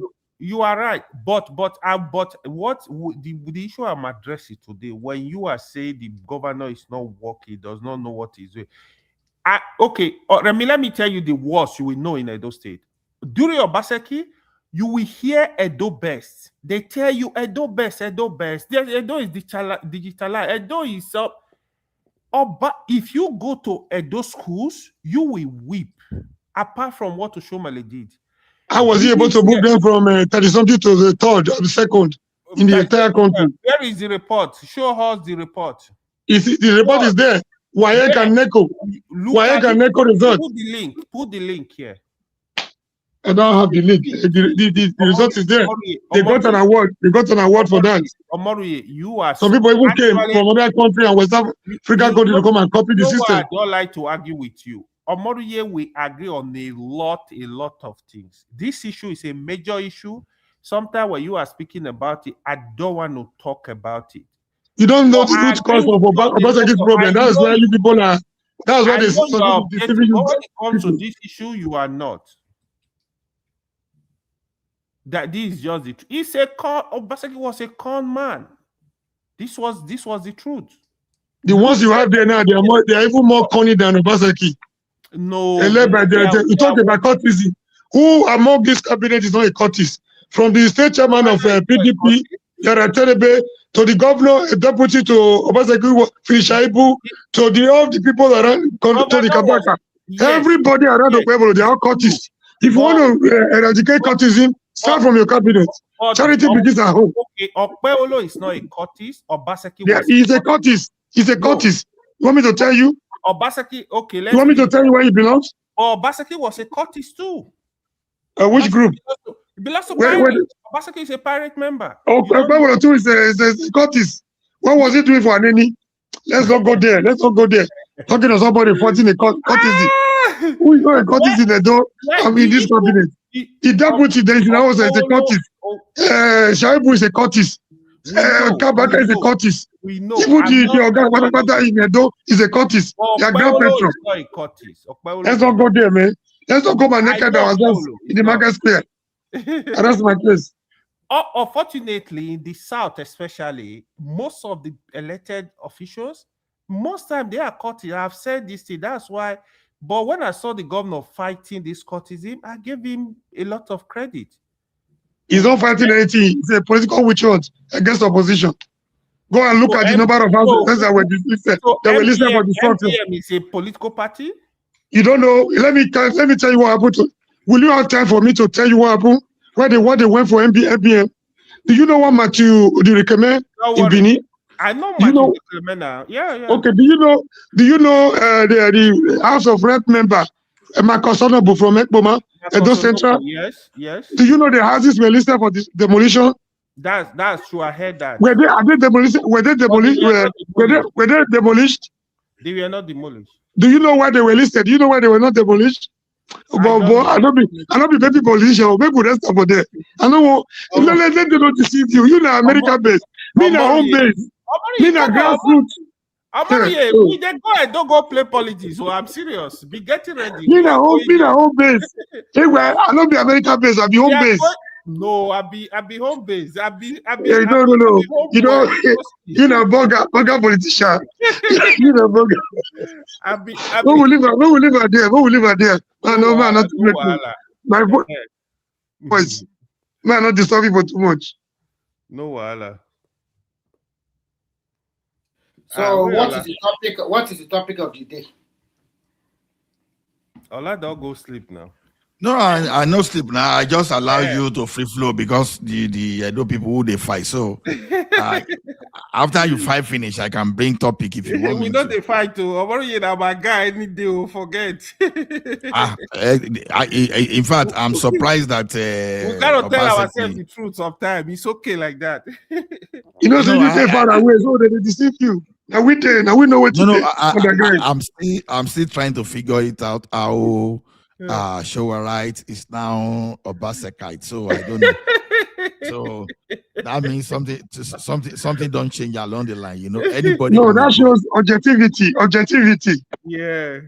Without objectivity that doesn't work for objectivity that work for only Obaseki, that doesn't work for Tinubu.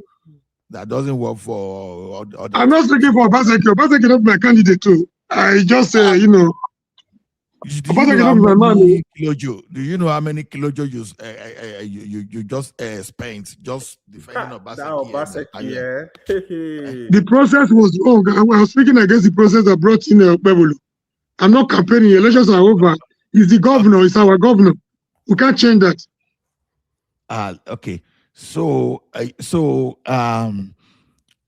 just survey your opinion.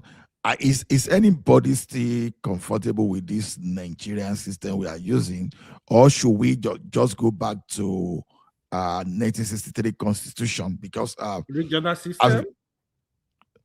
Yeah, because the pre-independent constitution and 1963 constitutions, they are what Nigerians actually decided upon. Everything that came after was imposed.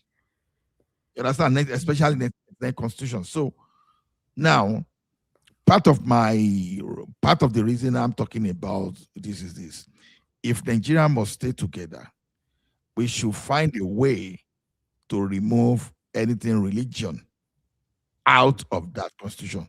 Sharia should be taken away because since they put Sharia in that constitution, the country has never remained the same. So that is showing imposition. Then if we go back to what we agreed upon up to 1963, don't you think that one is better for us as a country? At least to start with. Otherwise, we should just find a way to... You see, I don't think it's about Sharia. I would explain to you. I'm a pro-regional system. The reason I started this campaign the last 1 year, when I saw what is going on, the thinking of Nigeria, especially the three major tribes, the Igbo, the Yoruba, the Hausa Fulani. That was why I started that campaign, because you see, Nigeria, I don't know if I want to say they don't love their country. You don't. What I found out online is the minority tribes in Nigeria. I don't know it because we are minority. They tend to love the country more, in my opinion. This is my personal opinion. So I'm thinking, when you regionalize the country, so Yoruba man will not complain of Igbo man will not complain of the Hausa man. I think the minority in the north, the middle belt, they can have their region. You can call that the north central cities. Probably cut more area, like cut along the Kaduna South. Just kind of look for a way to bring the minority together. Then in the south, obviously, the south is all minority. I feel they can work. In fact, if you want to break it down more, I don't mind. But as it is now, 6 geopolitical zone, I personally feel regionalizing the country, resource control, I think it's going to help Nigeria more, even in terms of development. You know, it's going to be at a fast pace. Like in terms of development. So everybody will sit up. Or if you are not doing that, the way we have the state now, let's look for a way to really make our local government independent in such a way that development will start from there, you know, in such a way that we have good electoral system where if somebody like Omoroye now make him local government chairman in his local government, these are my people, he's ready to work for them. If I have such system, even if marriage will not work. He will. He will. I trust Omoroye. He will. So you can have what we have several something local government, right? Omori, you don't run away, and I was just trying to bring him. I've been at internet. Maybe it will come back. So we can have competent hands. What we now see, we have more people that can come and really they are ready to work for the people, you know. I just want a way why Nigeria first we fast develop.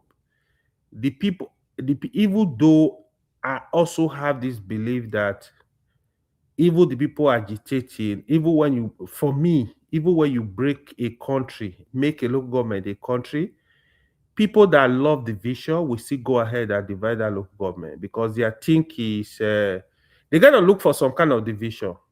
Either they tell you, oh, this region of the city, oh, they don't do this, they region. So people will always look for a way to have division. Otherwise, having one Nigeria where you have a president that will actually look at every nook and cranny of the country, I see it as he saw a constituency and is ready to do what is right. That would have been the best because um I personally believe West Africa is supposed to be one country. Provide the other Africa, we just have two countries in Africa.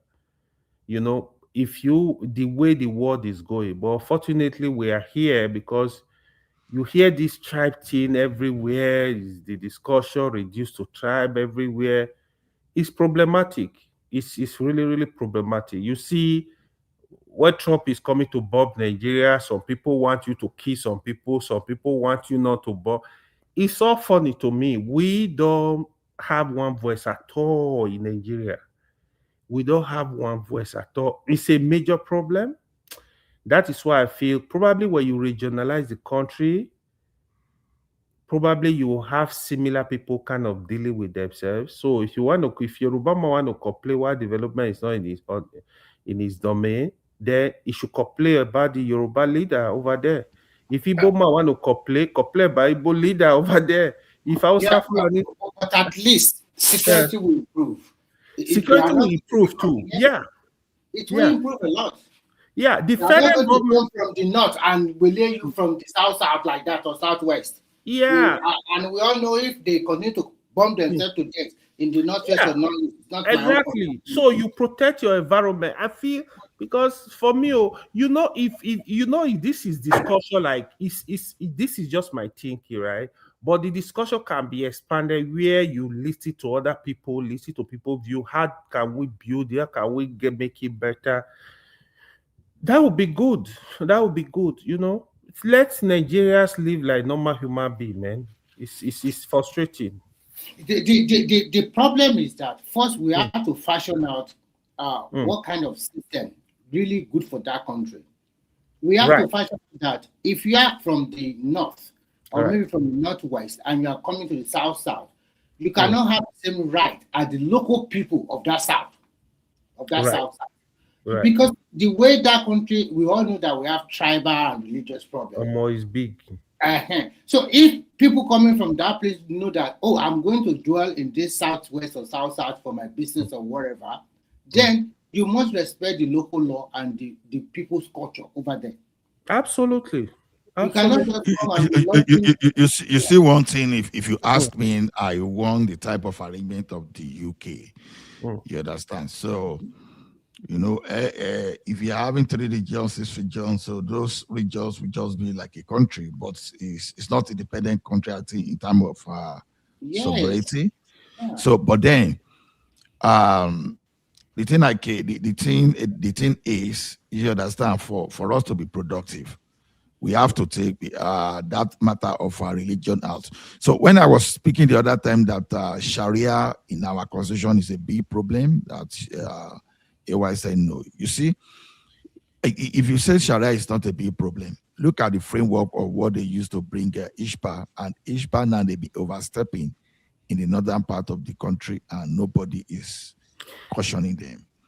So the thing is, anything you can put in that constitution that can push into something like abuse, we need to take it away. Then, so to me, I still believe we need to sit down, and for peace to reign in that country, you have to take Sharia out, because they are saying Sharia will not affect Christian, and Sharia has what I would Ola, say let about me that. tell you why. Let me tell you why. You see, Isba has nothing to do with Sharia. One, Yes. what you need to remove from the Sharia is the criminal aspect of it. It should not apply, but it should remain this as civil for the Muslims only. Because even in America, we have Sharia, we have Sharia law. In UK, you have Sharia law. In Canada, you do. Even like allowed compliance for loan, for example. This kind of stuff, because there are a lot of people in that region that accept it, that they depend on it. But the only thing is, it should not be applied to non-Muslim, and it should not be applied to criminal cases. Yes. This is what I'm gonna say. To be So honest, I will also go back to the hold on. Let me just tell you something about the Canada you mentioned. There's nothing like Sharia in Canadian system. That you are coming from a country that you have Islamic banking and all those stuff. You understand? It doesn't make Sharia part of our Canadian legal system. Nowhere in Canadian legal system you find Sharia. See, let me tell you one thing. We are not saying you should not practice your banking or whatever, but we should not use that Sharia as a means of mediation, or you understand? So, because we know we are yet to reach that development level of, you understand, of being responsible. Even not only that, even in the country when you've even allowed Sharia Allah to even be Sharia law practiced. did not start in 1999. Oh, sure, you know that. I think you mentioned that. It started from 1979 No, constitution. even before the British, Sharia law No, was in Nigeria. I'm not aware of that. I'm not aware of Oh Sharia. man, let me break it down for you. The the traditional law were in existence even before the British. So what now happened, right?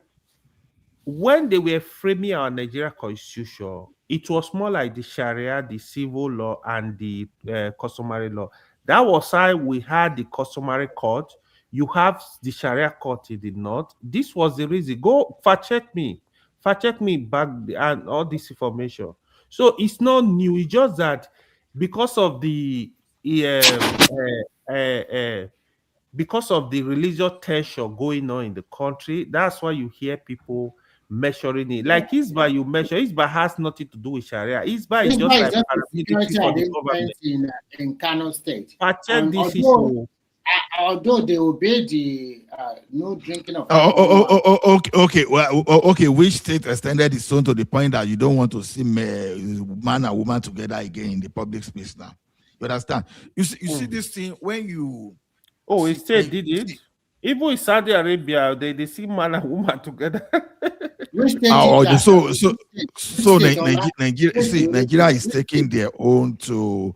No, you have to look at the peculiarity of the people before you bring the law. The name of the state now. Hold on, Remy. Hold on. See, the thing is this. You see a country like Nigeria that we see how far they have a level of education and the way politicians are immature and they are likely to abuse.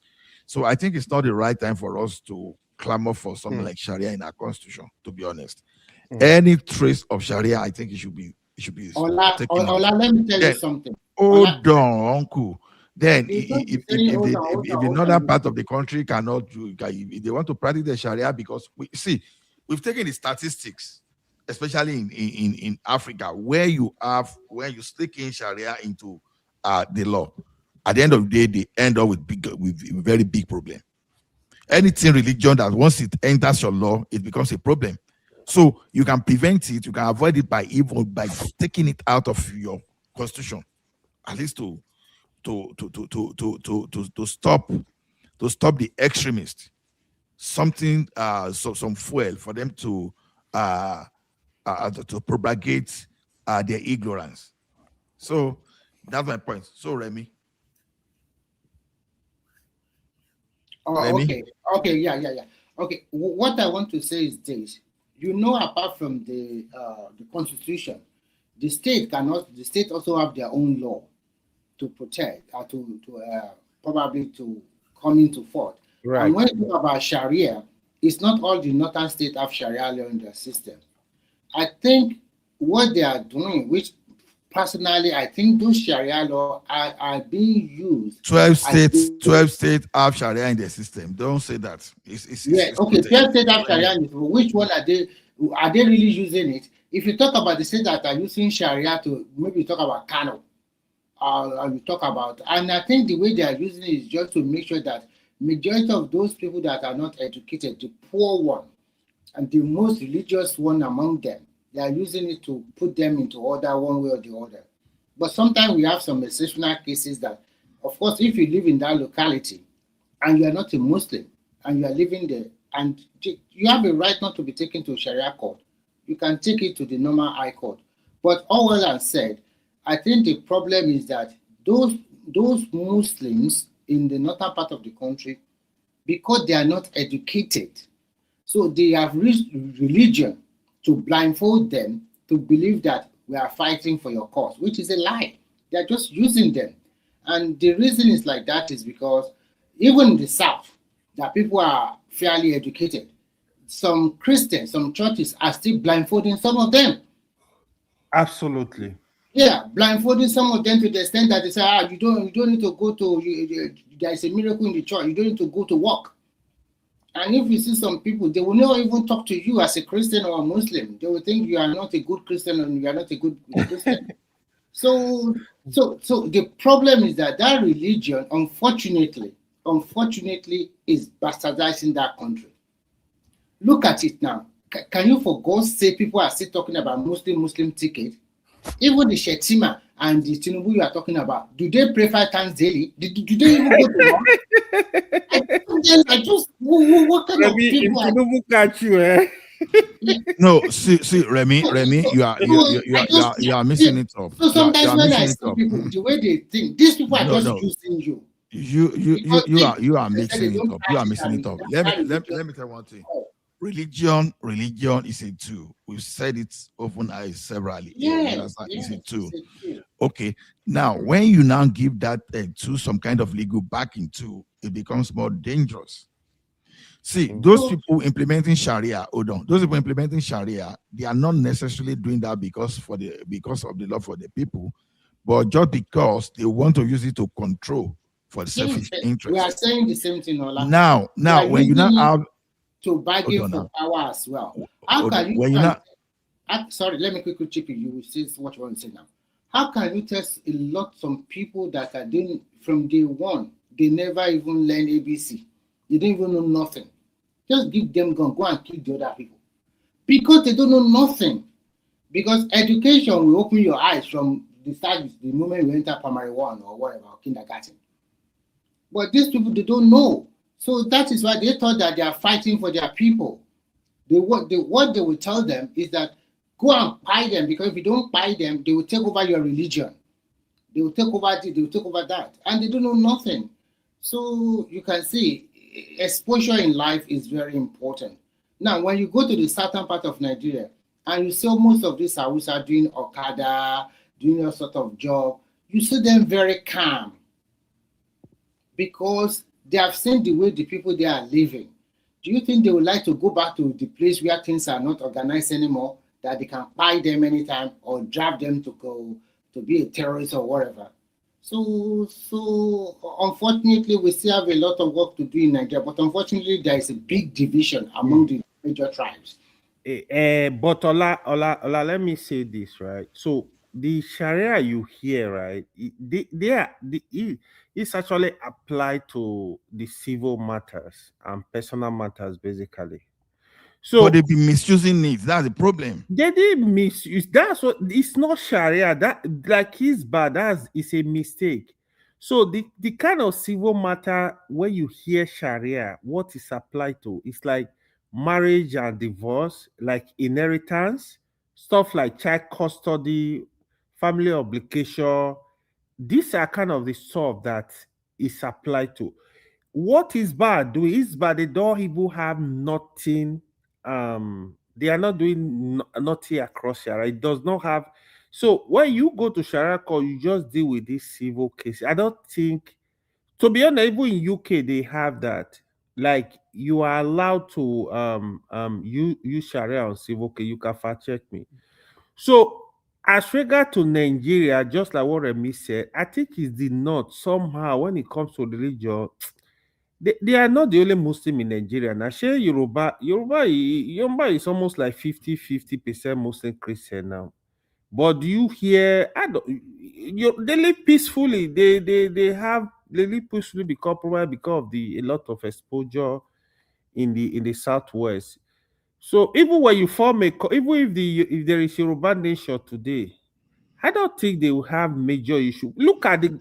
I was telling my friend we were having that discussion yesterday. Okay, why? Don't forget that Mm. Ilorin, for example, is a Yoruba city. Yes, I know. And when you brought something like Sharia around that place now, Mm. Ilorin today, when I told people here the other time that if Yoruba nation wants to go today, I want people from Ilorin.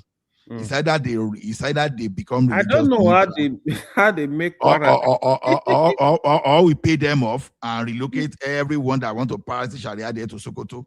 Then when we are feeling Ilorin, we fill in Ilorin with people that are not religious fanatics, just normal people.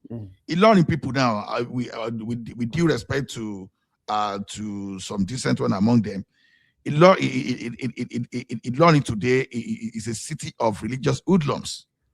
You understand? Ilorin, they have a lot of Islamic scholars, so it's not a small play you can mess around with. I can tell you that they have a lot of. No, that's why I told you Ilorin today is not Ilorin we used to know. They've bastardized that state, that city. Now look at where we have massive banditry today. You understand? Now, Ilorin, Kwara State now. Kwara State, I think Kwara State is practicing And Sharia, Kwara right? State, the banditry in Kwara just started, right? It just started like last year. Yeah, because now the thing is this: is there no correlation? You understand between banditry and where we have heavy concentration of Islamic people that want to practice Sharia? Because it's like, whether we like it or not, there's a jihadist movement in Nigeria today. See, I understand descent Muslim in the north. Of course, I have Muslim in my family, so it's not a thing that you understand. But it's just like when we are saying Christian, we have some extreme Christians. You understand? All those people that will tell you that if you do not pay tithe, your life will be tight. Your life will become tight, and all those people that will manipulate you with different things. But what makes this one funny here is this. What makes this one scary is when some are now using religion to the extent of terminating people's life. That is where it becomes necessary that we have to take this thing out of our constitution, so that we don't give people legal basis to even make a reference, so that anybody that see, whether you like it or not now, I think the religious leader, the religious leader in the north, I think they even have more power than your so-called the so-called politicians. And that's where the problem is. If I can chime, if you're done online, that's fine. Go ahead there, Prince Daddy. Yeah, thanks. Regarding the well, it's always nice to learn, when people have something to teach, right? So, I didn't understand what the other thing. AY was talking about Sharia law, and the other thing he said, the other term. What does that mean? I don't know what it means. I couldn't hear because Remy jumped in the middle of that conversation. is it invested, whatever you called it, the other part of Sharia law you were talking about? I said when I say it's applied to civil matters and no, personal, it's Sharia law. There's Sharia law, and there's this other thing that I think Allah is confusing both of them together. Isba, What, Isba, Isba. What is Isba? Yes. Isba. It's more like paramilitary. You know how, like, say in a state now you have like they set it up like say vigilante. It's just Okay. that they name them because it's in the north. That is why people look it like So that. is it akin to Amotekun? Is that what you're saying? Yes, it's a security Or, outfit. or is it more religious based paramilitary? It's not religious based because of the activities. That is why people see it, especially for example, sometimes they go take alcohol, you know, like they go take bottle of alcohol, they will just destroy them. Say, why are you selling alcohol? Stuff like that. That's why people are not seeing it, see them as oh, it's Sharia, they are destroying alcohol, stuff like that. Uncle AY, let Well, me tell you it sounds like something. they are there to enforce Sharia law in the No, north. That's what it sounds like. Yeah, exactly. That's what they are No. doing. See, no, let me tell you one thing. No, Ishba and Amotekun, they are not even close.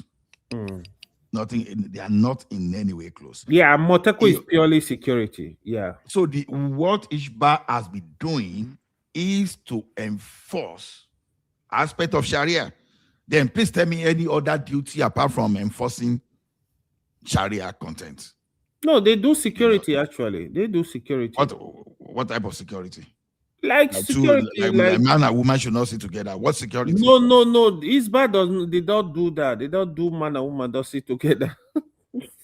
The problem in Nigeria is actually not law. Hold on. Let me give you some of the activities. Okay. Like you said, now they enforce bans on alcohol, sales and consumption.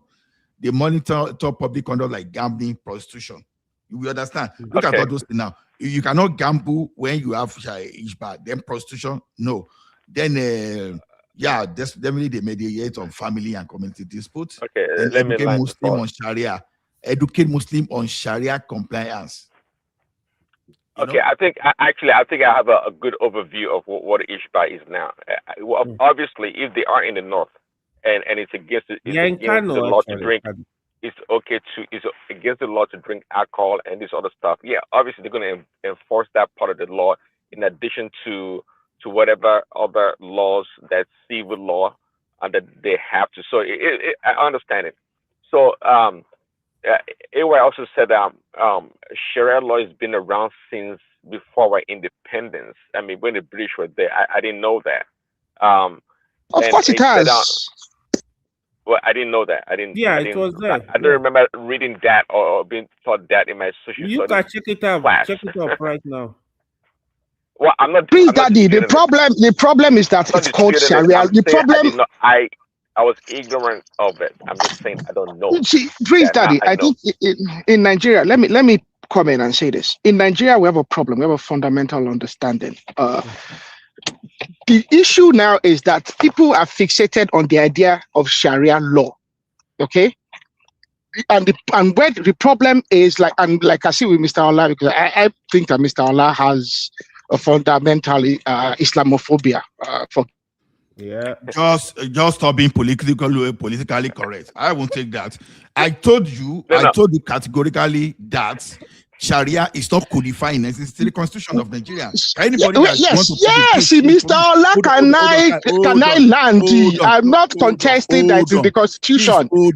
Please hold on. See, I'm not going by the way of political correctness. I'm going. Who wants to be politically correct? I'm not being politically correct. I'm putting my opinion. My opinion. You cannot define for my opinion for me under the guise of political correctness and try to silence me under the idea that I'm being politically correct. Islamophobia. Well, that's an observation, and I did say I'm sorry. I'm sorry that's not the case. That is true. That is an observation. Now it's an observation. Am I not allowed to make an observation? No, it's not true. I'm married from the Muslim family. Okay, see, that does not dismiss my observation now. Aro puts me and you in the same category. Anytime you have anything to say against the Muslim religion, it tends to label one or try to pigeonhole one. So that's why is that blackmail? That's an observation. You can say that. You can say that's not correct and leave that at that. It's okay to have a different opinion that you don't agree with about Islam, but it doesn't mean you have to live with the person as you normally do. And you think I have? You think I don't? You don't think I don't have any difference? Can I continue? Would I be allowed to continue to make my submission? See, you retrieve the word. See, when we discuss like this, let me land my point first. I'm not done talking. Which kind of Islamophobia? Who is afraid of I'm just telling you that we should do something normally and you are being political. Ola is not referring to we here. He's referring to... He's referring to me. He mentioned me particularly. No, it's not you. No, it's referring to Allah directly. I heard him. That's what he does. That's my name. So I thought he was talking generally. No. Can I continue? Please let me land and then I'll come. Yeah, okay. So, the Sharia law thing, it said they have 12 states with Sharia law in the books, but they don't enforce it. So who cares? As long as they have them on the books, they can activate or reactivate those laws at any point in time. I don't want to live in a country where we have two sets of laws. One to serve some people because of their religion, and the other one for other people. It's just a matter of time before the thin line between our normal laws and Sharia law is going to blend together.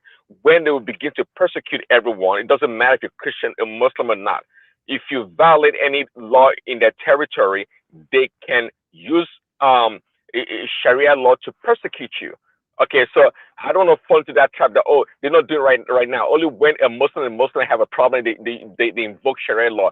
That is, to me, it's a cockamamie story. I don't want to go into that. I don't believe that. And also to mention, a Muslim North and a Muslim South are two different entities. If you ask me, the people in the North, they think of Muslim Southerners as second-class citizens in terms of their religion, in terms of their Islamic religion. They don't consider you as a Muslim. You're second-grade Muslim, okay? And I know that's the perception that they have. I'm not sure if it's good or bad, but I even heard another politician, which I actually like a lot, but he was just saying the truth in regards to Ashiwaji in the past election, that in Northerners, he said it, I watched him in his own, from the horse's mouth, that the Northerners don't regard Ashiwaji or Southern Muslim as Muslims. They're second grade. They're second grade. We're not the same in that regard. Huh? No, praise daddy, no. Would I be allowed to make my submission now? I'm telling you what the person said. Don't say no. I'm telling you what the politician said. See, when I say things, I always say directly from the horse's mouth. I don't make conjectures. I heard that politician as well. That's true. What Prince Daddy said is very true. I heard that as well. I don't make things up. I say the truth. And prior to that guy saying it anyways, I've always had that perception, and I knew that because again. But anyway, so. What is the point here? Sharia law, it cannot be. I don't think should be part of any state to have to judge people, be they Christians or Muslims. I mean, I understand in the private settings, or maybe in the church, or in a mosque or whatever, that you can invoke or use whatever law or any approach of counseling that you choose to. That is fine in a private setting, but not on a national or local level. I don't believe in that. Go ahead, Arrow. Okay. Thank you very much. Now, I think Mr. Olak should understand that individuals are allowed to make submission observations. And before I made that submission by Mr. Sophia, I said I did put it there, caveat there. I'm sorry if I'm wrong, but that is just an observation. Okay? That is not an insult.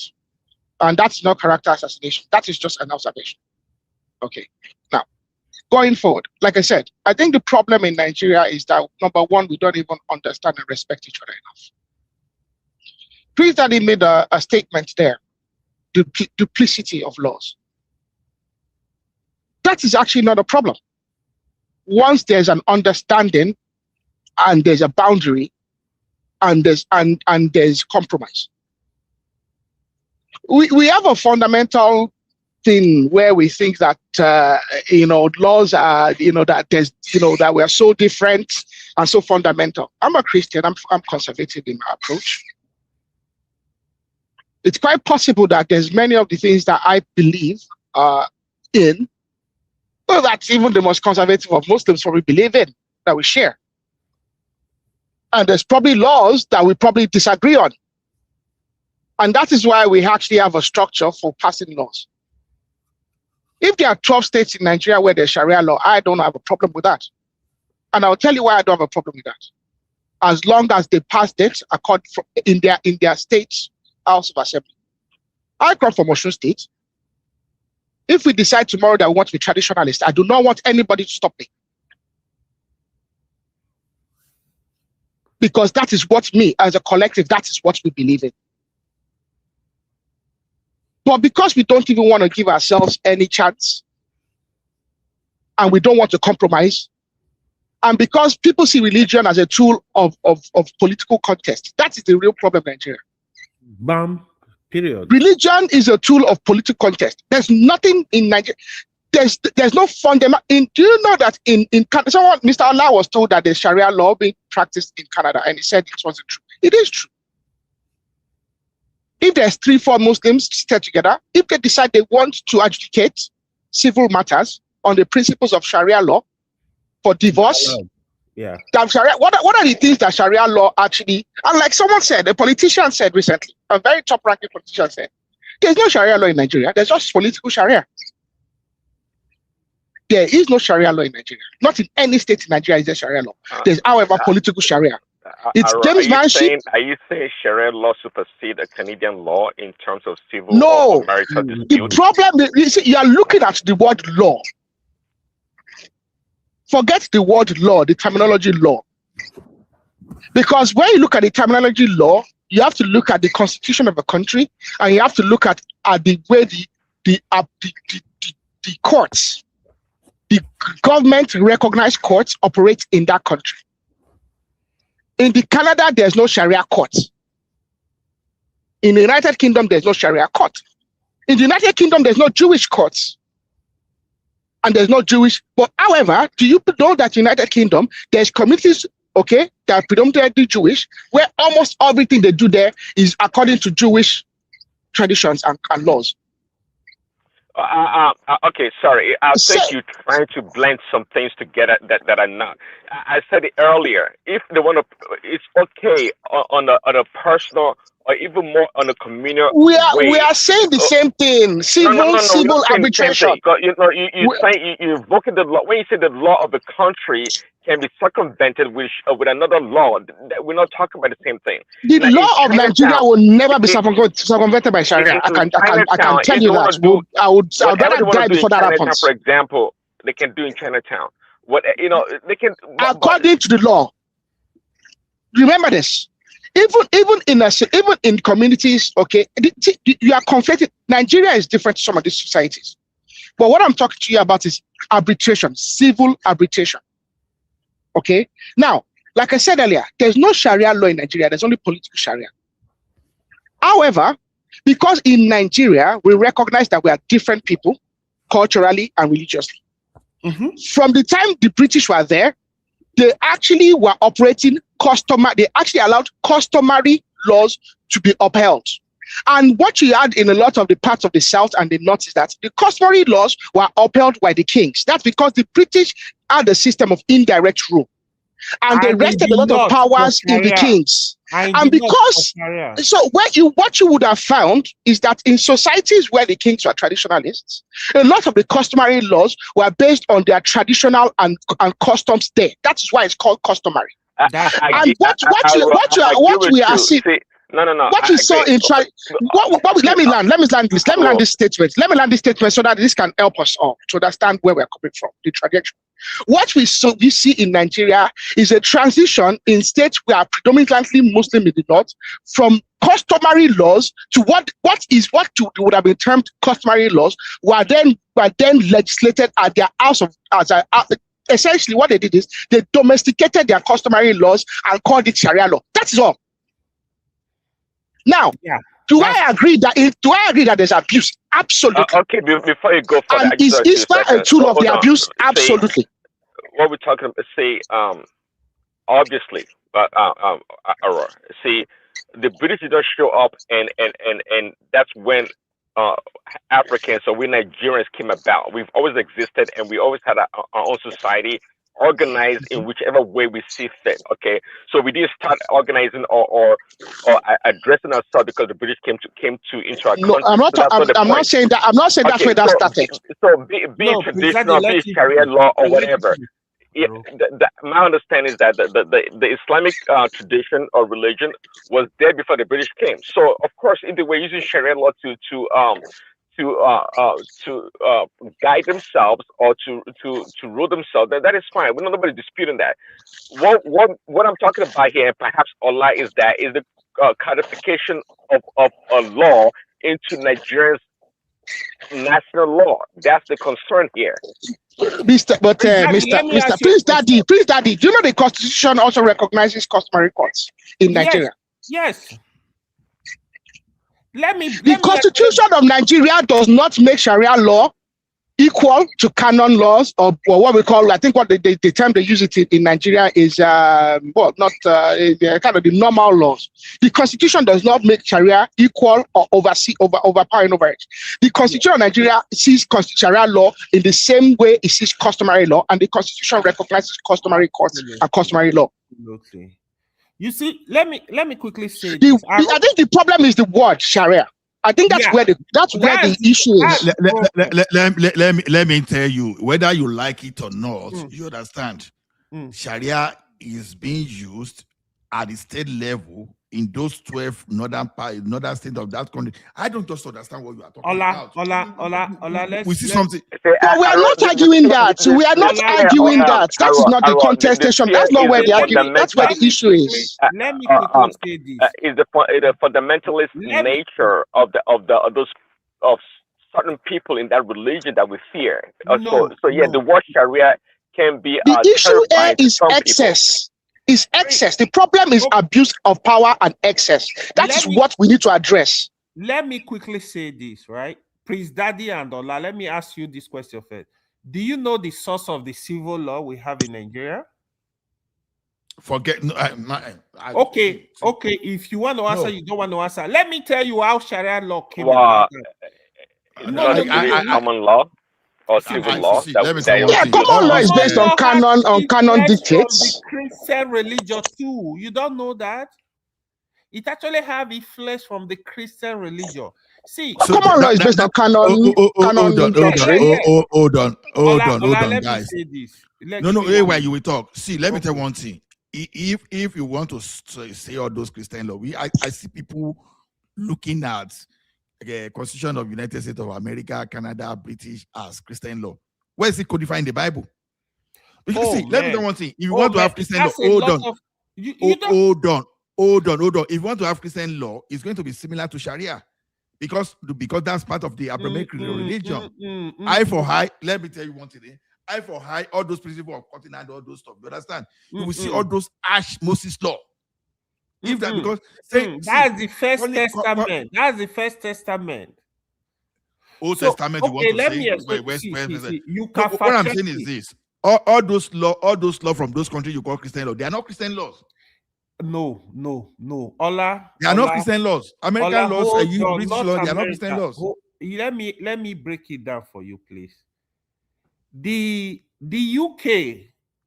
Who was the head of the UK? Who was the head of the church?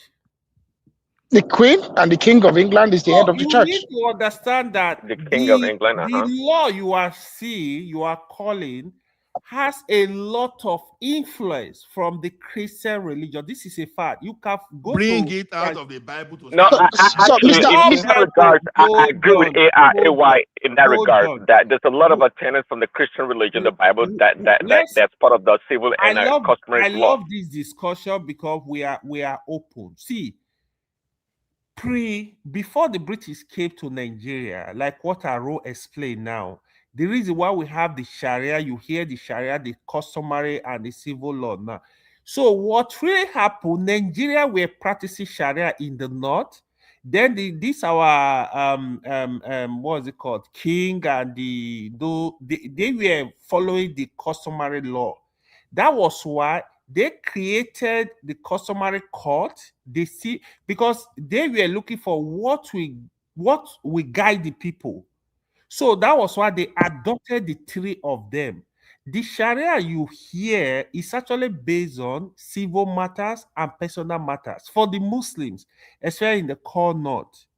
So me, I don't see anything wrong with it, except if anybody is using it wrongly, excessively, they can call that off. That's why I can say, okay, still restrict it to the civil law, not the criminal cases. But that is what is restricted. See, when we are contesting abuse, there's actually abuse of Sharia law in Nigeria. So we're abusing it. See, when you hear the Sharia, it bites non-Muslim in their district, but they go to Dubai and Saudi to other places to enjoy.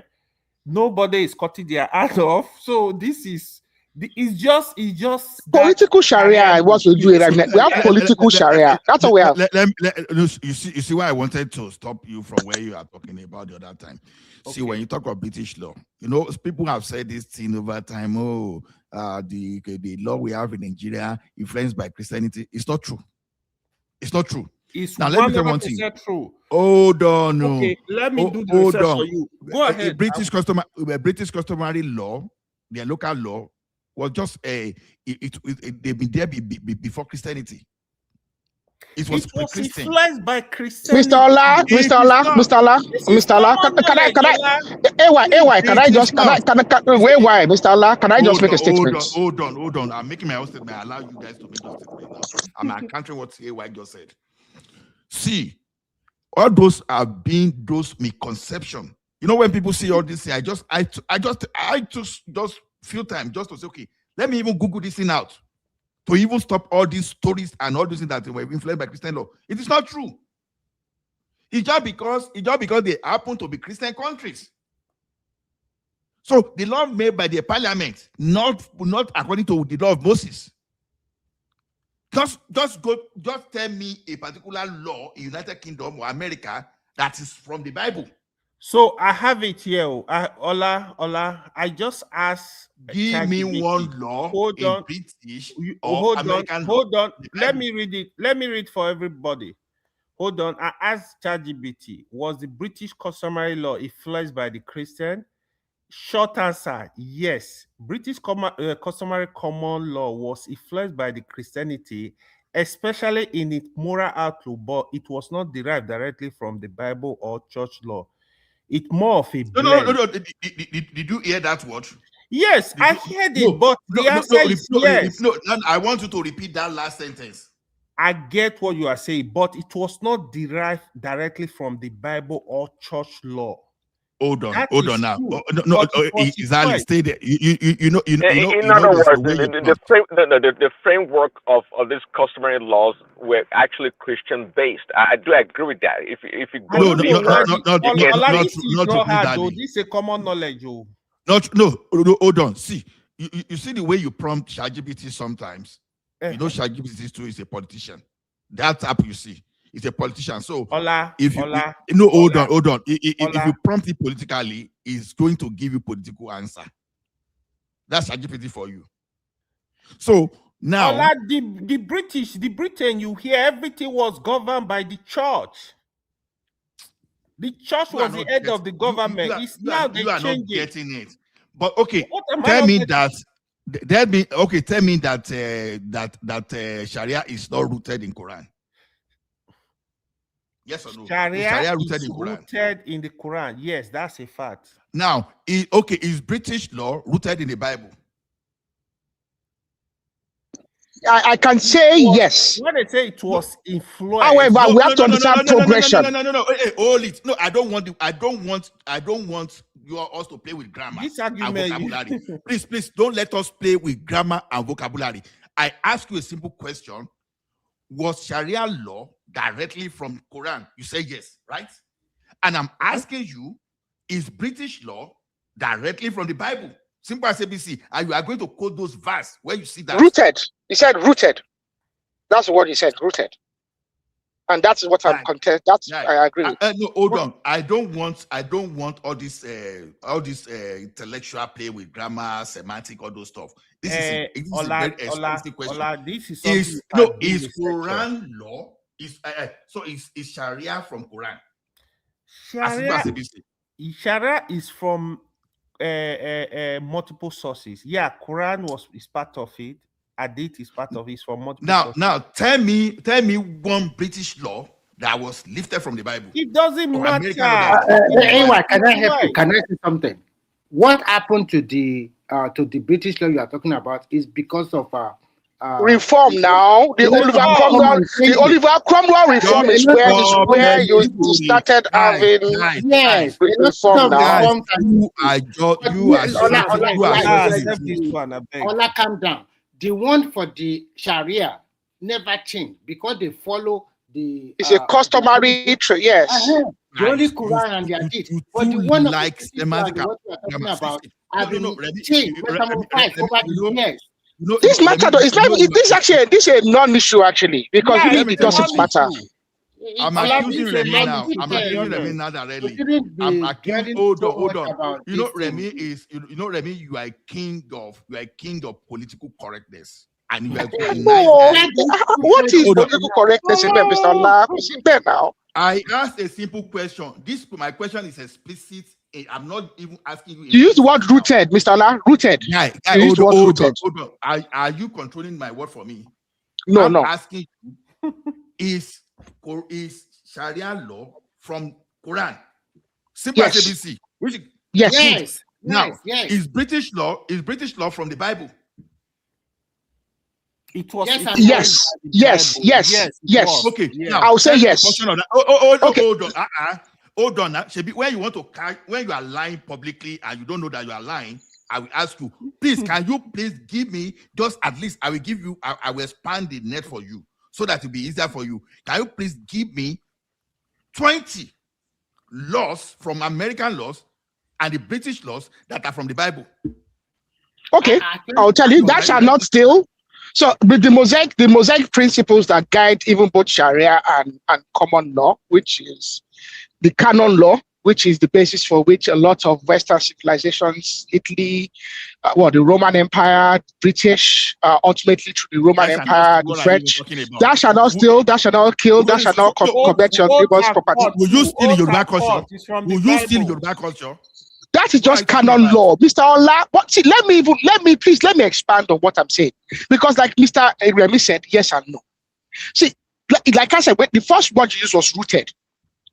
All laws, to the best of my understanding, are based on the moral trajectory of the people that form those laws.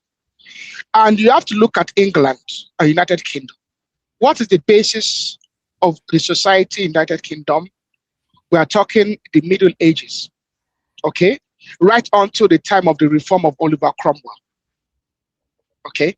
The basis and the reason the English, okay, the kings of England stopped being Catholic and they moved to Protestantism as well is based on political circumstances that had to do with marriage.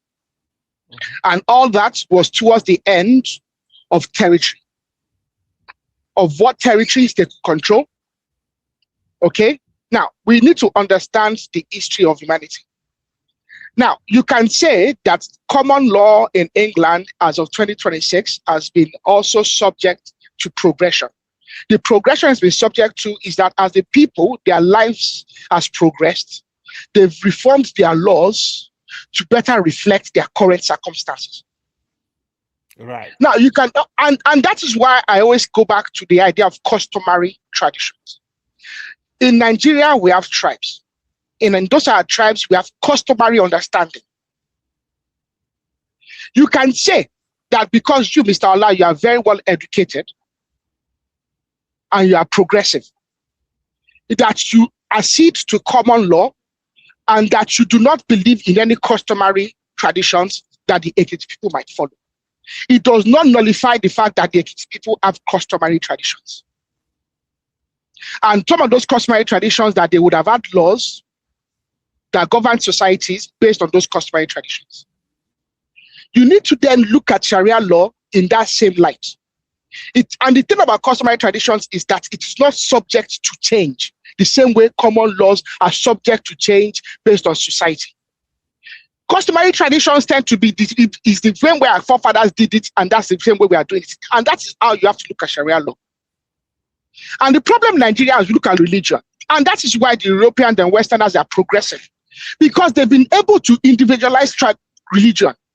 We have not individualized religion. We still use religion as a tool of conflict, as a tool of repression, and as a tool of oppression, and a political tool. That is why we are here this morning. Well, this is very early for me, and we are talking about religion. It is a non-issue. Absolutely. I agree. In fact, it's a non-issue. Guy, hold on. So let's stop this thing. Let's stop this. It's a non-issue thing. You understand? While It is a non-issue. Hold on, guy. While I recognize those true Islamic faithful that are normally decent or whatever, you understand? And I still tell you that it is still this same religion that some are hiding under to perpetrate terrorism. You understand? Now, look, okay, now let me tell you something in Nigeria today. Have you ever seen whether radical Christian or radical Onisheshi or radical or any other type of religion that say Nigerians must convert, you understand, to their religion? See, the radical one that you say you must convert to Islam, become Muslim, they always come from the Islamic section. And these guys, by the time some of them are even quoting, they be quoting, there's Quran, they say, which other book they say, they refer to that one apart from Quran. You understand? They will have backings for this. Mr. Ola, you are normalizing Islamic fundamentalism. There is nothing normal about Islamic fundamentalism. There's nothing normal about it. So we shouldn't even accept it as a normal part of society. Hold on. You will never see anything in Nigerian law or British law that say, okay, this is a Christian law. But when law, the civil law is influenced by Christianity. Okay, give me 5 seconds. So to Aro's point earlier. So he made a great submission earlier about the progression in human society regarding our laws and how they change over time based on a society and human interaction. That is factual. But a lot to the question about what Bible law can be seen in the British and American law. Believe it or not, a good example would be the quote in the Bible that says, "Suffer a witch not to live." Do you know? They only just abolished that law in the 2000s in the UK and Ireland. Okay, you know that was only just abolished recently. You know, in America, they used to kill people that are for witchcraft. For witchcraft, people that are witches or they deemed to be a person that's deemed to be a witch is they hang them and they kill them. The last witch was put at the stake in America in the 1900s. Can you believe that? Well, that is right. I think that was a Salem witch trial. So the point here is that that practice in our society, according to the law, was directly derived from the Old Testament. So that's one of them. But we don't do that anymore. Even many Americans don't know that. It's kind of barbaric to think in today's world that you hang somebody for being a witch. It's like it's almost it's inconceivable. So that's one good example. So, part of the law. Yes, no, it was. In Mr. Ola in the UK, Mr. Ola in the UK, that part of that was only just removed. Hold on, I'm asking Prince Daddy. Is it part of your law, Prince Daddy? Is this part of the law now? No, not anymore. Not anymore. That's what I was saying to Aro's point about laws changing over time. What did I do wrong? What did I do wrong when I said we should take Sharia out of our constitution? See, your reservation about Sharia law is I share that reservation absolutely. Also, my fear is the radical nature of those of certain people behind that law, what it could be in the future. But if you look at it, quite frankly, the Islamic law or practice, there are so many good things about that, especially the one about usury, for example, and there's some other ones that quite frankly I would love our society to adopt into our national jurisprudence. You want to put it that way. There are great things about the Islamic religion. Many great things about their law, especially. Mr. Allah, do you know the risk of taking Sharia law out of the Constitution? But again, there's some other parts also, just like the Christian religion, that if you were to implement those laws, I mean, it's going to be tragic, to our society. And there are some people that, like you call it, hardened religious people that will hold on to those harsh part of the law, and that's what you and I don't want. And that's why we're trying to be neutral as much as possible. Prince Daddy, like you said, you like some aspect of Sharia law now. You can leave. Sorry, let me correct myself. I said the Muslim religion. I'm not sure exactly the Sharia law, but I know there's some good things about the Muslim religion, especially the issue when it comes to usury. I think that's a good one. No. I don't have problem with Islamic as a religion. That's one thing you understand. Even if now, like maybe the principle of borrowing without interest of all those stuff, you can do some kind of things without labeling it in Sharia. That is can what go and is borrow called, law. that is what is called. It's Sharia law. I'm telling you, okay. Let me tell you something. You can still get that law with that. So once you start attaching that Sharia law, there will be some criminals. Tomorrow, some manipulators. I don't think you understand this stuff, Ola, to be honest. I'm sorry. I'm see, as long as that Sharia is still there, you understand. If you don't address it, I don't even want to understand that. Mr. Allah, can I make a contribution? No, I think the abuses and excesses of human nature is what Allah is alluding to, in which I agree with also. I agree. You said Absolutely. earlier, I think AY yourself said it earlier about religion being a tool, and I always give this quote that there's nothing ever been given to man that man has not abused, be it religion or any other thing. Man will always abuse. So the excess is what we have a great reservation about. Prince Daddy.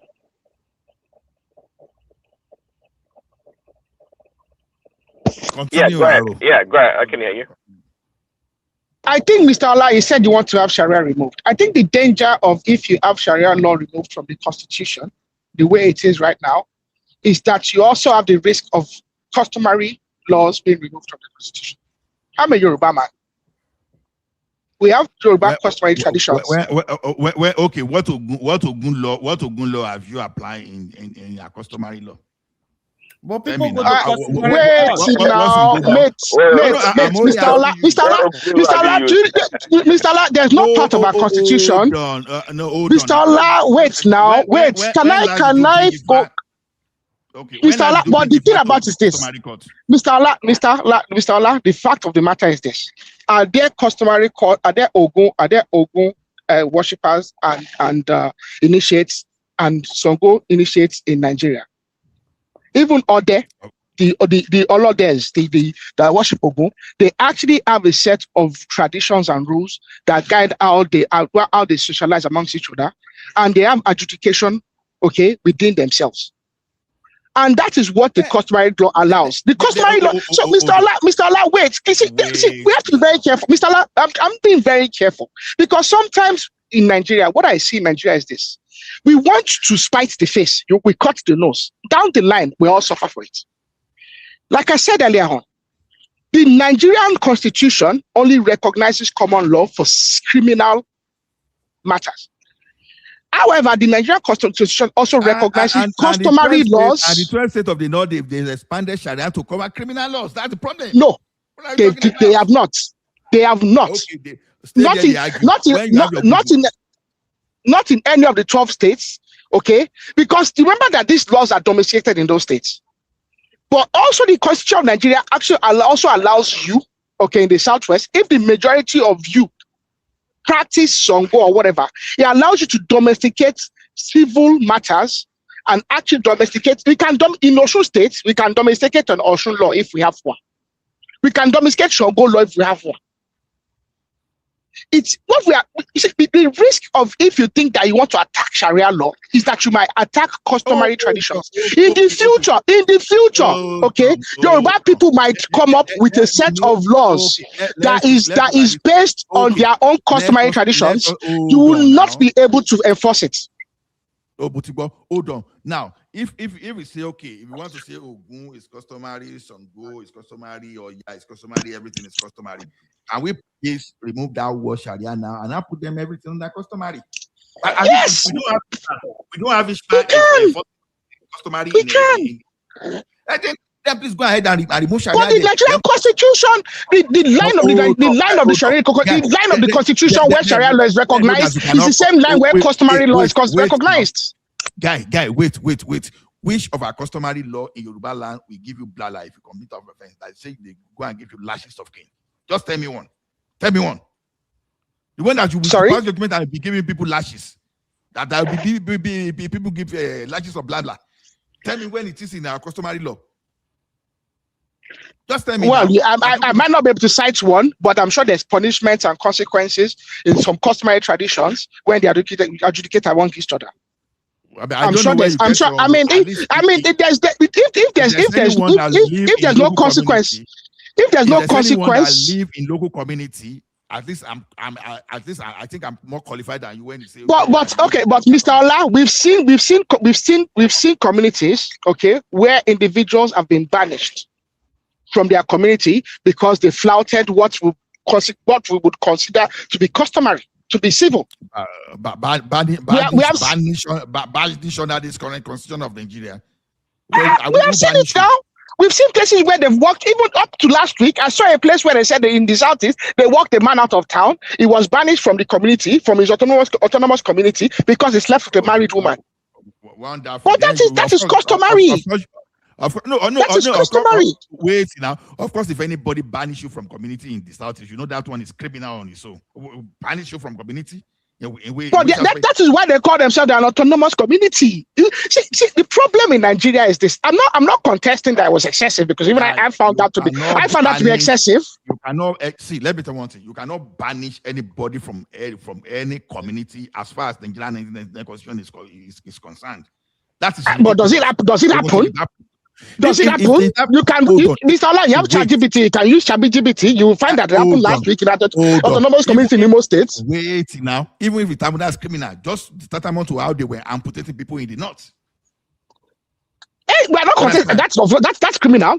Was there ever a time that wasn't criminal? Okay. Under what law? Under what law were they able to refer to something that they needed to amputate people? Then tell me. Even the Sharia law in Nigeria does not allow that. That's criminal. Even the court, you know that the individual in that case went to court. He went to common law court and he actually found justice. He was actually awarded a compensation. Do you know that? The problem in Nigeria is we abuse everything. Like Prince Daddy said, everything in us is subject to abuse. A politician in Nigeria said, the problem in Nigeria is not that we don't have Sharia court, we have political Sharia. Hold on, that means see, marrying more than one wife, it depends on how you do it in Nigeria.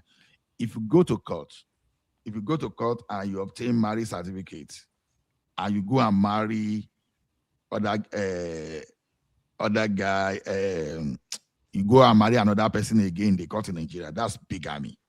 So that's criminal. But if you marry according to the custom, you understand? You didn't go to court, you marry according to the custom. Even if you marry 100 wives, you are okay. You understand?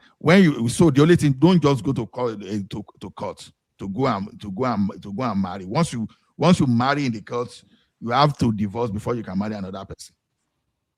That's just the way it is. But this one that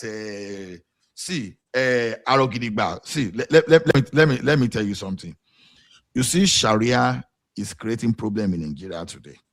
Just because I cannot let you continue, Miogba. You said there are no. I came up for this. I had no plans to come up, but there are no Christian radicals in the country. And look at your screen. You have Prince Daddy right there. Exhibit A. Everybody's going to hell to that guy.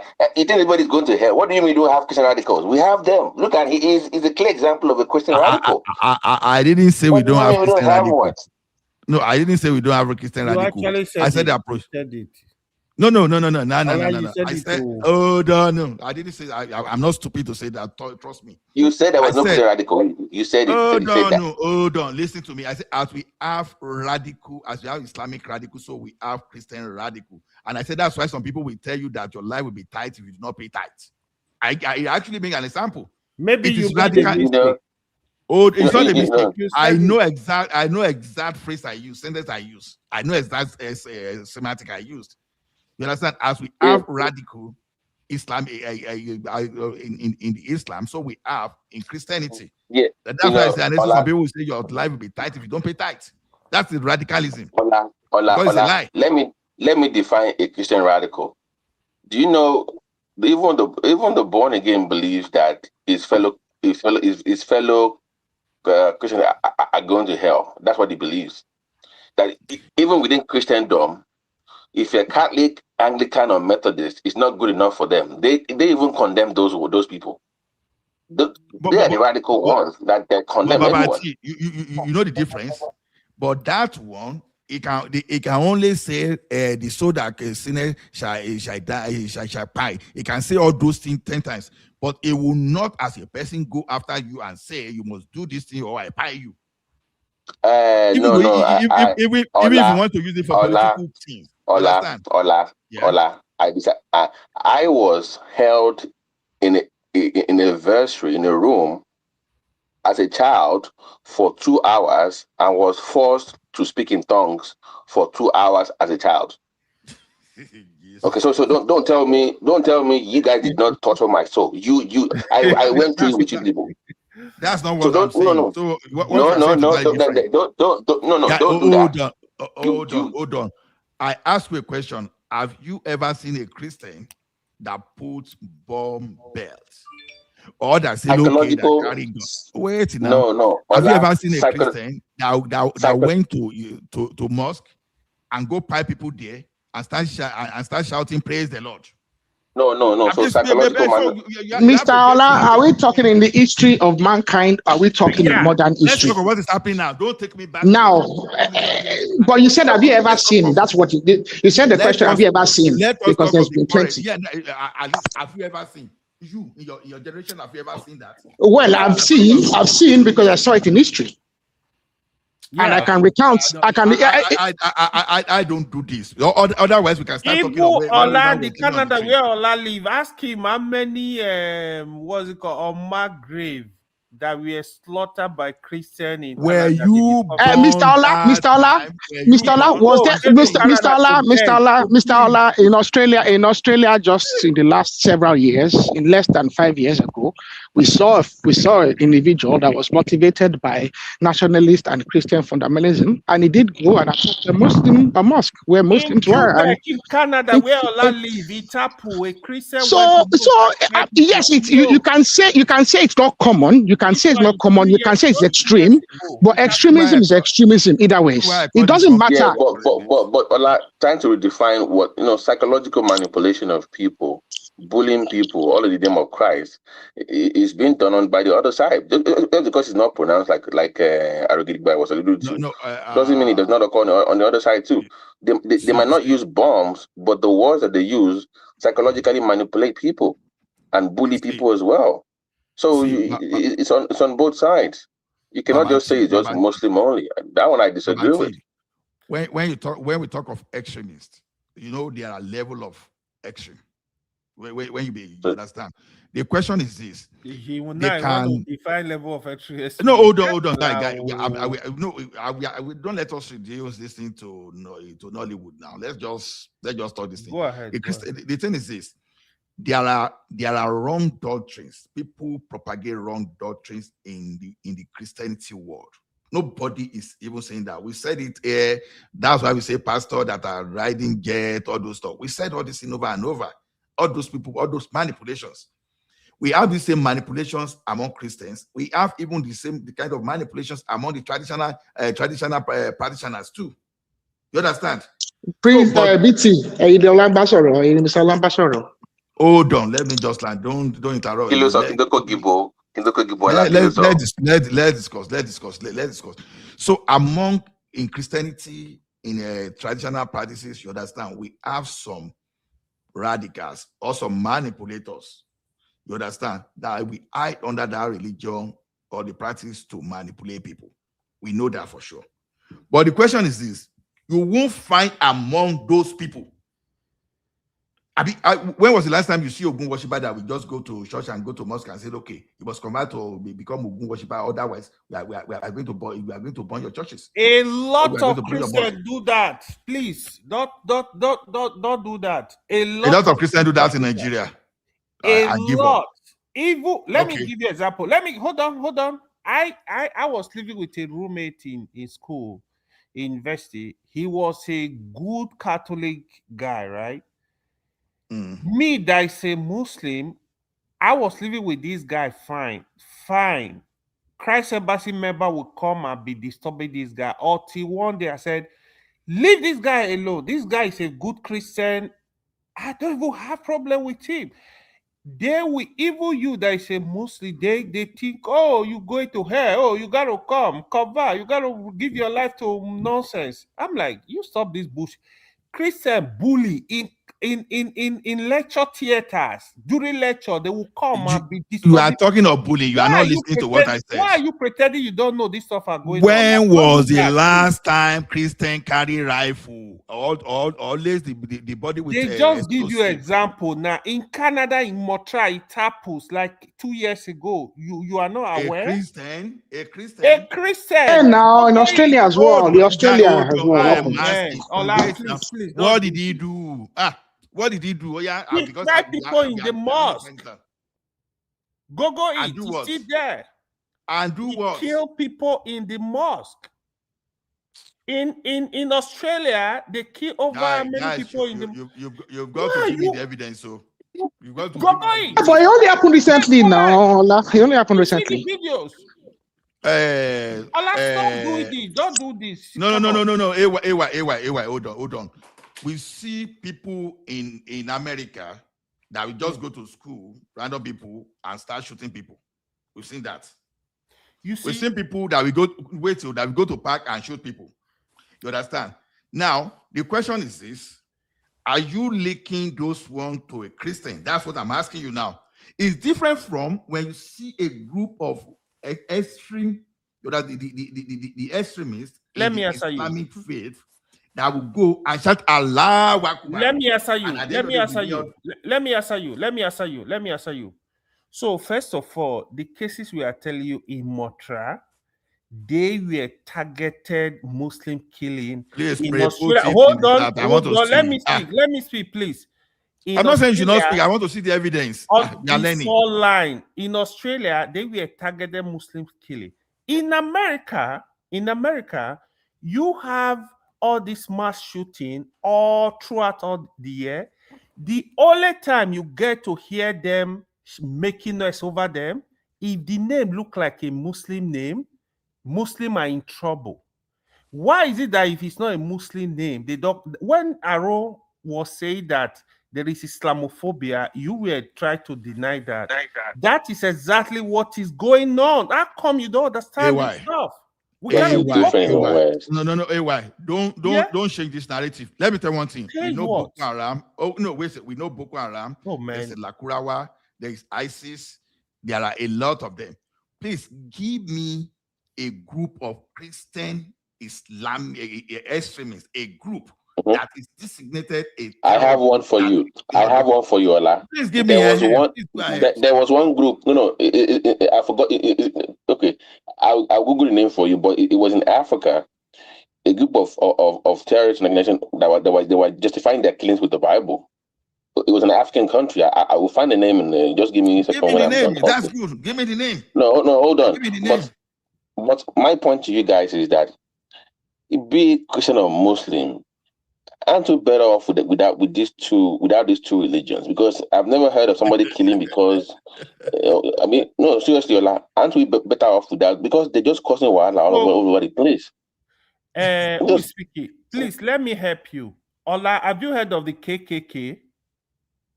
No, I've not heard of KKK. You've not heard of the KKK? That's a Christian group. I know you know. You can please I say research I on don't this. know. As we are talking, Okay. I'm Okay. googling them. Have you heard of the? You know what? Okay, I don't have let to me give Google you for group now. Islamic You need before I group. know. Let me give you group. If you've not heard of the KKK, have you heard of the Army of God in United States? What are they doing? That same thing they are doing. Have you heard of the Lord Resistance Army? Go in Uganda. Please research this group. I tell me what they do. KKK, if Now, you don't know KKK, everybody knows what KKK. It's waiting now. I've seen They are KKK violent now. group that are Wait, hold on. I've Googled KKK now. Okay, thank you. Wait now. KKK said they are the definition a white supremacist group. See the definition. Supremacists are Christian extremist group. Guy, hold on. I don't know all those things. I'm just talking of what I know here now, what I can see. I told you that I don't know, right? You gave me, and I'm reading. They call them a white supremacist group, promote racism, anti-black ideology, anti-Semitism, anti-Catholic, and anti-immigrant views. So that's what I find. That's what I find about them. Are they Christians? So they are Christian extremist group. Okay. Where are you checking it, please? Where are you checking it? I use ChatGPT to link me to read. I don't use ChatGPT. This stuff was important on the public news. So there was an instance. I know you will tell me not to do because it's not. Well, there's the public news now. CNN, Sky, everybody. I'm actually surprised. Arrow, before you continue, anyway, hold on. Before you continue, I remember like yesterday. Ola, you asked for the name. It's called. That happened in the 90s. So it was called the Lord Resistance Army in Congo. Oh yeah, in Congo. Yeah. I don't see. Killing people. They're chopping people's hands off now. They were chopping people's hands off. They were using the Bible to justify their killings. Yeah, now NRC, Lord Resistance Army. Yeah, I remember now. Yeah. They're still active, but they're not gone. No, NRC are not gone. No, they're still there. Anyway, see. Let me tell you all this. What do you mean anyway? What do you mean anyway? Don't move on. No. No. I want productive arguments. I don't just want to argue for arguing's sake. Now we are. Mr. Ola, don't let us justify evil over here because of our religion, because of the religious. Don't be disruptive. Just hold on. Let me just make my point. The question is this: we are talking of Nigeria now. Right. So now, no, of course, Nigeria is what we are talking before you guys started deviating, right? Okay. Now, the question is this: can you tell me those Christians in Borno, in Katsina, in Sokoto, in Kaduna, in Niger State, even in Oyo State, that form the group that are terrorizing? Let me tell you, I will help you, please.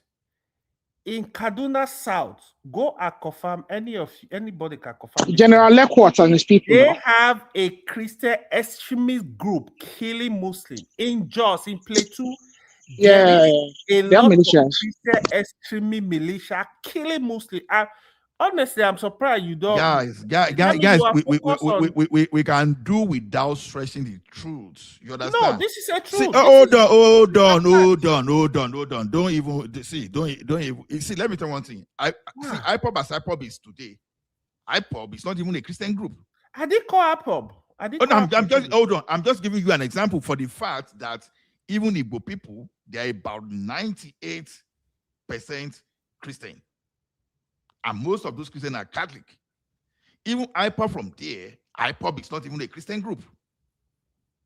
You understand? I want you to know all those things now. You will never see an IPOB guy go to mosque and I say, praise the Lord, and the next thing. Okay, now you ask a question. I'm telling you of Kaduna. Hold on. But you are calling IPOB. Why are you calling IPOB? When you see the Islamic group, Islamic extreme group, when they were coming, they will be shouting, Allahu Akbar. Just know the difference. Now, you are telling me now just because you have some people in the jails that they just have to protect themselves and they have to counter. Mr. Ola, don't let us normalize anything that is wrong. What's not wrong is not. It doesn't matter under what guys anybody does. What is not right is not right. Ola. Here's the pointer. let's get rid of all foreign religions to save lives. How about that? Let's do that. Ola no go agree. Let's do that.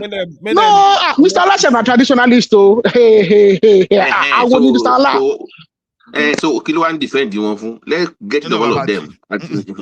See, Babati, you can do your religion as long as you are not imposing your religion upon me. That's my point there now. That has been my point. Ola, let me give you a. Hold on. No, let me answer Babati now. I even got to a point that, okay, even when everything's settled, I want all the preachers in Nigeria to be licensed. And once you do not comply, you understand? Once you do not comply, your license can be suspended. I don't know, but when you start saying, I must do this, when you are saying, oh, okay, look at what they are doing to Onisheshe in Loring.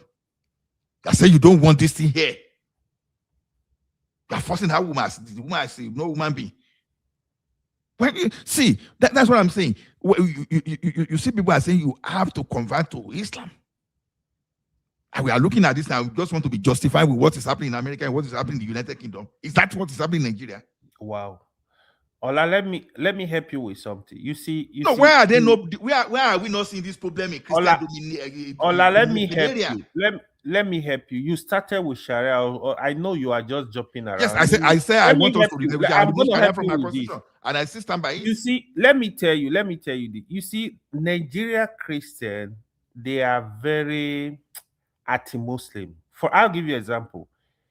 The government we have now, the president is Muslim. The two religions are against themselves. Hold on. Let me help you. The president is a Muslim. The vice president is a Muslim. Despite they know these people, they know there is no agenda. They know it's not about religion. This is about politics. They will never stop talking about this as if they are turning everybody to Muslim religion. In a place like Oshu State that is dominated by Muslims, both the governor and the deputy are Christian. I have never heard a Muslim say you must leave the office. You can't because you are Christian. That's one of those propaganda. We don't have evidence. We don't have evidence. We don't have evidence that Muslims dominate. Now I know Ola is not ready for discussion, objective discussion. No. Did you get my sense? You are here to defend. You are here to defend. I see that. See, we don't have to do that. We don't have to do that. As a matter of fact, in all the Southwest state, all the governors are Christian. You know the population of Muslims in Southwest. Do you hear Muslims complaining? No, we don't have a governor. Do you hear them complaining? So what I'm literally telling you, this, like Caro said, this issue are just, the Sharia you hear, Sharia is not what you think. Sharia is a way of life of self-centered people. They choose to say this will guide our life. Then let us mention Songo, Ogun, Ifa in our constitution. There is provision for it. There is provision for it. So the Nigeria constitution. Let us mention Oshun, Yemoja inside our constitution. If that you understand, I'm saying you should take Sharia. Yeah, they can do it. That is why we have customary. Go and practice your Sharia without putting in a constitution. That's what I'm saying. Put everything on that customary. Don't mention Sharia. In Nigeria, right? Nigeria protected the traditional worshiper. I say, okay, you are traditionally go to customary court. You are a Muslim, go to Sharia. You're Christian and other people, what you choose, go to the civil court. This is easy. I don't think it's a big deal. It's just that lack of what was it called? Lack of better word. What was this word called? Like we don't want to understand ourselves. You only think along one line. What we believe is what we believe. There are Muslim in the north that will have your kind of thinking. They will say, why are we having law that customary law? Why are we having law that are coming from Christian angle? They can also have that argument. That is what we don't think. So you have a population, you have Nigeria that have The North, you know the population. So when they say that they are not forcing it on anybody, that is what I said. The Nigerian Constitution needs to protect non-Muslim from enforcing the Sharia law on them. Okay, I will now The ask you. criminal case to don't put them on the Okay, now use it let me on now ask you a question on now. criminal cases. Is it by Mhm. accident Mhm. that where we have Sharia implemented in Nigeria are under terror attack than other areas not covered by Sharia? Is it by before you mention hold on, before you mention Benue and Jos, you understand? You know they are trying to displace those people and take over their land. So I don't want you understand. But let us go to where they are practicing Sharia. Is it just by incident that where they are having that one that you understand that we now have extreme You see, extremists? honestly, I don't like having this kind of this a discussion are very weak in my opinion, because the longest crisis you have in Africa is in Congo. That's a Christian area. Can you say it's Christian that are doing I'm that? talking of Nigeria. See, So see. look at Nigeria. No. I don't want history. I I don't can break want it down history. for you I what is going on want in the global north. trend. No. See, when we are talking of what is happening to us, I don't want us to find way and escape to history. And that's why I someone can was break it quoting down. history of 2 million years there. Who cares? I The know that. issue, Hold on, the hold on. issue. I know that Britain. I know that Britain forcefully forced some people to convert to Anglican. All those things they were in several hundred of years. I'm not talking of that because I never existed that time. I'm talking of what is impacting my life currently. Those people then they knew how to settle their matter. For me, I'm still protecting myself as I speak now. What so I I'm will concerned tell with you, what is happening in my own lifetime. You see, most of the cases you see in the north, a lot of these cases are not religious, but you will not believe. You can believe anything you want to believe. I know. I know. That's why I said they are hiding under religion. You see, understand? Don't give most them of tools these to hide cases under. they are not religious, but fortunately, because this is a Muslim-dominated area, that narrative sell is so easy. It's just like the Christian South today, where you hear when But you see what they are publishing on social media now. You I see what those know, people I that are know. leading. It's just like what the orange man said, Christian genocide did not. Christian pick it up from there. They are shouting Christian genocide, Christian genocide. Where people know, even people that live in the north. I'm not saying there are not places where they are killing Christian. There are places where they are killing Muslim. We need to understand Nigerians are dying, because what I see, what that really did to us was to divide us across religious line. This is what me, when I was discussing this issue, what I was canvassing for. What I have seen, I see a foreign journalist breaking down the issue going on in Nigeria, what is really going on. Successfully, I think TNT station. That was the only guy I saw. He broke everything that our Nigerian local journalists could not even address this issue, even if they know, because they are taking side. You go to the Northwest. The issue in the Northwest has nothing whatsoever to do with religion at all. It is banditry. It is resource control in that area. Then you come to notice, yes, we have Boko Haram. The so-called Boko Haram, who are they killing? Who are their sponsor? Go to the what's it called? Where do all these displaced people, IDP camp? Go and check the population there. I see the people that are there. Table documented in terms of religion. I see the religion that is dominating in those areas. You come to the only place you will even talk about all this religion in Jos. Yes, there are religious crises for a long time in Kaduna. But South. they don't even have religious crisis in Jos. They have ethnic crisis.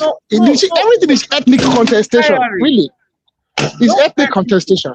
The same people that will criticize Islam, oh, they are the people.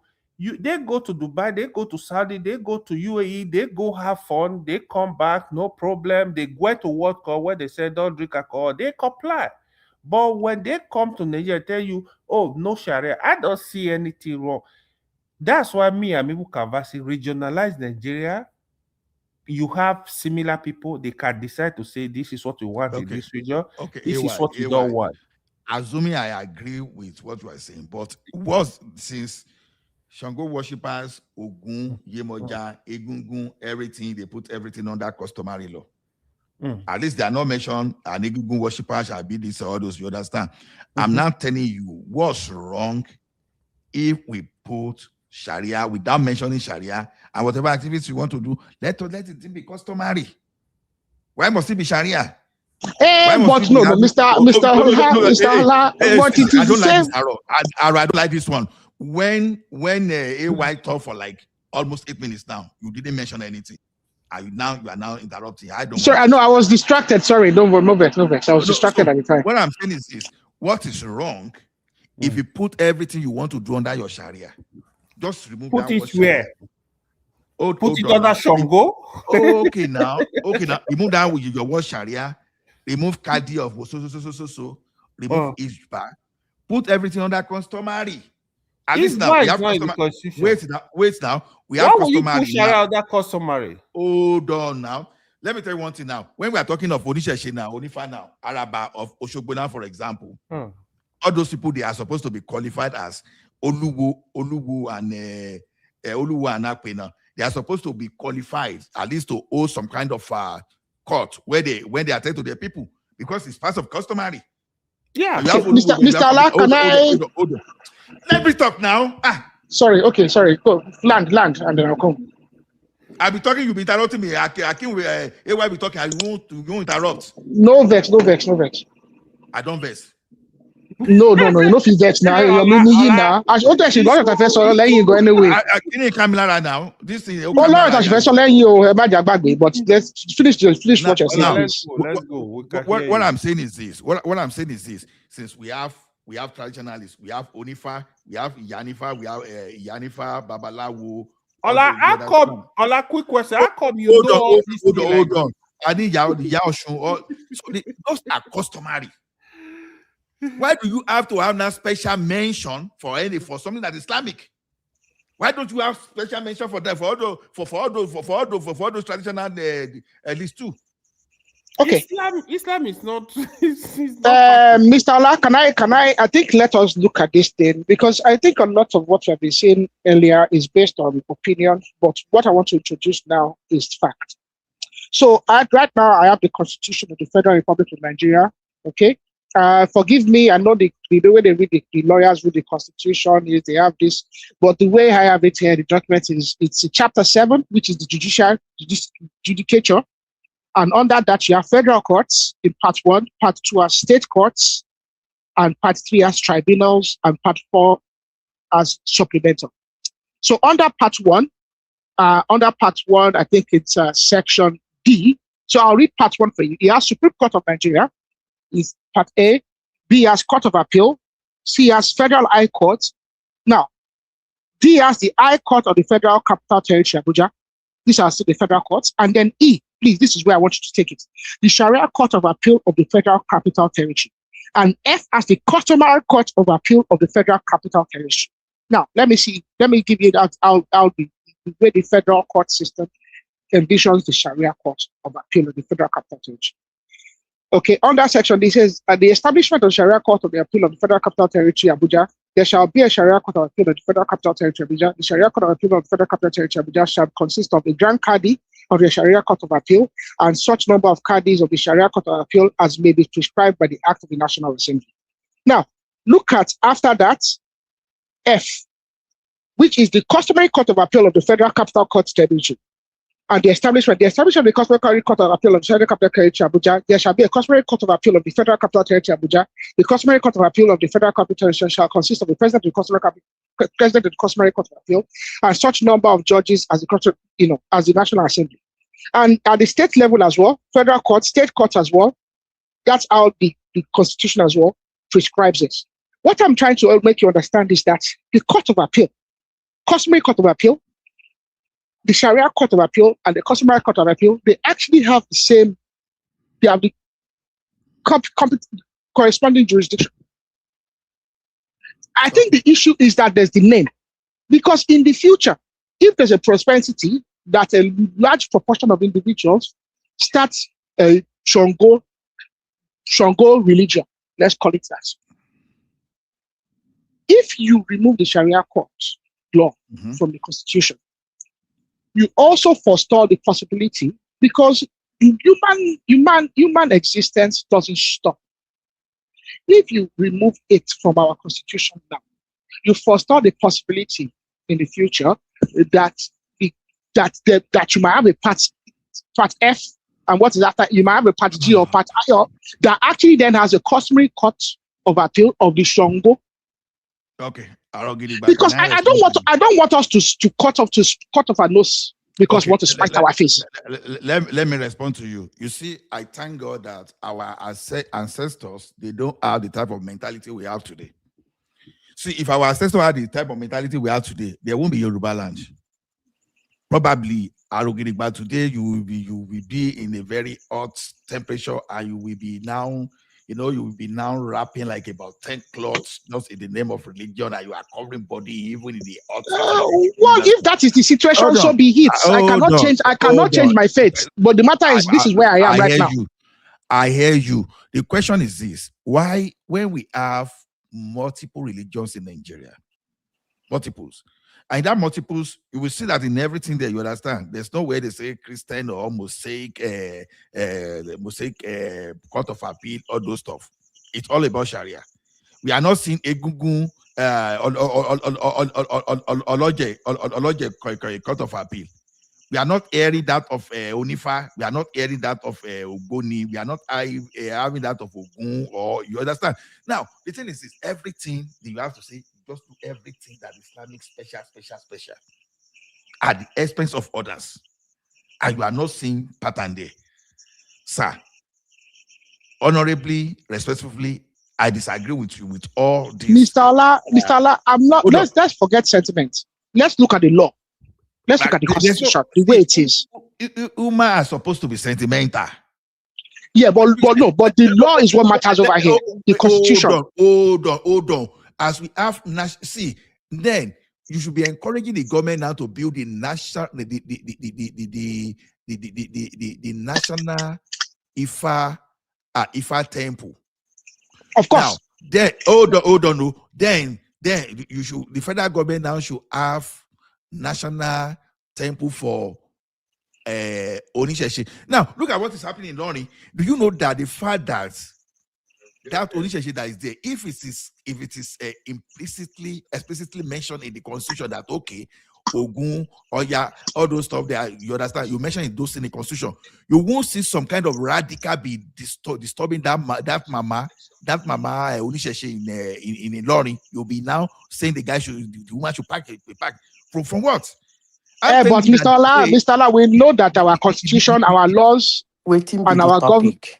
Mr. Allah, our laws, our constitution, our government recognizes only Christianity I said when we want to renegotiate ourselves that they should take the word Sharia out of our constitution. I ain't because this thing, you understand? You can put Sharia under customary, but don't necessarily call it Sharia. Don't give special court for Sharia. Let them be using customary court for everybody. It is the same. Its jurisdiction is the same. Is the same as. Madam Zina just called me. Let us hear from. Actually, I don't. There was a time they took that into Supreme Court. I don't really understand the idea of Nigeria operating on two different laws. Hello? Hello, can you hear me? We can hear you, Madam Zita. So what I'm saying is that this idea of Nigeria operating in two laws is not actually healthy. It's not healthy. A law is supposed to be a law for everybody. There shouldn't be a law for A and the law forbid differently. If Nigeria want to operate under Sharia, the way they have to do it is for them to build it into their law, not as a separate law. I hope I'm making sense. You build it into your law, pick some things in Sharia law and put into your law. But running a different law from the law of the government is absolutely bullshit. Let me make it clearer on what I am saying. You see, I heard you people mentioning customary law. When you mention customary law, it's as if customary law is different from the law of Nigeria. No, it is not. What the law did was that the customs and traditions of our land is built into our Nigerian law. And they now made a separate court for it. But in the Sharia law, it is not built into the law of the government of Nigeria. So they have to build it in. Look, I don't have problem how a country wants to run their law. Honestly, sincerely speaking. But having a law inside a law, that's where I have issue with. I don't know how they come about that shenanigan, but honestly, sincerely speaking, it's not working. It should be built in. Then there should be a court for it. If you do something outside, why am I saying this? Because Nigeria, they proud themselves in people who operate in a kind of a secular religion. Why am I saying that? The customary law is part of the culture and tradition of our land. Then we have the Christianity and then we have the Muslim. But in as that, in our law, we don't recognize that to religion as being a law. AI, can I ask you a quick question? Go ahead. Since it appears that both sides are not willing to budge on this issue, I mean, people that are very keen to wanting their Sharia states, the clamor for that is spreading across Nigeria, particularly in the north. Do you think at some point, as a country, we then need to negotiate the terms of us being together? At some point, do you think we are close to that point where we must then discuss Nigeria as a country? Yeah. Because nobody wants to budge. Are you Nobody wants asking to me give a an inch. question? Or are you making a? Yeah. No. I'm asking a question. Okay. You see,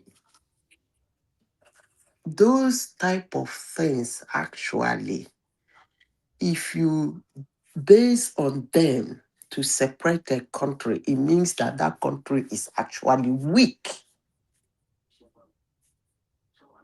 Because in the real sense of it, you are not supposed to operate another. Look, let me give you an example. If you go to Britain, when I mention Britain, I like talking about Britain because they are actually the architect of all this bullshit, law, order, English language, blah, blah, blah, do's and don'ts of planet Earth. If you go to their country, they have the law of the land, which is the government that cut across everybody. Then they have the traditional law, which they shrink to the minimum. They try as much as possible to make it silent. And everybody runs on the law, which is the government, the constitution, where everybody writes it down. So if you think that because some group of, I don't want to use very foul words for those people because they are actually getting on my last life. They're getting on my last nerves. What I hear come out from those areas these days is actually ridiculous. If you think that because of those group of people that the country will be separated, then I don't know. It shows the weakness of the country. So if the country is weak, let them separate. That's my answer to it. Which group of people that want separation? Huh? Which group of people that want separation? I didn't say one separation. He's asking, he has even left the platform. He's asking if those people keep insisting on what they want, don't you think they're Northerners, of course, now? Don't you think they should go their separate way? I think that's the So question, leader. if they not go separate way, what about the South? That is what I'm saying. Nigeria is actually a The very South cannot live together, you know, right? hold on now. I'm coming to that. You see, it is actually very difficult to separate Nigeria. Very difficult, period. Do you know why? Mm-hmm. Because unless the international community, the people you guys don't like, we sit down and separate it for us, they might decide to separate it according to the regions. But if you say Nigeria should separate, it's going to be a colossal mistake because every ethnicity,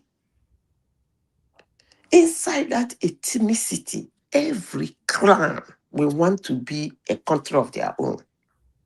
Absolutely. Which is actually very ridiculous and can never happen. Mm-hmm. I was telling somebody in my office, which day again? Was it? Because this week I did not go anywhere per se. It was week before last.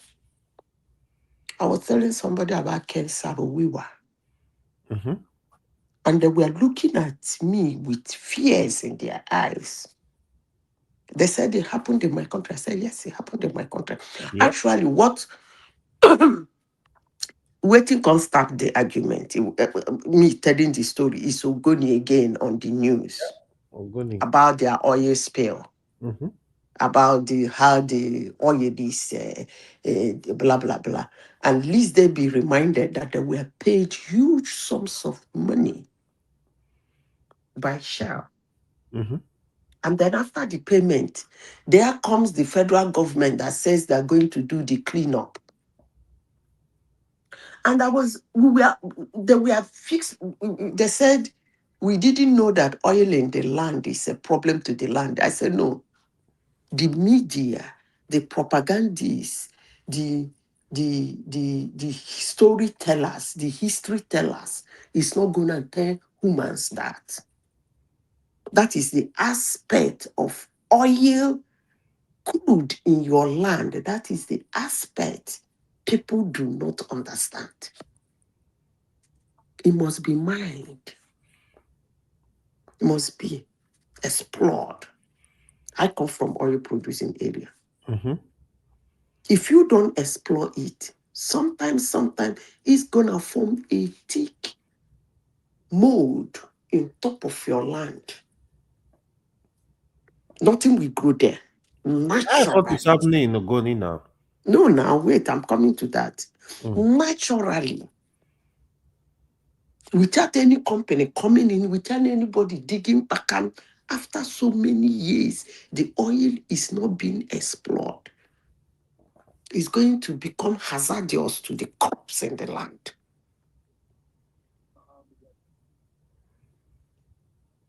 But Ogoni people, I told them the story of a cancer where they were like, me? You mean he paid his fellow townsmen because they did not agree to? I said, yes. They call it Ogoni 16. And that was why the head of state then, who is more crazier than he is, chopped off his head. They were looking at it in my country. I said, I put in my country. They were asking me how many of my countrymen and women know this story. I said, I can assure you not up to 30% of them. More especially our young ones. So, and the man wanted Ogoni Kingdom as a country of his own. It was laughable. Wanted Niger Delta there now. No. He wanted Ogoni Kingdom. No, Go that's and read about it. He doesn't want Niger. This is a man who I don't even know who the heck he is. He was just a poet and a writer. I don't know what made him become so. Actually, he was a good activist, so he was agitating for his people. Forget about that activist. Anybody can be. I'm talking about who is he? What has he done to the world? It's not being activist. I personally do not like activists because most times they end up destroying lives. That's why I can stand and tell people I'm not a fan of Martin Luther King Jr. And when I say it, people get shocked. Don't come to America and say that in the black community. I beg, please. So when I say it, most people get shocked. But I will tell them he wrote almost, if not 200 speeches or more than 200 speeches. And I've been able to read up to 100 and something of them. I can firmly tell you that what African Americans are suffering in the